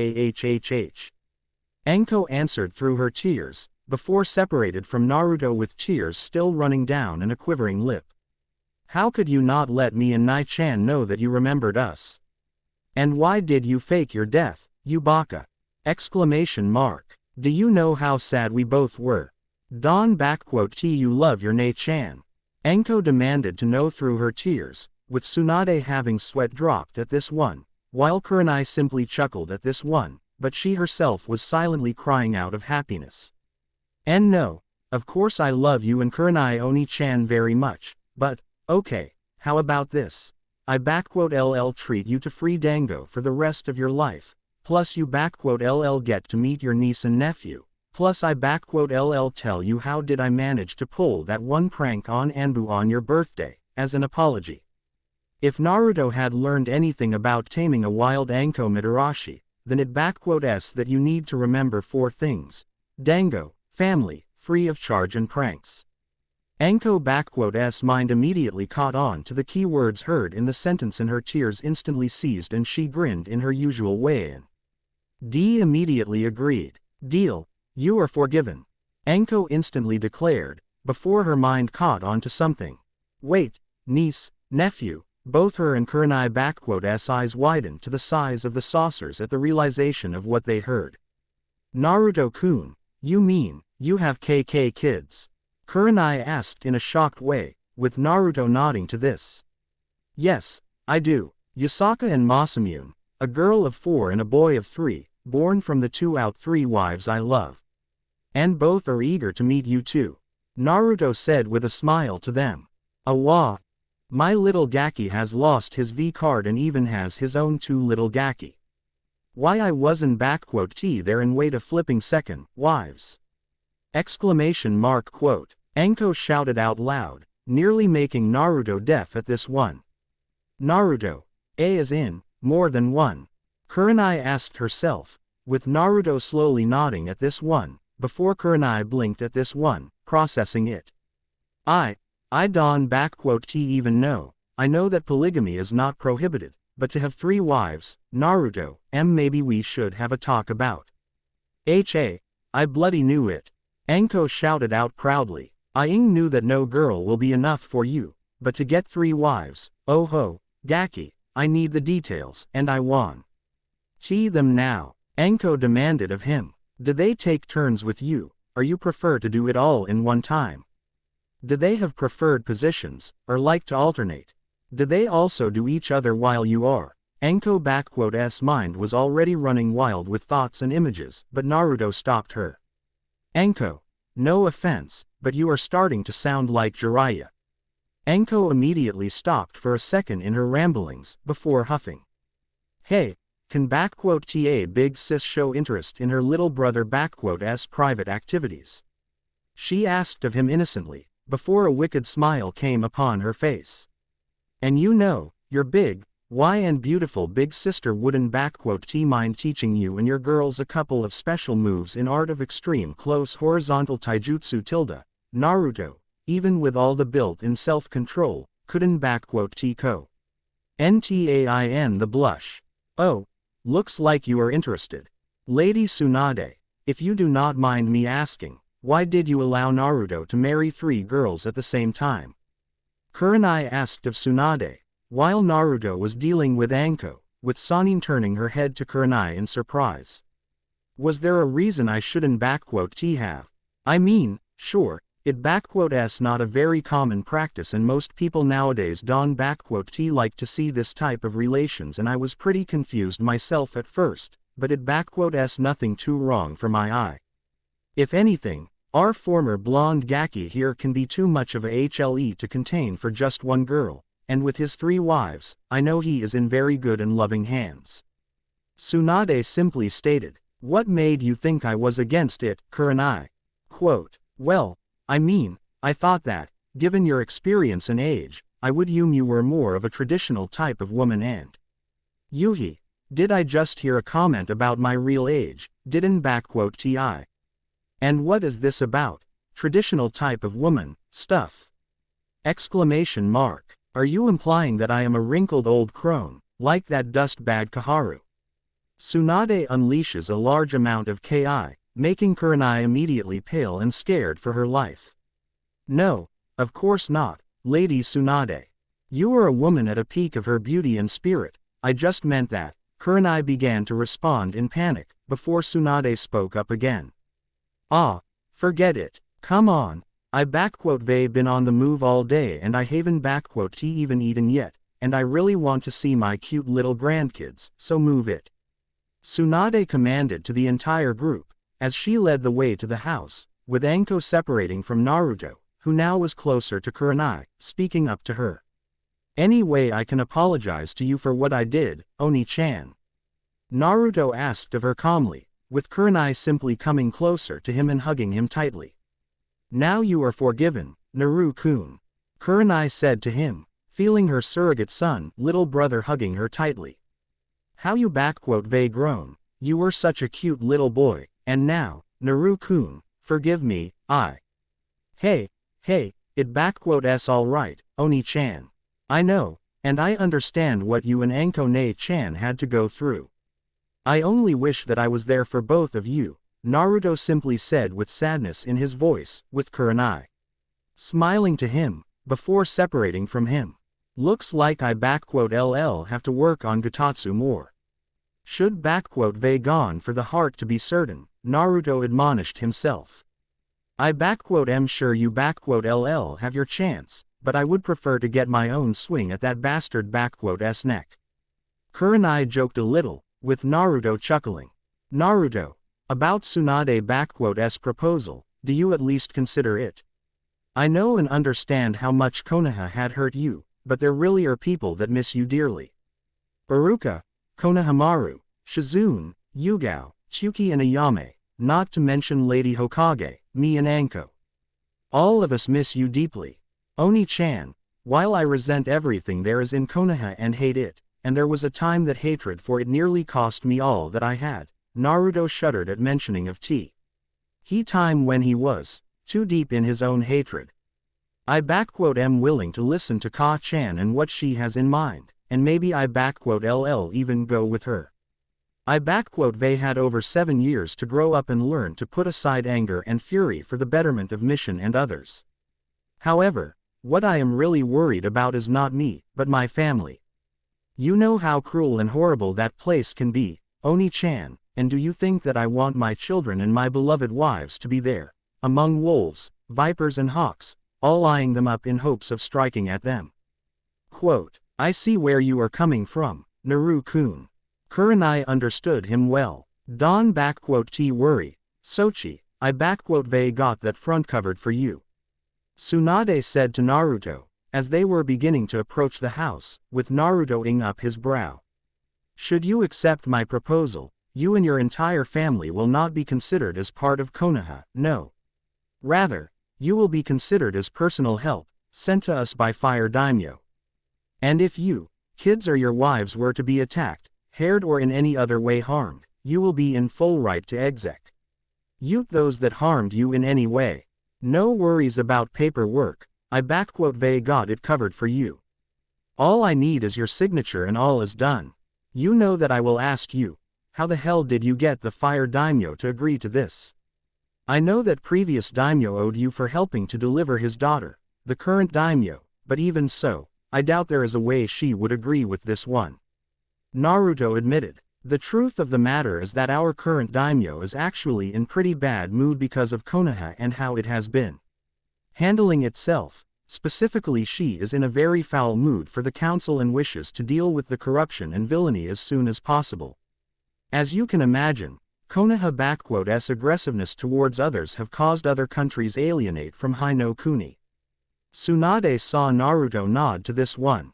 Konoha, specifically its council, have been acting far more in accord to their own desires and wishes, instead of a path that Daimyo and Hokage enforce. As you can surmise, such disrespect and avid independence in actions can be seen as a sign of rebellion, which could possibly grow into a civil war within Hino Kuni, plunging the country into chaos and allowing other countries to invade. And not just their hidden villages, but armies of samurai, ashigaru and feudal lords as well will be part of that. An all-out war, Naruto grimly stated, understanding very well the consequences of Konoha's actions. Hino Kuni would be divided into 2 camps, fighting each other, while other countries invade and destroy the weakened sides, claiming the land, people, resources and everything in between for themselves. That could been the reality for Mizu no Kuni, had it not been so far offshore of the mainland and the fact of other countries not having big enough fleets for transporting troops, otherwise Ieyasu and his forces wouldn't have been able to end the war. Quote, glad to see that you two understand what is at stake. And while our daimyo is in support of my plan, you personally were recommended by your old friend and current daimyo of Mizu, Ieyasu Tokugawa. Naruto was surprised to hear that one. Apparently, daimyos of Hai and Mizu are cousins, or distant relatives, so they are pretty close friends with each other, or something like that. Yeah, now I remember. Hino Kuni daimyo clan is Matsudera, while Tokugawa clan was a side branch of Matsudera, who had immigrated from Hai to Mizu and established themselves in Mikawa, almost like with Senju and Uzumaki. Naruto noted out, as the group stopped right in front of the house, noticing a powerful ceiling barrier put around it. Kurama, me. The danger has passed, so could you please put down the barrier?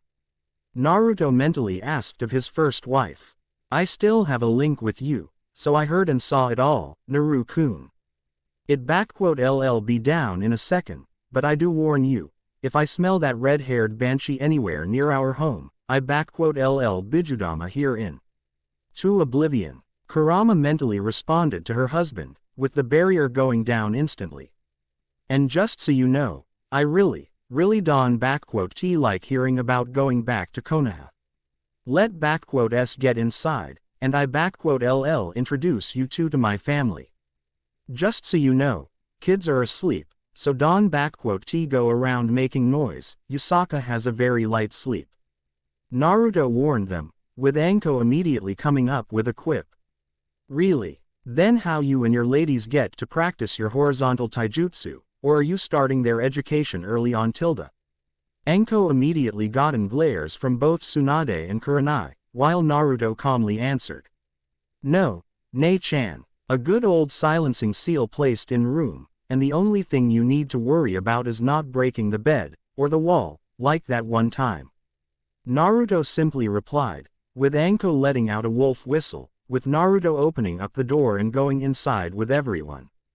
Gaki, I am officially proud of you and can die in peace, knowing that my cute little brother knows what a real is. By the way, was it an angry, or were you two just so fired up that you couldn't keep till getting into bed? Anko honestly asked of him, ignoring the glares. Not exactly, more of in a heat of the motion, if you wonder. Naruto only replied, with Anko giving him a thumbs up, as she and other ladies entered the house, with Kurama, Yugito and Matabi already waiting for them, with Kurenai and Anko eyeing them up with curiosity. So, they are Naruto love wives, Kurenai corrected herself, looking curiously at each of them. The redhead seems to be the oldest of them, and she looks a lot like Mito Uzumaki, maybe an Uzumaki by blood. She seems kind enough, but there that air of power and dignity around her, yet when she looks at Naruto, all I see is deep love and devotion. The blonde girl is also older than Naruto, but she definitely a kunoichi, with years of experience and a strong one at that. One hand is near the holster, and the other one is seemingly away from weapons, but she could be ready to cast up one-handed signs. She must be a protective type. And the last one, she seems like a wild tigress, ready to pounce and tear me apart from that look, yet one glance at Naruto, and she seems like a domesticated cat, waiting for the master to pet her. What an interesting little harem you made yourself, Naru-kun. Well, so this is Naru-kun ladies, Anko looked with a not-so-hidden curiosity and sultry smirk.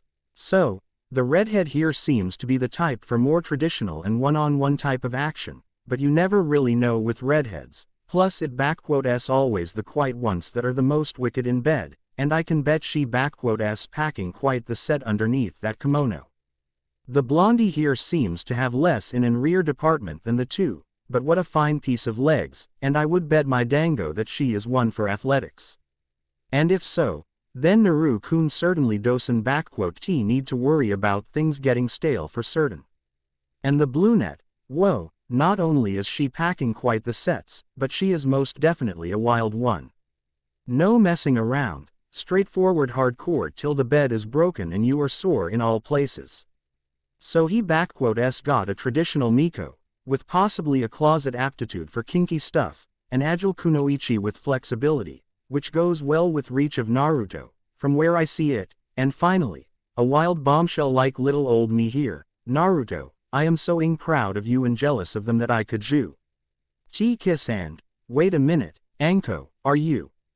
Lady Tsunade, we weren't expecting you this early in the month. Kurama was the first one to speak up, feinting a genuine surprise. You could at least sent Katsuyu beforehand, we could at least cooked you up something good, plus Yusaka and Masamu. Nay, Don sweat it all, Kura-chan. I was here on official business, dealing with all the, Tsunade shut herself, before she would curse up, making Anko raise an eyebrow. Kura-chan, are Ya-chan and Ma-kun asleep and in their rooms? Tsunade asked with a whisper, with all three girls nodding.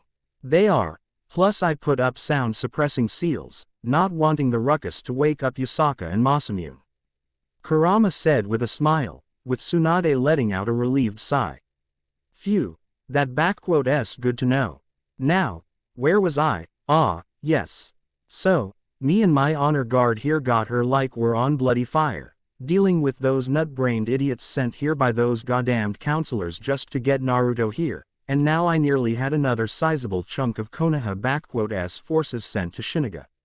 Am I for dinner because of those mothering counselors being so goddamn prickly proud and shit, and on top it all off, I haven't bloody eaten in a whole day.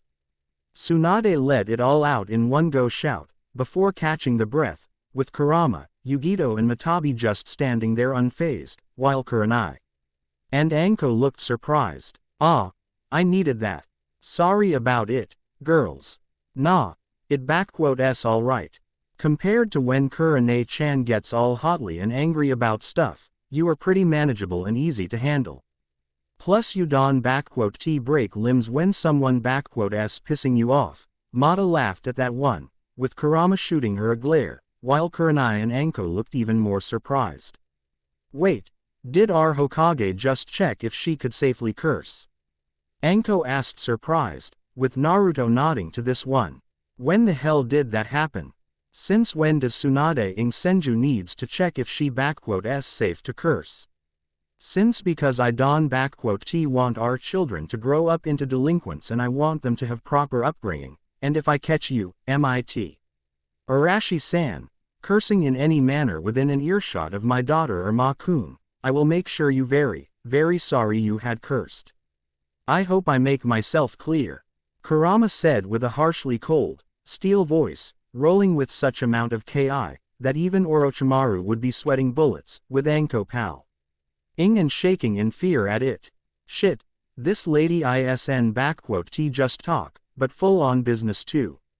I don't know who in the world she is, but I better not piss her off. Anko instantly decided and rapidly nodded. Oh of course, and not a bad word while around the kids, why you got it. I am generally great with kids, never say a bad word while near m.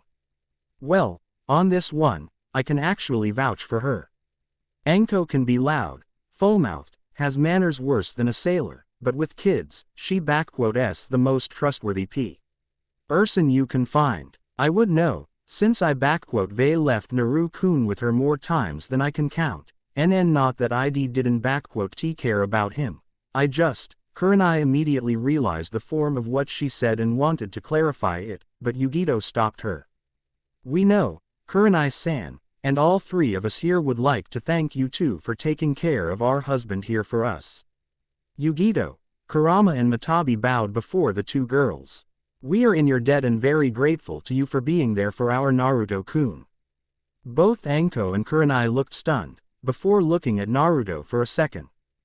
Don't worry, they know all the truth and everything, including about the Kyuubi and me.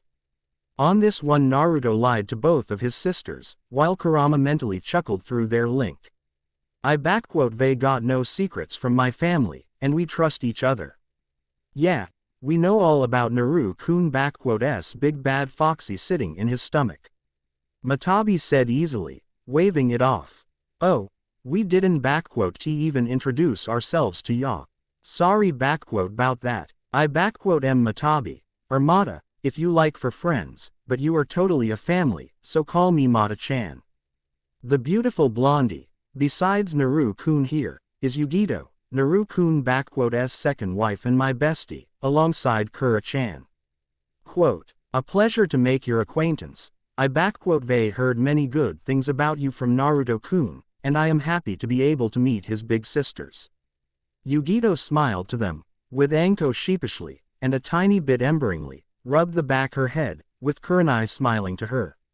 I noticed already how you were eyeing me, Kurenai-san, and yes, I am a kunoichi, a former one, to be exact. A former one. Did you retire? Kurenai asked of Yugito. Not quite. Let just say that my village no longer needed my special skills and someone has decided to cut their funding on me. Yugito said cryptically, while Kurenai and Anko understood everything on this. Fortunately, Naruto-kun has a very admirable trait of never leaving people in trouble when he can help them. Had it not been for him, I wouldn't be here and wouldn't know what it like, to be loved and cared, as well. L is the joy of being a mother. Yugito blushed a little bit with a smile. Yup, Our Naruto-kun is our all-out personal knight in shining armor and we just can get enough of him. Mata said with lovely gaze upon her husband. And before you ask, me and Kushina-chan aren't from shinobi or anything, just good old civilians with some special traits, like with Kura-chan here being wicked good with seals, and me just you good old feisty fiery lady. Quote, does that mean that you, Mata-chan, are from a clan with some form of fire-based Kekkei Genkai, while you, Kurama, are an Uzumaki by blood, since, Kurenai suggested, with Kurama taking the initiative. I can say with full certainty for Mata-chan, Kurenai-san, but my parents were Uzumaki, though not shinobi. They were both civilians, with father dying before I could recall him and my mother being a Miko priestess at a small temple on the island of Honshu of Mizu no Kuni. I studied under her, and later on became a Miko myself, whilst also being taught the Fuinjutsu by her. Kurama told them the legend that she and Naruto had created for her. When the war broke out, however, I decided to leave it and traveled to my ancestral home in Uzu, to see it for myself. There, Naruto-kun and I met, probably drawn in by the past and, well, I believe the rest needs no explanation. Kurama let out a small smile, blushing up a little. Well, as for me, I am an orphan and no jack about my parents or any relatives, but Kurenai-chan and I go way back here, since I hun. Out with her ever since we were kids. Mata said for herself. So, Tsunade-chan, can you explain what was that entire ruckus about out there? Naruto-kun just shot up when he sensed the barrier being breached and ordered us to stay put, with a barrier up as well. We already had enough worries with those Akatsuki nut jobs this morning, and now this. Wait, Akatsuki, here. Tsunade freaked out, with Anko and Kurenai too being in shock, with Naruto taking the initiative. Two members of the Akatsuki, one named Kakuzu of Jongu, and the other one called Hidan the Jushinist, came to wave this morning and caused some destructions, drawing my attention. From what I gathered up, those two were after the bounty put on me, or Hanzo if you will. Naruto explained to them, with Tsunade and other two-leaf shinobi listening. They weren't well prepared and got why from the start, so I ended up having an upper against them. I put Hidan under a genjutsu, keeping him out of the fight, so it left me dealing with Kakuzu. It was challenging, but I they had dealt with far force, so I pulled through. And as for Hidan, the Jashin followers and those fanatics have some form of pseudo-immortality put on them, which make them near impossible to really kill. Had met a couple of those in Mizu, and it didn't go well either for people they killed, specifically a full squad of Shinsengumi. But, luckily for me, there is a trick to them as well. Sever the head, burn the body away to ashes, and seal the head away. A month and a half later, and the Jushinist is dead. Naruto, we been trying to gather information on them for years, and you just killed two of their members, like it was nothing for you. Jiraiya has been trying to find out anything on them for over 7 years now, but failed to do so. Tsunade asked of him, with Naruto simply nodding to her. Damn it, I sometimes forget that in combat prowess you could give old Uncle Tobirama a run for his money. Did you at least get any form of information from them, anything? Quote, not a thing, and I doubt that Hidan would like to talk, not that I would let such a psycho out anyway. Naruto responded to his grandmother. But it looks like your spymaster Dosen even know how and where to look for information about them. Naruto simply rubbed his temple for a little bit. The Akatsuki Don operate like your typical nuke nins, but more like Ronins like me, taking jobs as independent mercenaries, working for the highest bidder, operating within the shadows and even using proxy and puppet companies as a front for the IR operations. Back in Mizu, there were at least 3 mercenary companies that were secretly controlled by Akatsuki, working as their proxies, getting profit for themselves, and that just that I know of. Their business scheme is for a proxy to approach the client, like an advertiser for a buyer, offer up the services of the Akatsuki, as if they were their own, and then Akatsuki proceed to act, while the entire deal and information about it appears to be made only between the client and a mercenary group. separate and not affiliated with the Akatsuki. That how they probably escape under the radar of the frog fetishist. Naruto, and how do you know about it? Kurenai asked of him. Most of their business scheme I know from one of the mercenary leaders I interrogated during the war, and as F. Or the rest, they got informants and friends in pretty much every country and nations. This is how I get most contracts, and those people also supply me with information of rival companies, Ronins and Nuke Nins that are in this business too, so they also know about Akatsuki and their actions and what they are interested in. Naruto informed them. From several of my reliable sources, I found out that the Akatsuki's primary interests lie with the Jinchuriki of hidden villages and their tailed beasts. They spent millions of ryo to gain more info on them.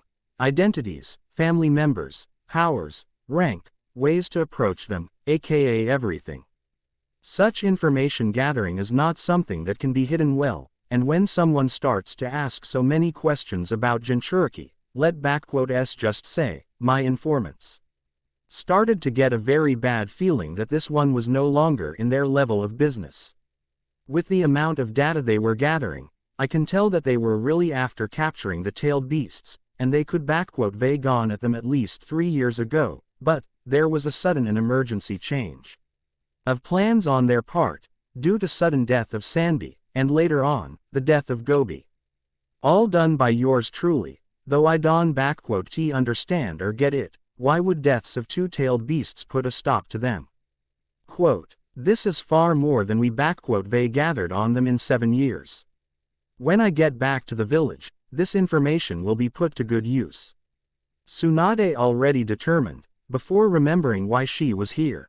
Anyway, girls, there is a reason as to why I am also here, and it would be best if I told you all out it. May we sit? Everyone gotten into their seat and Tsunade finally began to reveal why she was here and what she really wanted from Naruto.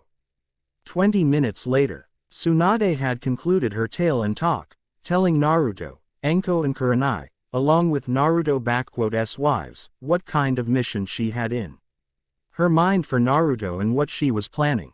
What Enko and Kurenai just heard was something they were digesting with a lot of difficulty, while Matabi and Yugito looked at Tsunade with wide eyes, while Kurama was in deep thought of her own.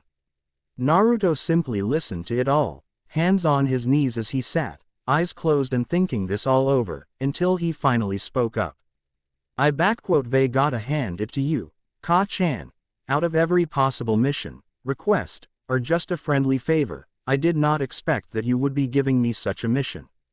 Naruto opened up his eyes, looking at her. Okay. I done some really difficult stuff and completed near impossible missions. Destroyed at least 4 castles, killed 2 biju, saved over 2,500 men and women in a single night through Iryo ninjutsu, but this will make Uchiha maker by edict. I look like a child play. This is Onoki combined collection of wet dreams and possibly the biggest, meanest, most disgracing flip-off for first, second, third and fourth Hokage. Actually, seeing how things are in Konoha, with how it degraded and fell, I will have to say that I am far more on with this plan. Minato suddenly spoke up from Naruto's mindscape, having been silent for over a year now. Naruto, I know we have discussed this, and I understand that you want to keep away from Konoha, but perhaps it is time to confront your demons, if you know what I mean. This surprised Naruto and Kurama, who listened through their link. Yeah, no kidding here. If old monkey shitbrain had heard you right now, he would have a bloody heart attack. Enko said, processing what she just heard. This mission sounds far more like something that would give my old teacher a boner, if he has it even, or whatever is hanging down there. Enko, I think we got your point. And yes, she is right. Kurenai said, looking at hardened face of Tsunade. Lady Tsunade, I know that situation in Konoha is far from good, but Aaron there less extreme actions that you would be able to take to improve it. Kurenai, you yourself should know by now, that any other options would not only be ineffective, but will only serve to further fester the infection. In Konoha, Tsunade spoke with medical metaphors. Daimyo herself has personally stated to me that the situation with Konoha is now beyond her patience and mercy. Either I implement what we just discussed into action, or she will send her armies to put Konoha to the sword. She won T have a civil war to fight like one in Mizu, and see the other nations march upon her with their full armies, chopping off regions and land like a butcher chops off the meat off a pig s body. Tsunade let out a sigh. This is the situation we are in. This is no longer just Konoha, but an entire land of fire. Either we do this, or the entirety of the country ends up being nothing more but a note in history books.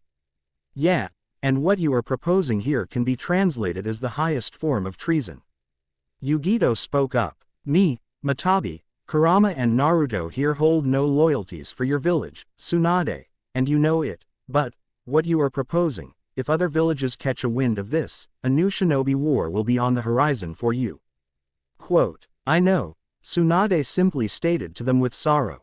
They fought in 2 of them, and even back then, Konoha had won every time due to its sacrificing something or someone, completely ignoring what True Will of Fire stated.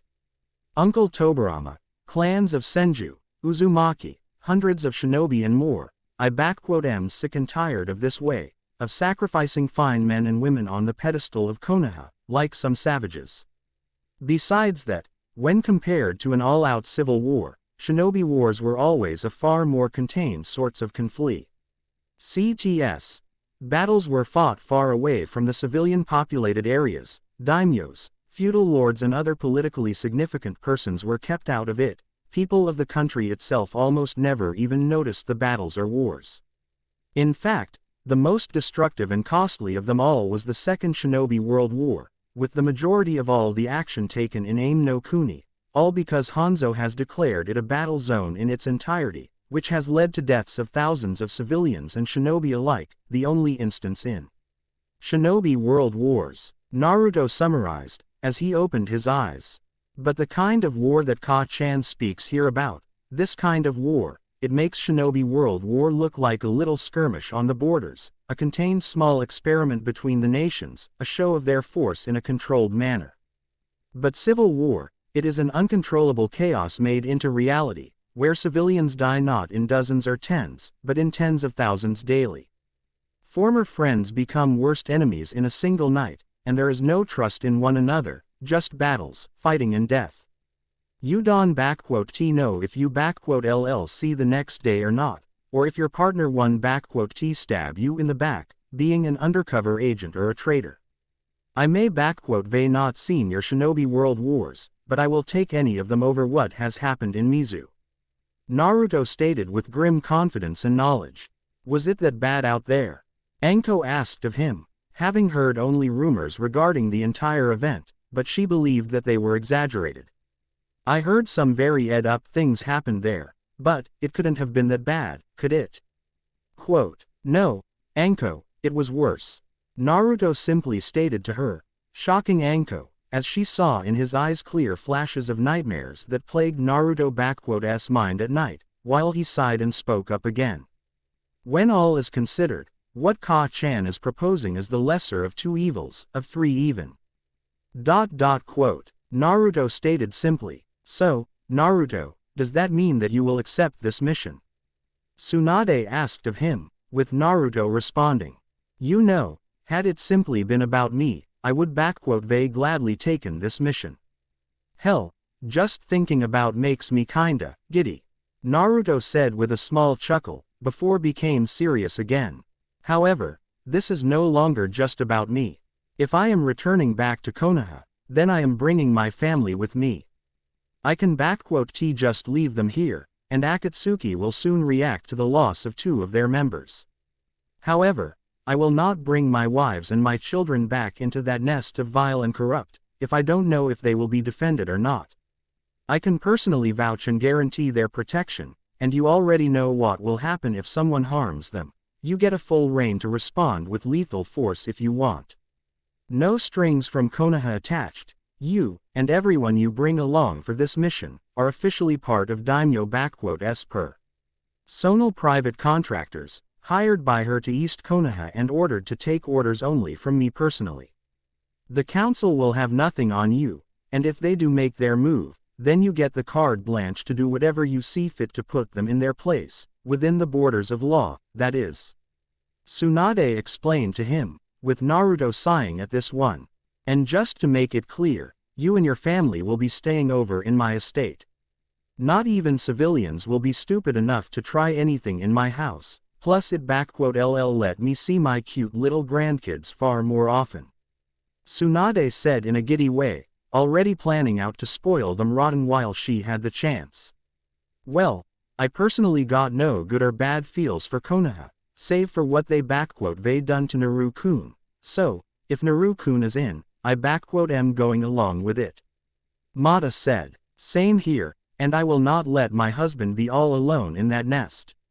Yugito stated to him, with Naruto smiling to her and Matabi, before looking at his first wife, deep in her thought. Kurama, it is your call now, love. Naruto spoke to her through their telepathic link. I am ready to simply refuse it, if you don't want it, and no questions are asked. Just say the word. You know how much I hated Konoha, Naruto. For all that they had done to you, how it had betrayed its own founders and made a mockery of their work, and most importantly, for how they used you and threw you out. Kurama said to him mentally, while looking at him in the real world. Of all the places on the faces of this planet, that one is the only one I wish I could wipe out of existence. Once, it may been a place where I would be glad to raise our Yasaka, Naruto-kun, but now, Mito, yet again you are proven right. Quote, Kurama, if this is your decision, then it is decided. We won be heading to Konoha, and will go to Mizuen. Naruto-kun, Kurama suddenly stopped him mentally. You know that I had greatly respected and cherished my friend, Mito Uzumaki, your grandmother. What you may not know of, is that before the day of her ping, she had asked of me something. Flashback. 38 years ago. Mito Uzumaki mindscape. In a small bench overlooking an ocean sat Mito Uzumaki, an elderly, very old lady and one of the last surviving Uzumaki, dressed in a simple white kimono. With her eyes seemingly closed, but a content smile upon her old, riddled with wrinkles face, as she overlooks the ocean. At her side sits a young, beautiful-looking woman, with snow-white long hair, tied up in a long ponytail, blue eyes, and alabaster-colored skin, dressed in white and light blue kimono, looking at the ocean herself. Two old friends sat on a bench together, until Mito spoke up. Thank you, Kurama. Mito smiled to Kyubi, her once prisoner, now the closest friend she had and companion, the only one that now remained with her. You need not to thank me, Mito-chan. Kurama smiled to her friend here. I merely wanted to let you see your home, to feel it. I know that it merely a mental projection of your own mindscape, yet. No, Kurama, it is beautiful. And thank you for this as well, Kurama. You always seemed to know when I had my spirits down. Mito said to her, letting out a sigh as she looked at the sunset. What I thank you is for being with me, an old wrinkled woman, possibly one of the last of her now extinct clan, soon to pee away. Now, that is not a good way to speak, Mito. Kurama chided her lightly. Your clan is one of the toughest, I would know of it well, and I am sure that Shingen had gotten many of your clansmen out of Uzu in time, not only that little brat Kushina. And what is all this talk about ping away anyway? You are still as lively as ever and… Kurama, Mito stopped her with a strong and firm, yet calm and soothing voice. It's all right, I know that my time is near, and you know it even better than I do. Kurama let out a sigh, looking greatly saddened at this realization. Look at you. The great and almighty Kyubi no Yoko, looking so distraught, all because of her jailer ping away. Don speak like that, Mito. Kurama practically shouted at her, tears coming out of her eyes. I was wrong to have said all those bad things about you, and I apologize to you. Why, you are the closest person I have, and you are not just some measly human, but my dearest friend, and there I is a way too. Kurama, you know my opinion on that, and I still stand by it. Mito said to her softly, taking her hand into her own. And I never held any ill for what you said to me all those years ago. And I apologize to you for keeping you here, and for imprisoning you against your will. I wish I did differently all those years ago. Mito. Kurama sniffed a bit. Is there anything I can do to you? Something to ease the ping away. Mito simply chuckled at this one. Oh, Kurama, you have done for me more than you even realize, my good friend. Mito chuckled to Kurama. Had it not been for you, I doubt that this old body and spirit of mine would lived so long, especially after all the losses I had witnessed. First was Hashi-kun, then Tobi-kun, and after him my Hiro-kun and Nanai-chan, then my little Nawaki, nearly all of Senju, and no. My clan, the great Uzumaki clan, my home and village of Uzushiogakure, gone just like all of them. Sacrificed upon the pedestal of Konoha, like all of them. Mito said with great deal of sadness, grief, bitterness, and anger even, shocking Kurama. Madara Baka was right. For many years I couldn't believe him, yet now, looking at Konoha now, I can see that he was right about it all. There has appeared and grown darkness, and now, it is not just a small leech, but a tumor that grows and consumes what my husband and our clans had built. Kurama listened well to her friend, not disagreeing with her, for it was true. Yet, there is still light and hope for it. Kurama added, Suna's son and your great-grandson, Minato.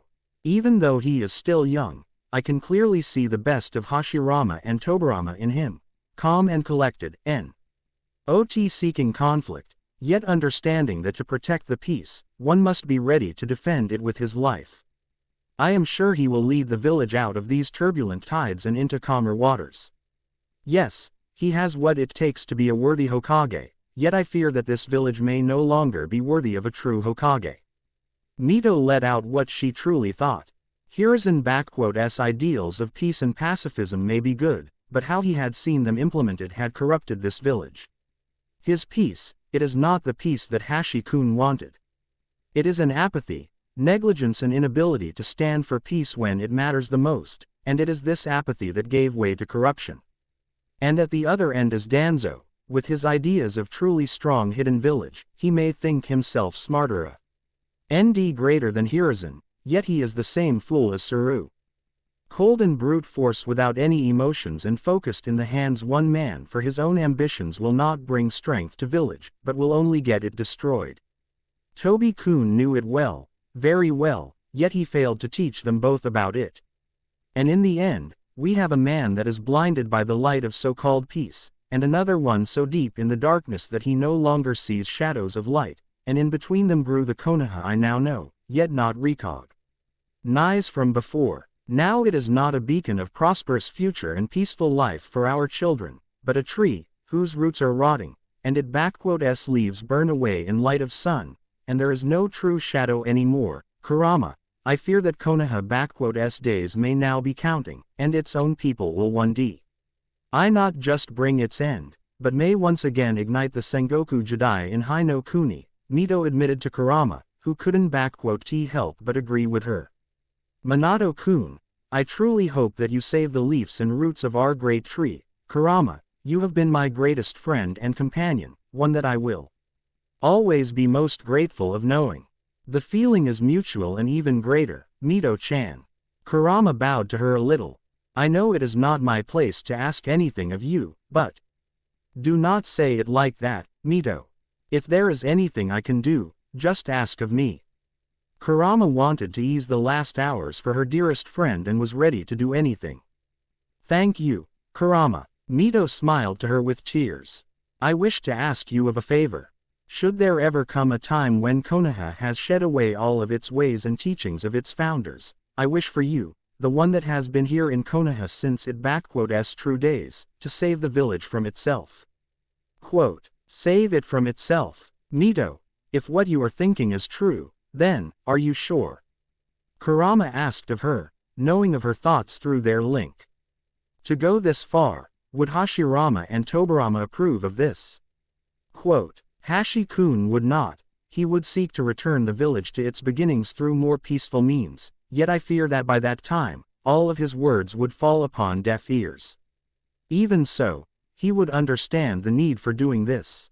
When a garden is left unattended, the weeds and wildness takes over, destroying it and turning once a haven of peace and calmness into a residence of vile and corrupt.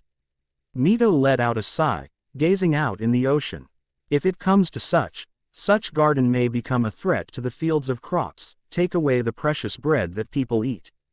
And before it must happen, the garden must be returned to its beginnings, and there are no half measures for this, Kurama. I know that when I pee away, Kushina shall take my place. Poor thing, her mind is already plagued by the council and their warnings of you, as well as Hiruzen*'s blinded ideals. I wish she had listened to me, but, call it an intuition, but I believe, that one day, you may find a host that shall be able to save Konoha and return itself to what it once was, and I wish for you to guide him, Kurama. Will you oblige this feeble old lonely lady this last request? Mito asked of Kurama, who listened to her, before letting out a defeated sigh and speaking up. You just had to play this old tune, didn't you, Mito-chan? Kurama looked up to her. Very well, on my word and upon the memory of Rakuto Sennin, my father, I swear to complete your final request, Mito Uzumaki. And I do really hope that the host after that foolish girl will be at least half as good as you. Mito simply chuckled at this one. I wouldn't know, Kura-chan. Who knows, it may happen to be a cute-looking boy next time for you. You may even find yourself in love with him before you know it. Mito joked a little, looking at a flustered face of her closest friend Kyubi. Flashback end. Mito-ba-chan. I didn't even realize it. I always knew that she was a great woman, a true mother of Konoha, but ask such thing of you, A-chan. Naruto said to her mentally in shock. She cared for her husband**'s legacy more than anything. In the end, when all of her family, her clan and friends, all were gone, the only thing for her left was the village, the legacy that she and Hashirama had built for their children. Kurama said to her husband with sadness. And for decades she observed it becoming what you saw it, Naruto-kun. For her, I believe it was what finally killed her, the last nail in her coffin. Konoha**'s destruction, not physically, yet spiritually. It killed her soul. Uzushiogakure**'s destruction had wounded her deeply, yet the degradation of Konoha had finished the job. I wish I had been able to ease her pain in any way, yet, I hate this Konoha, Naruto-kun, and I will never accept it or let it get its hands upon our family, that is my word, ho. Weaver, I have given Mito my word, swore upon my father***s name and memory, and this single promise had allowed Mito to pee away without further pain. I may be known as bringer of destruction, but no one will ever dare to say that Kurama does not hold her word. And I will not rest easy, until my friend***'s soul is put to peace. Naruto-kun, I ask, no, beg you. Kurama looked at her husband, who merely nodded to her. We are coming, all of us. I take this mission, Ka-chan. Naruto said to Tsunade, shocking her and the girls, with Tsunade glancing at Kurama, who nodded at this one too. However, let me make this clear. We are not with Konoha, no one in there will have a word over our actions, and if anyone even touches my family, I will kill whoever it is, be it their precious Uchiha, Danzo, or even Kushina with Menma. I hear you, Sochi, and I thank you. Tsunade let out a relieved sigh, bowing to him, before addressing Anko and Kurenai. Anything leaves your mouth about this talk you can kiss your careers goodbye, along with citizenship of Konoha and Hinoke. Uni. Both women nodded at this one. Once we are in Konoha, I am sealing the hell out of our home. Kurama promised to Tsunade, who looked at her surprised. I am an Uzumaki. We seal all and everything our hands can get to. Kurama said dismissively for the public. And the fact that Mito had taught me all of her seals and I brushed it all up with Uzumaki***'s bountiful library is a more than a welcomed addition to my already fearsome power. Kurama said to herself in her mind. Agreed, but even with me and my family there, we still need some help out there. Plus, There are still some unfinished matters that need to be settled. Naruto said, as he rubbed his chin in thought. Well, looks like I'll be skipping morning training tomorrow. Ka-chan, do you mind coming with me tomorrow morning? There are a couple of people I want you to meet, and there are a few persons who could greatly help with your plan. Quote, are they trustworthy? Tsunade immediately asked, with Naruto nodding to her. Trustworthy, loyal, and I would trust both of them with my life, Ka-chan. Naruto said to her with a smile. With one, I trusted him my life during the entirety of Mizu's civil war, and he is quite possibly the greatest swordsman of this era, a master Hirazuki style and one of the legends of Shinsengumi and Mizu. And the other one, she and I have known each other for years, having met in the beginning of my shinobi career. She may not shown herself much during the last 4 or so years, but in Mizu she saved more lives than even I did, as well as a life one of the more loyal shinobi of Leaf, someone who was declared dead. Naruto said to her with a small smile. Usually, a morning in Naruto's house is a pretty quiet one, with both of his kids having breakfast, their parents watching over them, talking between themselves and amongst themselves, after which Yusaka and Masamune go play outside under the watchful eyes of Matabi and Yugito, whilst Naruto usually goes on a morning training routine, with Kurama, with the help of her own shadow clones, cleaning up the house and going to the town school, where she often helps out with teaching kids. Naruto, after his morning training, would head to town as well, checking things out there, along with catching up with Tazuna, Tsunami, Inari, folks in general, and, of course, with some of his closest friends that have moved to neutral and peaceful land of Wave to live after Mizu's civil war. During his time as first mercenary for hire, and later on a legitimate soldier, commander and supporter of Ieyasu Tokugawa and his faction, Naruto has made himself many lifelong friends, establishing lasting friendships and bonds with people around him. By the time the war had ended, Naruto could said that he knew practically all of Mizu and half of it was in his friends list. And 2 of Naruto's closest ones also now lived in Wave, and in the mission that he had accepted from Tsunade, he will need their help. But, back to the morning and breakfast, where Naruto's family has gathered, along with Karen, Kurenai, Enko, and Tsunade, with them immediately noticing coming 2 kids, who already bid their greetings to Kurama, Yugito and Masamune. Ah, you 2 my little cuties, Eren you happy to see your ba-chan. Tsunade said with a fake sad tone, with both Yusaka and Masamune already running and hugging their beloved ba-chan, while Kurama and Yugito playfully admonished silently Tsunade for this act. Ah, how I missed you too, my little rascals. Ya-chan, Ma-kun, have you missed your ba-chan? Of course, ba-chan. Ma-kun and I are really happy to see you.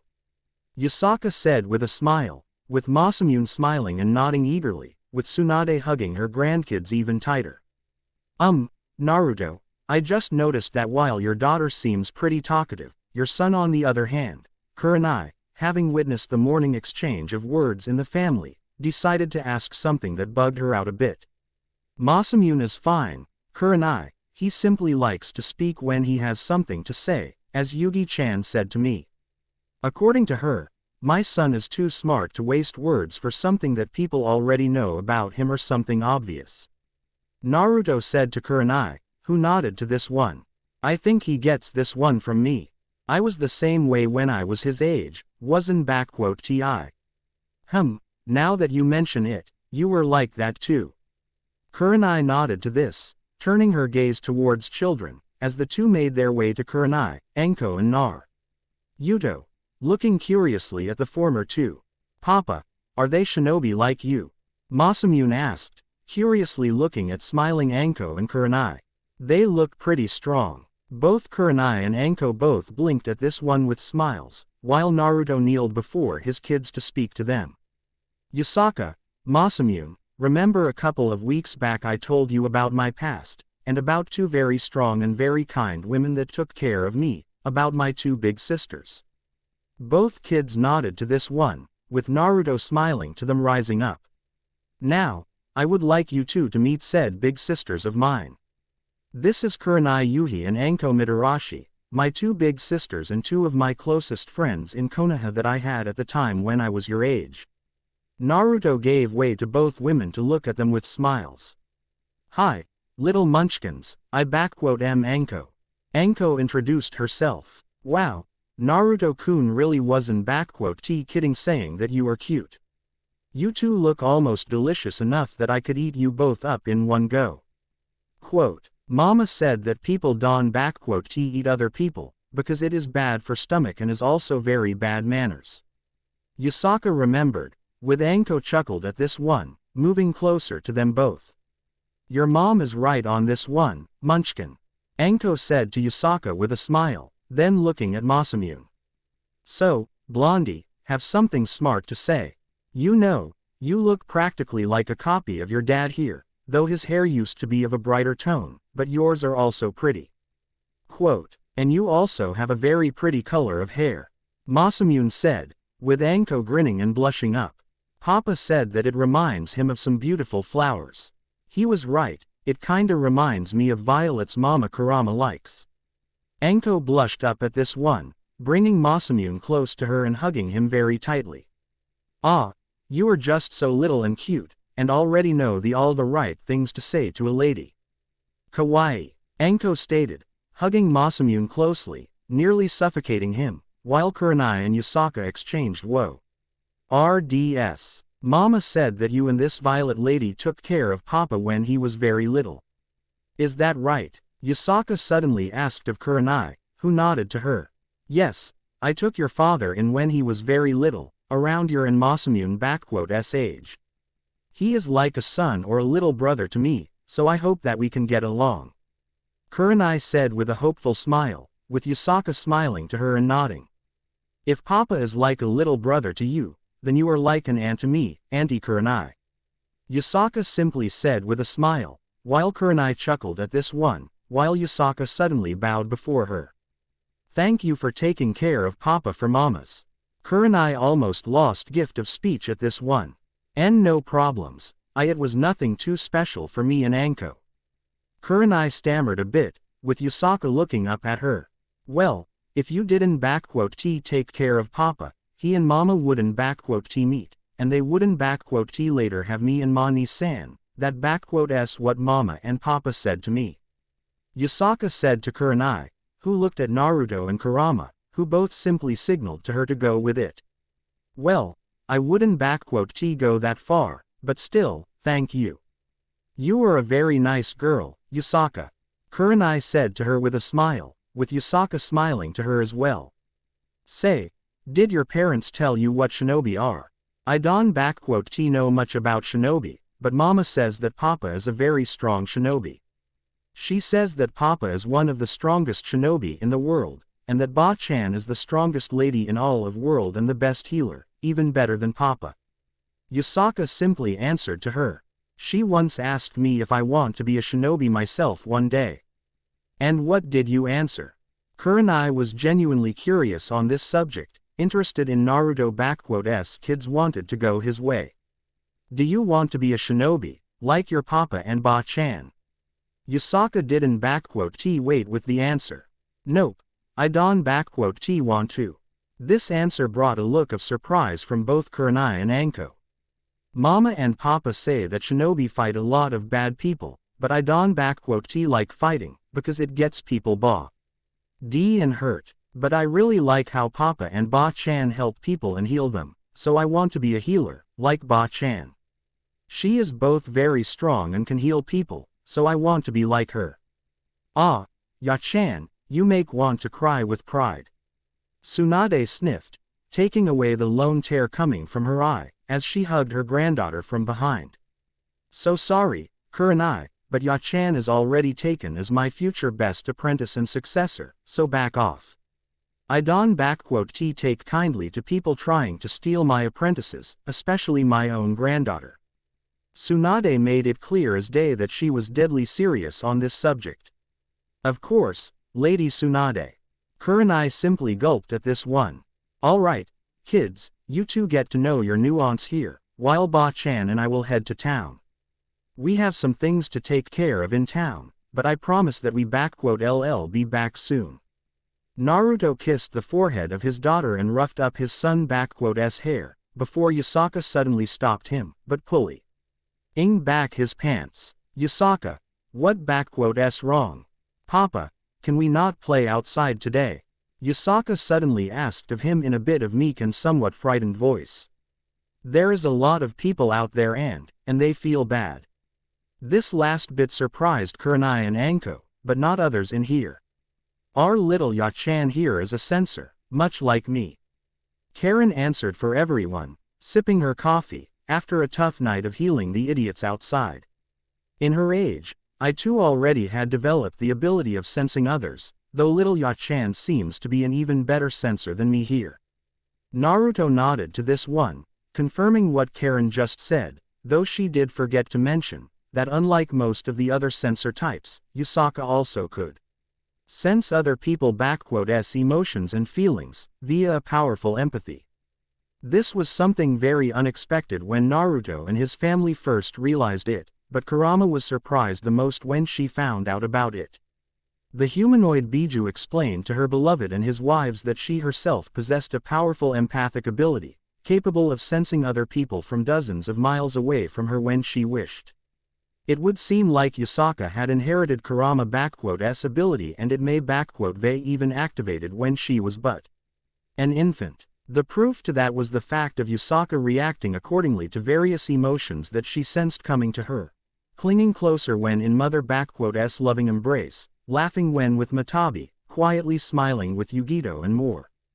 There was no hiding anything from her, and Naruto understood that well, and he was actually really proud for his girl for taking control over that ability, with Kurama's guidance.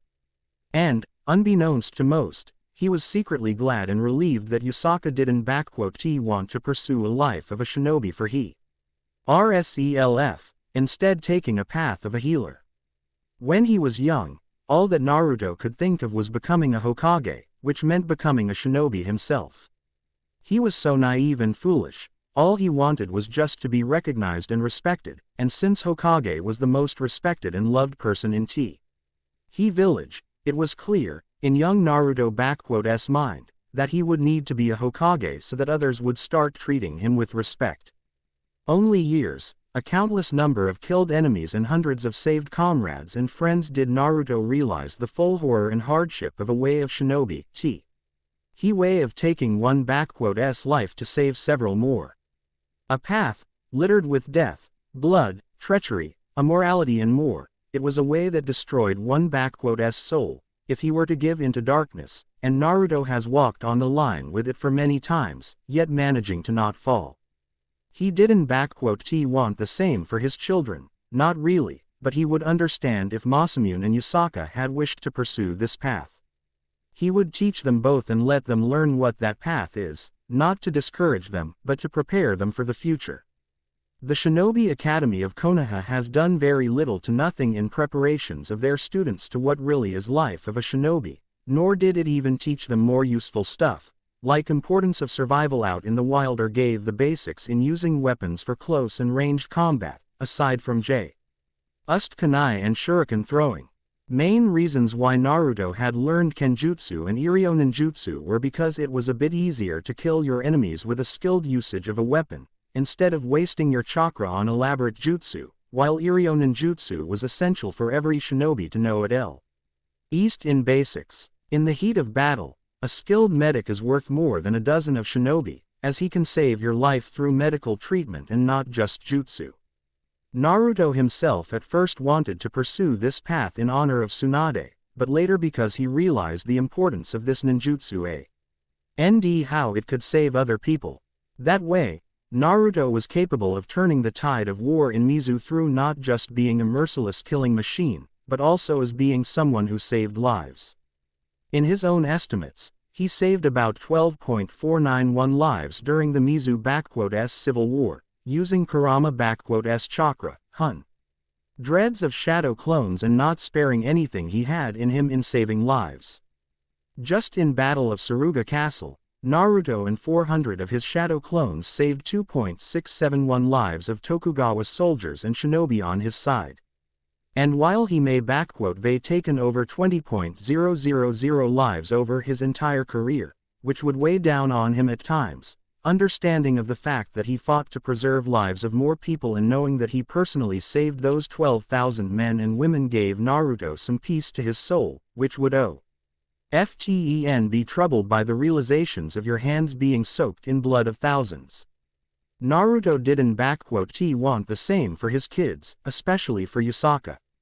She has a much gentler heart than he and she deserves better, so he would fully support her in a path of a healer and teach her what he knew, along side Tsunade. Plus, while she may not like the idea of becoming a shinobi in Kunoichi, that didn't mean that Naruto wouldn't make sure that his little girl wasn't capable of obliterating any opponents and enemies that threaten her, in self-defensive purposes of course. After all, there is no law prohibiting a civilian healer and doctor to be able to wipe the floor with cage-level shinobi through using S-rank jutsu, now was there. Naruto looked at his daughter and nodded to her. Yes, Yusaka, you and Ma-kun can play at home, but just make sure not to break anything or get in your mother's way, okay? Yusaka and Masamune both nodded and ran towards the living room, with Kurenai and Anko following them, while Karen simply chuckled at this one. Her ability continues to grow stronger and stronger. I'm starting to become scared at the thought of bringing her to Konoha. It is still difficult for her to control her abilities, but she is making a great progress, especially taking into fact that she is only 4. Kurama said softly to her husband. It will be months before she can fully use her ability without trouble, but until then, I'll be there for her and make sure she never feel alone and scared. Same with me here too. Karen suddenly spoke up. Since you are coming to Konoha, I'll be sure to pay your regular visits. I could help out your wife here in training little Ya-chan with her sensory abilities, plus it is far better than just hanging out with those idiots outside, especially with that Sasuke Tem, Naruto. Just why the hell you didn't finish him off, for crying out loud. Karen shouted at him all of a sudden. Can you imagine just how badly that bastard has gotten on my nerves? Since the day he learned of my heritage and what Clan Uzumaki really is and what they are all about, that sleazy-looking shonen has been trying to get in my pants and make me his personal incubator. Even that damned council has been trying to marry me to him, and Kushina even supported them in that one. Why the hell you didn't bloody kill him? Karen demanded to know. Well, sorry about that one, Karen. I was about to turn him in ashes, but then a Sage Mode Jiraiya hit me with his Udama Rasengan, so I kinda wasn't able to kill him. Naruto sighed, as he rubbed the spot on his back where he was hit. Damn it, and that was some really great armor. A Tetsu no Kuni made order, specifically for me. Well, let S hope Masayuki one be mad when he gets it back for repairs. Oh, who am I kidding, he be furious like hell. Naruto simply sighed at the prospects of hearing an earful from the top blacksmith in Tetsu no Kuni. Naruto, if you really took a Rasengan, and charged with Senjutsu energy, then I should. Tsunade immediately was worried when she heard about this one, but Naruto stopped her.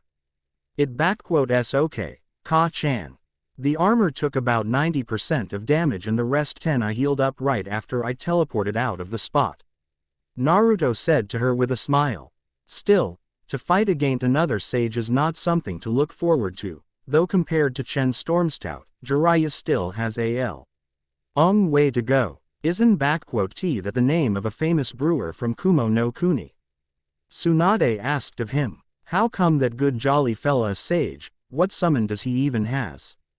The bear summoning contract, a panda one, to precise. And believe me when I say this, Ka-chan, that jolly fella is capable of brewing the best bear in all of elemental nations, and kicking the living hell out of you with you missing every single strike at him. Naruto simply stated, recalling his first meeting with him. Anyway, we should probably be moving now. We need to visit 2 places in town, and you need to meet a couple of people, Ka-chan. Tsunade simply nodded, as the two went to door and exited the house. Tsunade was dressed in her usual dress-up, whilst Naruto was dressed in a black and white haori with hakama pants, made in similar to Shinsengumi fashion, with Naruto holstering a katana and wakizashi on his left hip, making him appear much like a ronin or samurai in public. As he grew up, Naruto has developed a taste for traditional style of clothing and adopted it over the more modern and hip styles of dressing. With what such change was connected to, it was hard to tell, but Naruto now preferred to dress in such way more than in a modern anyway, not that he would occasionally not dress in more today s dress up. Exiting the house, Naruto and Tsunade were greeted with a sight of a small tent camp made right in front of his house, though at some distance.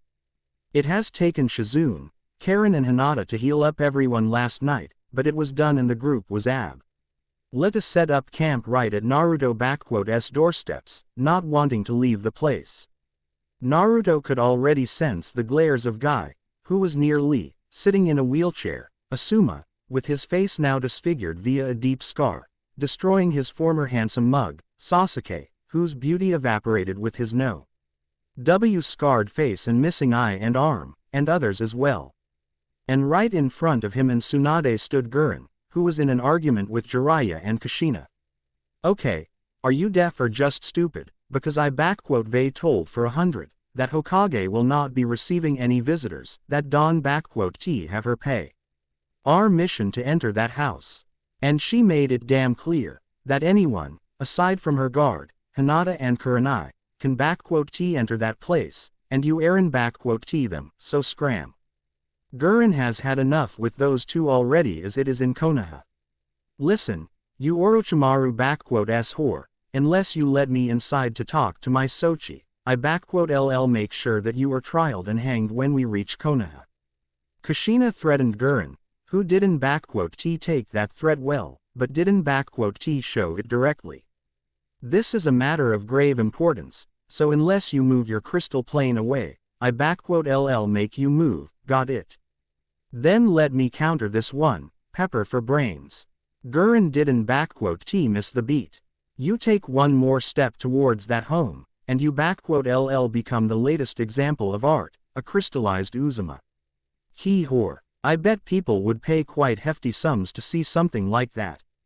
At that one, Kushina was already prepared to unsheath her katana, when Naruto spoke up. While all of your sculptures are worthy great praises, Gurren, I doubt that you find much success with this particular exponent. Naruto and Tsunade came out behind Gurren and looked at the pair in front of them. If memory serves me right, I told you to stay away from my house, lest you want to suffer the consequences. Are you in a hurry to die, then? Naruto casually asked of them, with Jiraiya speaking up. Naruto, we'll get off that high horse of yours already and pull that stick out of your. We are trying to protect the legacy of your father and your grandfather and granduncle. Jiraiya practically shouted at him, with Naruto not reacting to this in any way. Konoha is in your blood, and you will protect it, like it or not, so you either agree to come with us, or I could just finish what I started last night, but considering that my Ka-chan and I have reached an agreement in this question, I let you off easy this time. Naruto could clearly see shock upon their faces. Relax, frog fetishist, I am coming to Konoha, along with my family, so you can stop pestering me about it. However, make no mistake, Jiraiya, after everything you done to me and hidden away from me, there be a cold day in hell before I even think about forgiving you, her, or anyone in that godforsaken place. Quote, Naruto, you say it like you don't give a damn about Konoha. Jiraiya said to him, it is your home and you are correct, as I don't give a damn about it.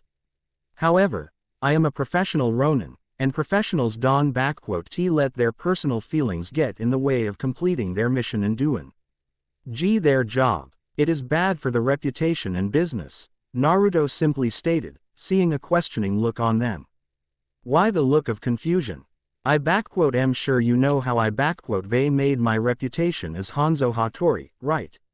Quote, Wait, Sochi, you mean to tell me that Tsunade has hired you?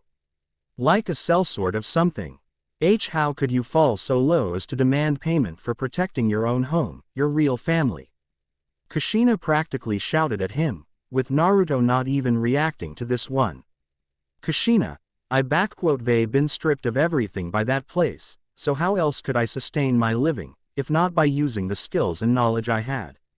And considering that I was trained, poorly and inappropriately, as a shinobi, there was no other profession for me that could support me and my family. Besides, all shinobi are nothing more than mercenaries when you think about it. They are given missions, and then paid to complete it, without asking questions about morality or philosophy of life. Naruto simply states to her as if it were a commonly known fact. The differences between me and the shinobi from villages are as such. I can choose which village to work for, while others can do so. I have a larger contracting base than most. Ronins may often be paid less money than your average jonin, but those that have mastered the way of earning their breya get paid on average twice as much as your average Asuma Sarutobi. And finally, I get to choose who are my clients, not the other way around. And this time, my client just so happened to be not Konoha or your council, but Daimyo of Hino Kuni herself, so you too may say hi to your newest private MI. Lateri contracted mercenary. That statement got both Kushina and Jiraiya shocked.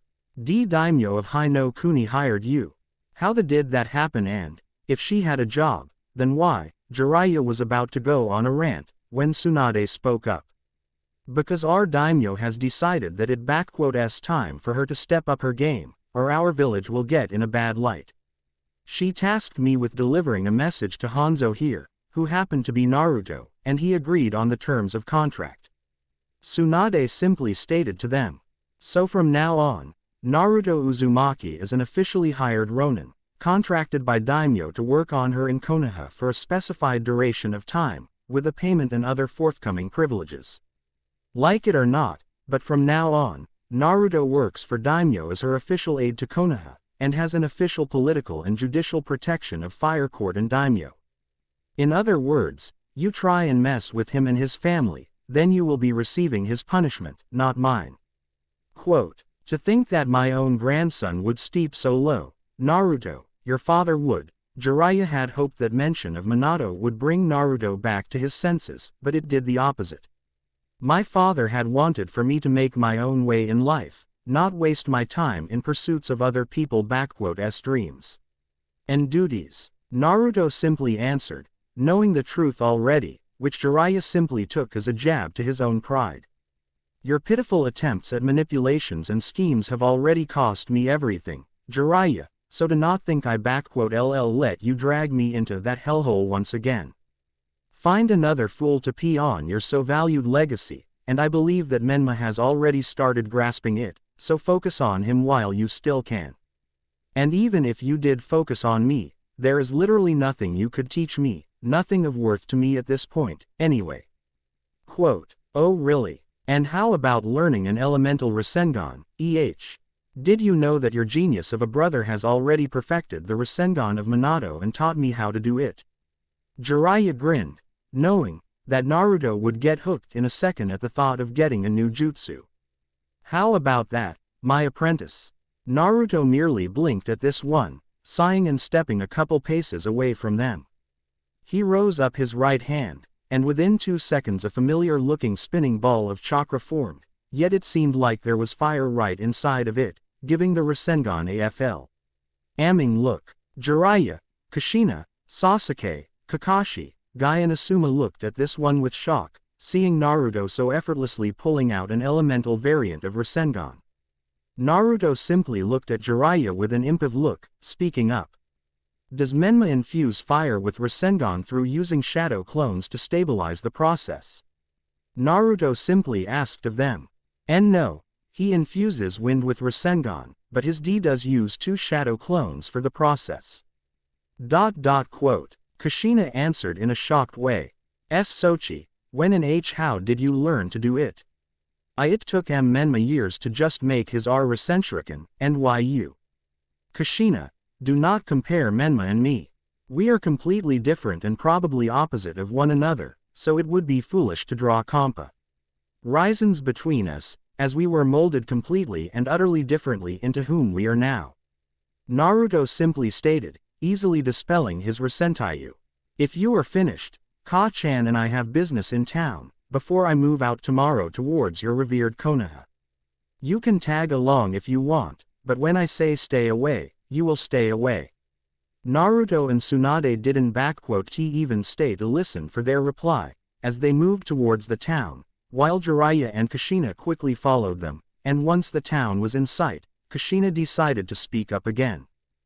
So, Naruto, what kind of business would you have in town, if you don't mind me asking? Kushina wanted to establish a dialogue with her son.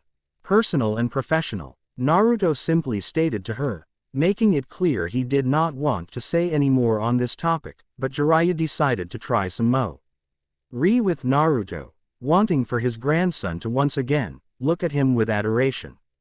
You know, if you want a lesson on how to be a professional, then maybe, Jiraiya spoke in his usual tone, but Naruto cut him off. Jiraiya, what did I tell you half an hour ago? Naruto reminded him. Don't be like that, Naruto. I am just trying to be civil with you here. Are you still mad at me for what I said all those years ago to you? Look, I may done a mistake back then, but you also have to understand that Jiraiya had wanted to defend himself, but Naruto didn't let him. Jiraiya, if I cared about your words, I would continued being mad at you to this day, but I don't What does tick me off to this day is what you had done to me, how you and that blind fool of a Hokage had nearly destroyed me as a person. I used to think that what Orochimaru had done was horrible, but now I think I actually shake his hand in gratitude, though I would prefer to kill the man myself. Naruto caught a shocked look of Jiraiya, though he did not see it, but he knew how he looked at him, as well as a gasp from Kushina. Naruto, do you even hear yourself? You spit on the name of my sensei and our Hokage. How you even dare to speak of him like that? This man has led our village for over half a century, through 2 wars and many catastrophes, and I will not have some disrespectful brat disrespecting his memory for the good deeds he has done to him, not even by someone like you. Jiraiya growled, with Naruto let out an amused chuckle. All the good he has done to me, what was so good he done to me, hypocrite? Place me in an orphanage, where 2 matrons had tried to kill me before I turned 1, until they kicked me out at 3. Let Inuzuka hounds chase me around the village and chew on my flesh till my near death, so that those hounds knew how to properly hunt. Let his son nearly kill me and then take away my family in memory of it. Or how about the time when I made a friend in Yakumo Kurama, the girl so close to me, that this idiot guy thought I corrupted her and tried to kill me to save her from me, and the girl lashed out through genjutsu, leading Guy to traumatizing her body in blind rage. What did Hiruzen do? He forced Kurenai to seal her powers away, while you altered her memories, making her think she was weak her whole life. Naruto had to control his anger at that last one, as this one cut deep for him. I have more reasons to hate 3rd Hokage than Orochimaru has lives to spare. And as for that Konoha that he led oh so wisely, I am honestly surprised that it still stands. Naruto coldly replied, as the group has finally made their way to what seemed like a mix between a police station of Wave and a big dojo, with 4 policemen, wearing white and blue uniform made of a shirt, a sleeveless jacket and pants and boots, with katanas and wakizashi strapped them. Master Hanzo, how are you today? Thank you very much for dealing with those Akatsuki-s yesterday, you saved many lives yesterday. One of the policemen said to Naruto, who merely nodded to him at this one, ignoring another look of shock from Jiraiya and Kushina. Hanzo, you dealt with Akatsuki yesterday. Why the hell did you not tell me about it? Jiraiya, having received an elbow to his ribs, corrected himself, with Naruto replying evenly. Slipped my mind, plus I already informed Hokage here about everything, so you can ask her about details. Naruto returned his attention to the policeman in front of him. am here to see my friend. Is he here today? Oh, yes, he is right inside, with his student and wife in tow. He decided to pay a visit, to see how the training of policemen coming along, though his contract has expired a while back. The officer said to him, opening the door before Naruto and his group.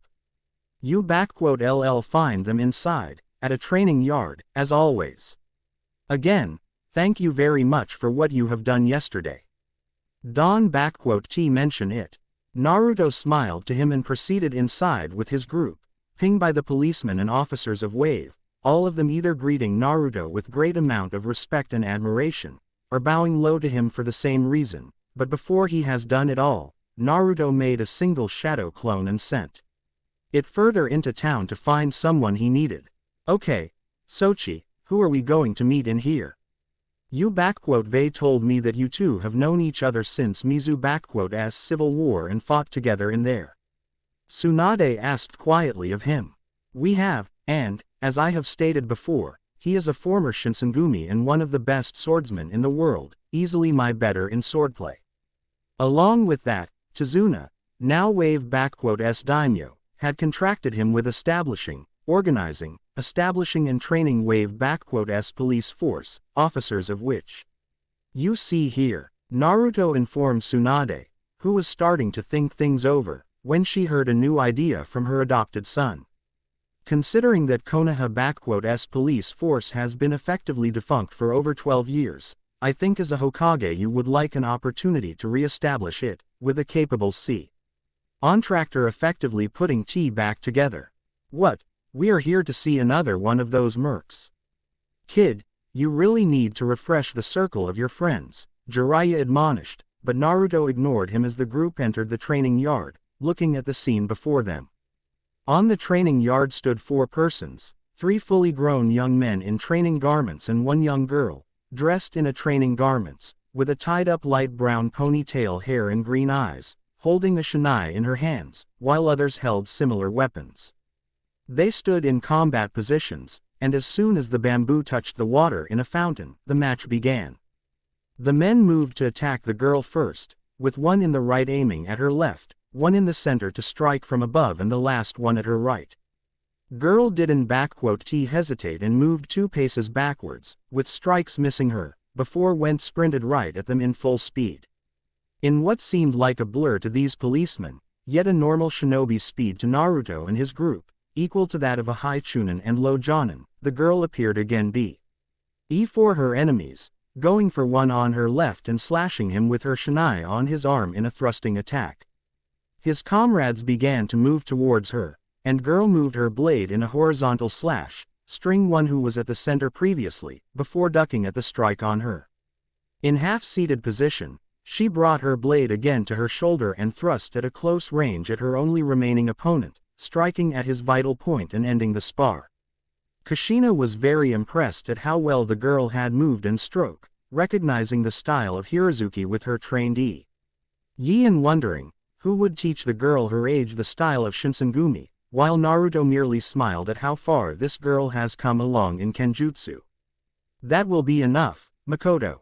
Well done. Came calm and collected voice, filled with kind tone and softness in it, making the visitors turn to see who the bearer of it was.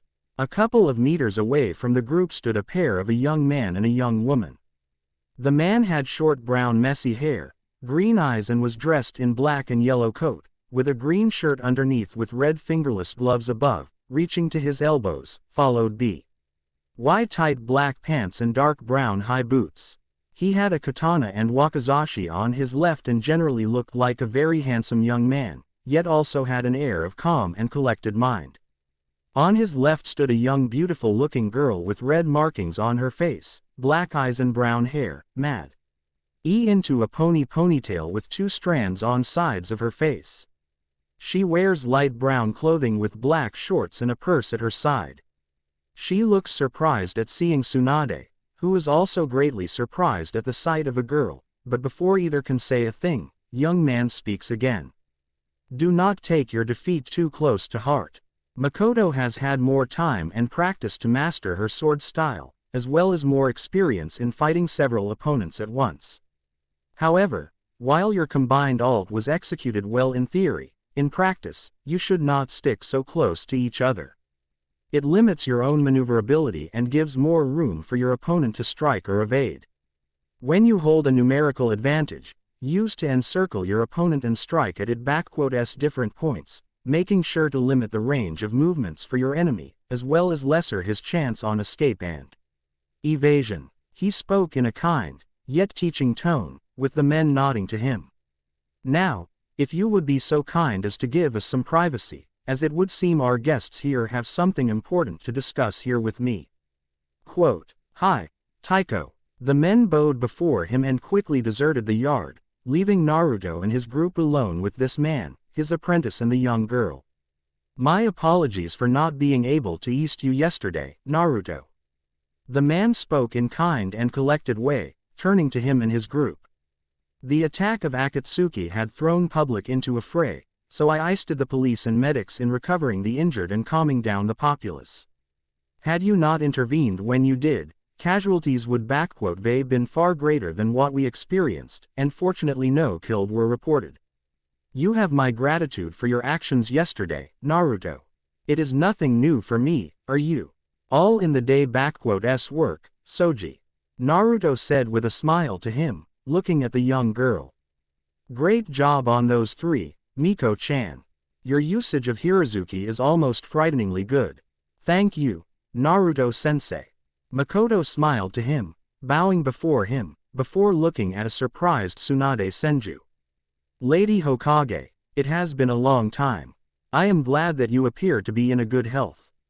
"I am." Makoto Sarutobi, the reported dead genin of Team 13 under Jonin Sasuke Uchiha, Tsunade spoke in a nearly shocked voice, with Makoto stiffening at the mention of her former sensei. "You were reported dead by your sensei more than a year and a half ago, killed by Iwa shinobi in land of GR. Yet, were you able to survive somehow?" Quote, "Not quite. My team did encounter the Iwa shinobi, only they did not attack us. It was Sasuke Uchiha that attacked and killed them, before killing my team and nearly killing me." Konoha as shinobi paled and widened their eyes at what they heard.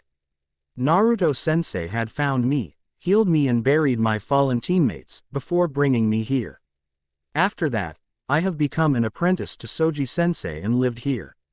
I apologize for not reporting back to Konoha and effectively deserting my village, Hokage-sama, but I was afraid that I would be putting my life in danger had I done so." "Wait, in danger? Makoto, what do you, that arrogant prick Uchiha?" Tsunade gritted her teeth as she understood what had happened there. "To so openly violate laws of shinobi and all for those damned eyes of his." Exclamation mark. "I have his head when we return to Konoha for treason and murder of his own genins." Tsunade was livid at the realization that Sasuke Uchiha had murdered his own genins just to obtain Mangekyo Sharingan. "Lady Tsunade, I am afraid that Konoha council will not abide to this one. For them, it will only seem like a minor loss for a much greater gain, despite how immoral it was, nor will they risk their relations with the revered Uchiha Sasuke." Spoke up young woman to Tsunade, drawing the attention to her. "Sorry for not informing you about myself for such a long time, Hokage-sama, but I was in a similar to Miko-chan position myself. Hana Inuzuka, I thought that you and 8 members of your clan had perished on your diplomatic mission to Inamaru clan of Mizu, with only Kiba surviving." Tsunade spoke, looking at very much living Hana Inuzuka, though without her Heimaru Ninken. "It has been over 5 years now since the report of that mission failure, and yet. Oh, Hokage-sama, if only you had known that your desire to let my clan exiled cousins back was seen as a chance by my mother and most of Inuzuka clan to completely wipe them out." Tsunade widened her eyes at this one. "I was the only member of that group that rebelled against the orders of my mother to put essentially my own kin to the sword. And the other Inuzuka, including Kiba, they took this as a sign of weakness. And Clan Inuzuka is merciless upon weak and supposed traitors." Flashback. 5 years and 3 months ago. Mizu no Kuni. Hana Inuzuka had always known that her clan, the Inuzuka clan, was the one where brute force, ferocity and wildness were signs of power, strength and authority. Strength was the only valid argument in the clan, and it was maintained through harshness and mercilessness towards those that didn't understand the core concept of Inuzuka's philosophy of life. Strength is the major argument in all, and it gives you the right to take all that you want. Hana knew that philosophy well, having been beaten it into her by her mother and head of clan, Tsume Inuzuka, who instituted it and propagandized it in everyone in the clan, as well earning her own place as alpha through making the younger and older generations rival amongst each other for authority and power in clan, whilst she maintained a strong position over weakened by infighting Inuzuka members. Such system of control and power was something Hana didn't take to heart, unlike all the others, making her an outcast amongst the clan mates. She despised how her clan, once a strong pack of wolves, now turned into hyenas, squabbling amongst each other in hopes of gaining power, yet not able to obtain it. Back when Clan Inuzuka was ruled by Hana's grandfather, Otani Inuzuka, the clan was one of the proudest and strongest in the Leaf, with its members standing fast and strong for each other. However, all of that had changed when he suddenly died, rumored to have been killed in his sleep by Hana's mother to take power. The clan immediately had split into two factions, with little over a half standing for Tsume as the rightful heir to clan and position of Alpha, and the other one being led by Tsume's younger brother, Hikiba, who was sure that his sister was not fit for the role of Alpha and suspected that she had killed their father. All seemed like there would be a civil war in Inuzuka clan, until Tsume hadn't appealed to the third Hokage and council, painting Hikiba and his supporters as traitors to the Leaf and real killers of Otani Inuzuka. Hiruzen and council trusted to Tsume, and by his own order, Hikiba and his supporters were banished from Konoha and Hai no Kuni forever, though Tsume had wanted them dead, so that there would be no opposition to her power. Decades later, and now that Mizu was in a state of civil war, with Hikiba and his own clan, now named Inamaru, participating in it on side of Tokugawa Ieyasu. The reports have reached Konoha about severe losses in life and Ninken of Inamaru, as well as how clans Oda, Hashiba and Shibata were preparing to wipe them out.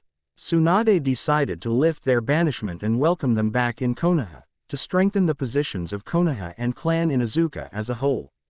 She had tasked Tsume Inuzuka with coming up with the right group for a diplomatic mission to Mizu no Kuni, but Tsunade was far too trusting.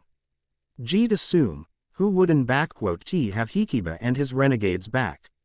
Instead of a diplomatic mission, she made a group for a cleanup operation, to wipe out the remaining Inamaru members, with Kiba and Hana being on it.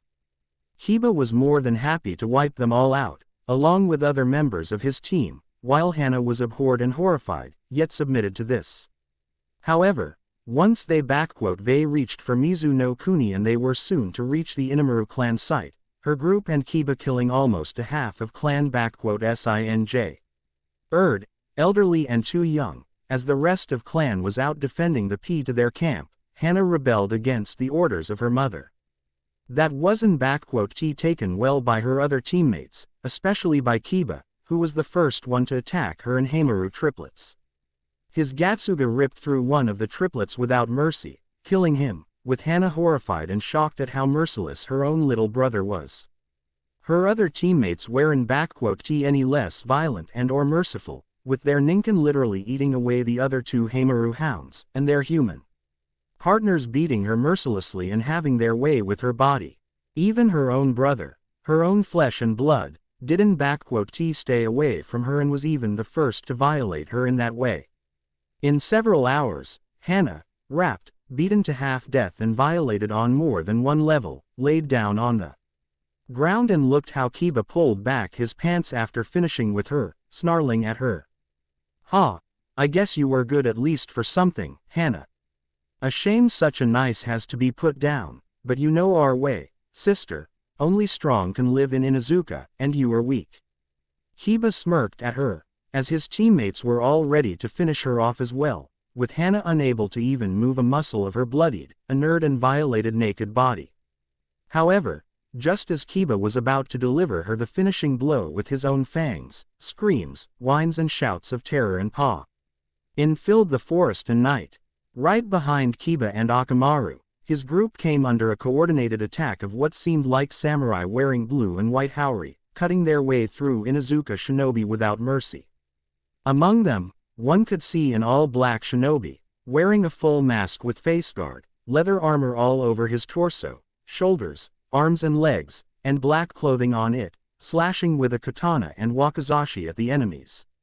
And as for the Ninken, they were mercilessly pounded and ripped apart by similar-looking hounds and men and women of Inamaru clan, distinguished by their blue markings on cheeks and chins. And their head, a tall man with long messy black hair and brown eyes, followed by a large white wolfhound, made his way to Kiba and picked him with one hand, while his wolfhound pinned Akamaru to the ground, not letting him to come to rescue of his partner. The man spoke up. "Your stench, you are one of Sum***'s brats, Aaron ***tu. Kiba only received a nod from him, which made the man snarl at him. "So this is how you Inuzuka act? Strike at our elderly, sick and babes. And then even going as far as to have your way with your own flesh and blood." Kiba smashed Kiba against the ground and ordered 3 of his clan members to hold him, as he turned to the black shinobi. "Hanzo Hattori, may I borrow your wakizashi here?" Now identified Hanzo simply nodded to him, handing him over his blade, which Kiba took immediately and walked to Kiba. Nd knelt before him. "Your comrades and their dogs have been punished, but you will not get away with just death. It would be only a salvation for you. You mounted your own sister, beaten and violated her. In true Inuzuka clan, there was only one suitable punished for degenerated shits like you." Kiba snarled at him and then sent Hanzo***'s wakizashi to Kiba***'s manhood. The screams of Kiba filled the night, as Kiba implemented the punishment upon him, carving away from him one thing that made him a man. The greatest shame for Inuzuka man is to lose their manhood, the symbol of their prowess and what allowed them mount women, to be rendered less than shit and unable to mate and spread their genes. Only 3 times has this punishment taken place in Inuzuka clan, and each time, it was the head of Claw. And that done it. Kiba easily carved away Kiba***'s member, before ripping it out of him and throwing it away, all the while Kiba had screamed out of unimaginable pain. Kiba stood up and gave his commands. "Stop his bleeding there and let that Ninken of his go with him. He***ll carry the message from us to that Sum and she***ll know what she will get if she deals with us like that again." Kiba ordered, as one of the medics went to do so with Kiba, while he handed the wakizashi to Hanzo, but he decided not to accept it. "I would rather throw it away, then use it again, Kiba-san," Hanzo said with a disgusted tone, with Kiba agreeing with him and throwing it away as well, while he and Hanzo moved to Hana, followed by the commander of the Shinsengumi here. "What savagery, to do such a thing with one***s clan member, a blood sister no less," Captain of Shinsengumi said in utter shock, while Hanzo examined her seemingly lifeless body. "She looks a lot like Sum in her youth, yet there is clarity and honesty in her eyes. Such a shame, for my own blood and flesh to fall so low as to—" Suddenly they all heard a sharp inhale coming from the girl. "Kami, she is still breathing." "Yes, though barely. She needs help and she needs it fast." Hanzo immediately began to use his mystical hand healing. "I can only stabilize her condition and support her, but she needs serious medical attention ASAP, otherwise she won't survive till nightfall. All right, medics, heal this pup with all you they got, she one of us now." Kiba commanded with a roar, as 4 additional medics went to work on Hana Inuzuka, saving her life. End of flashback. Soon after I was stable enough, I was moved to Mikawa Hospital for proper rehabilitation, where I stayed for the next 6 months. Hana ended her tale, with Tsunade, Jiraiya and Kushina looking sick and pale. After the war was over, I was offered a place in Inamaru clan, but I turned it down and decided to quit being shinobi altogether, pursuing a medic***s career with vet***s as well. And, about 4 years ago, I married one of my rescuers. Hana looked with smile at her husband, who returned it in kind. So now I am Hana Okita, Hokage-sama. Hana Okita. Wait, then that means you are. Tsunade had wide eyes when she looked at the young man in front of her, who nodded to her and answered, where are my manners?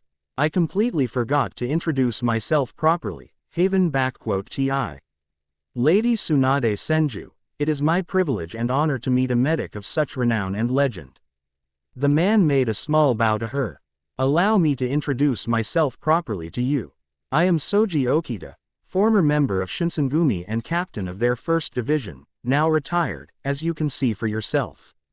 Quote, Soji Okita, like the same Shinsengumi swordsman that is hailed as the best sword in all of elemental nations, capable of matching the entirety of 7 mist swordsmen on his own. Jiraiya looked in shock at the guy before him. You hardly look past 20 to me, yet you are telling me that this scrawny kid is an S-rank Ronin that had killed Mitsuhide Akechi and Nagamasa Azai, 2 of the world-renowned Mizu swordsmen.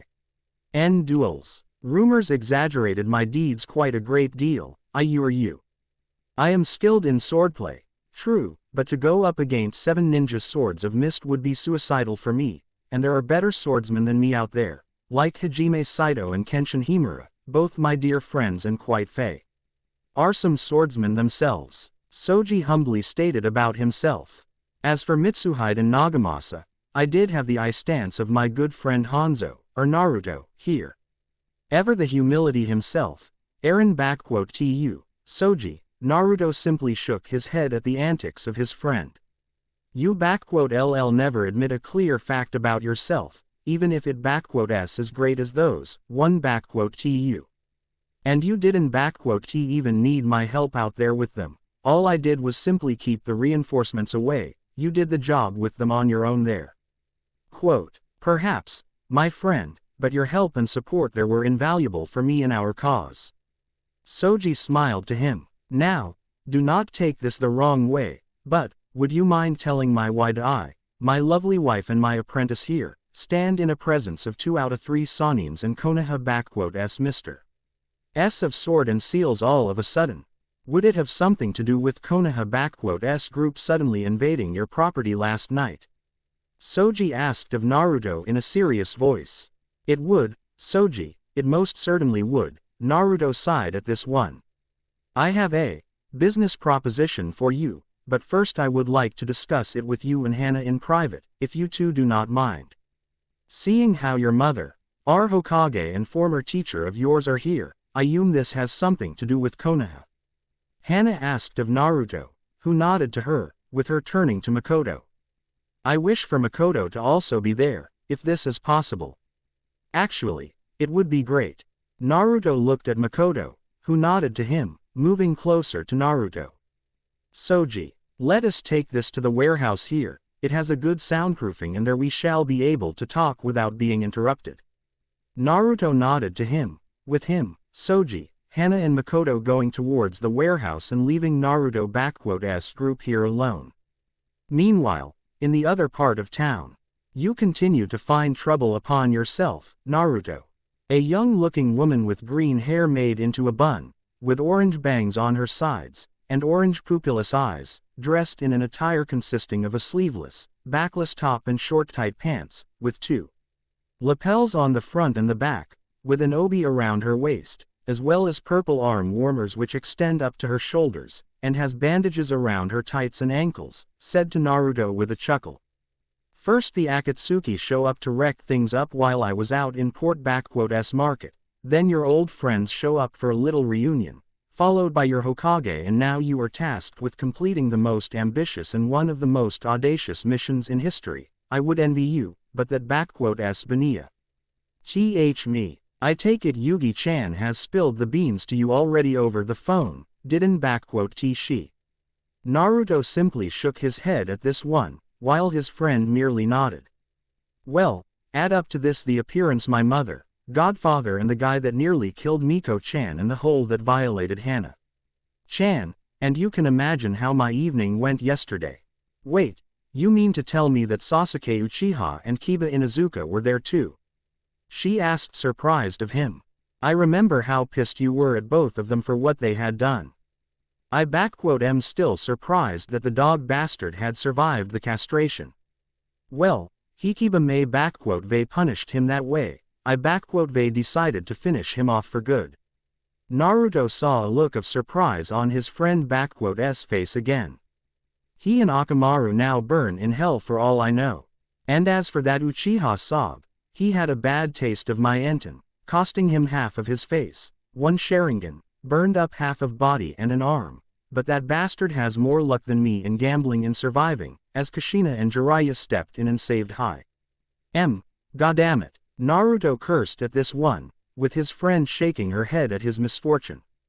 Why wouldn't Itachi finish that off back then, is just beyond me. So anyway, you know what I'm up against and what my mission now is. I know that asking you of a favor after all you had done for me is just ungrateful, and I will accept if you want to stay here, but just give a couple of hours to pack up my things and I'll be good to go.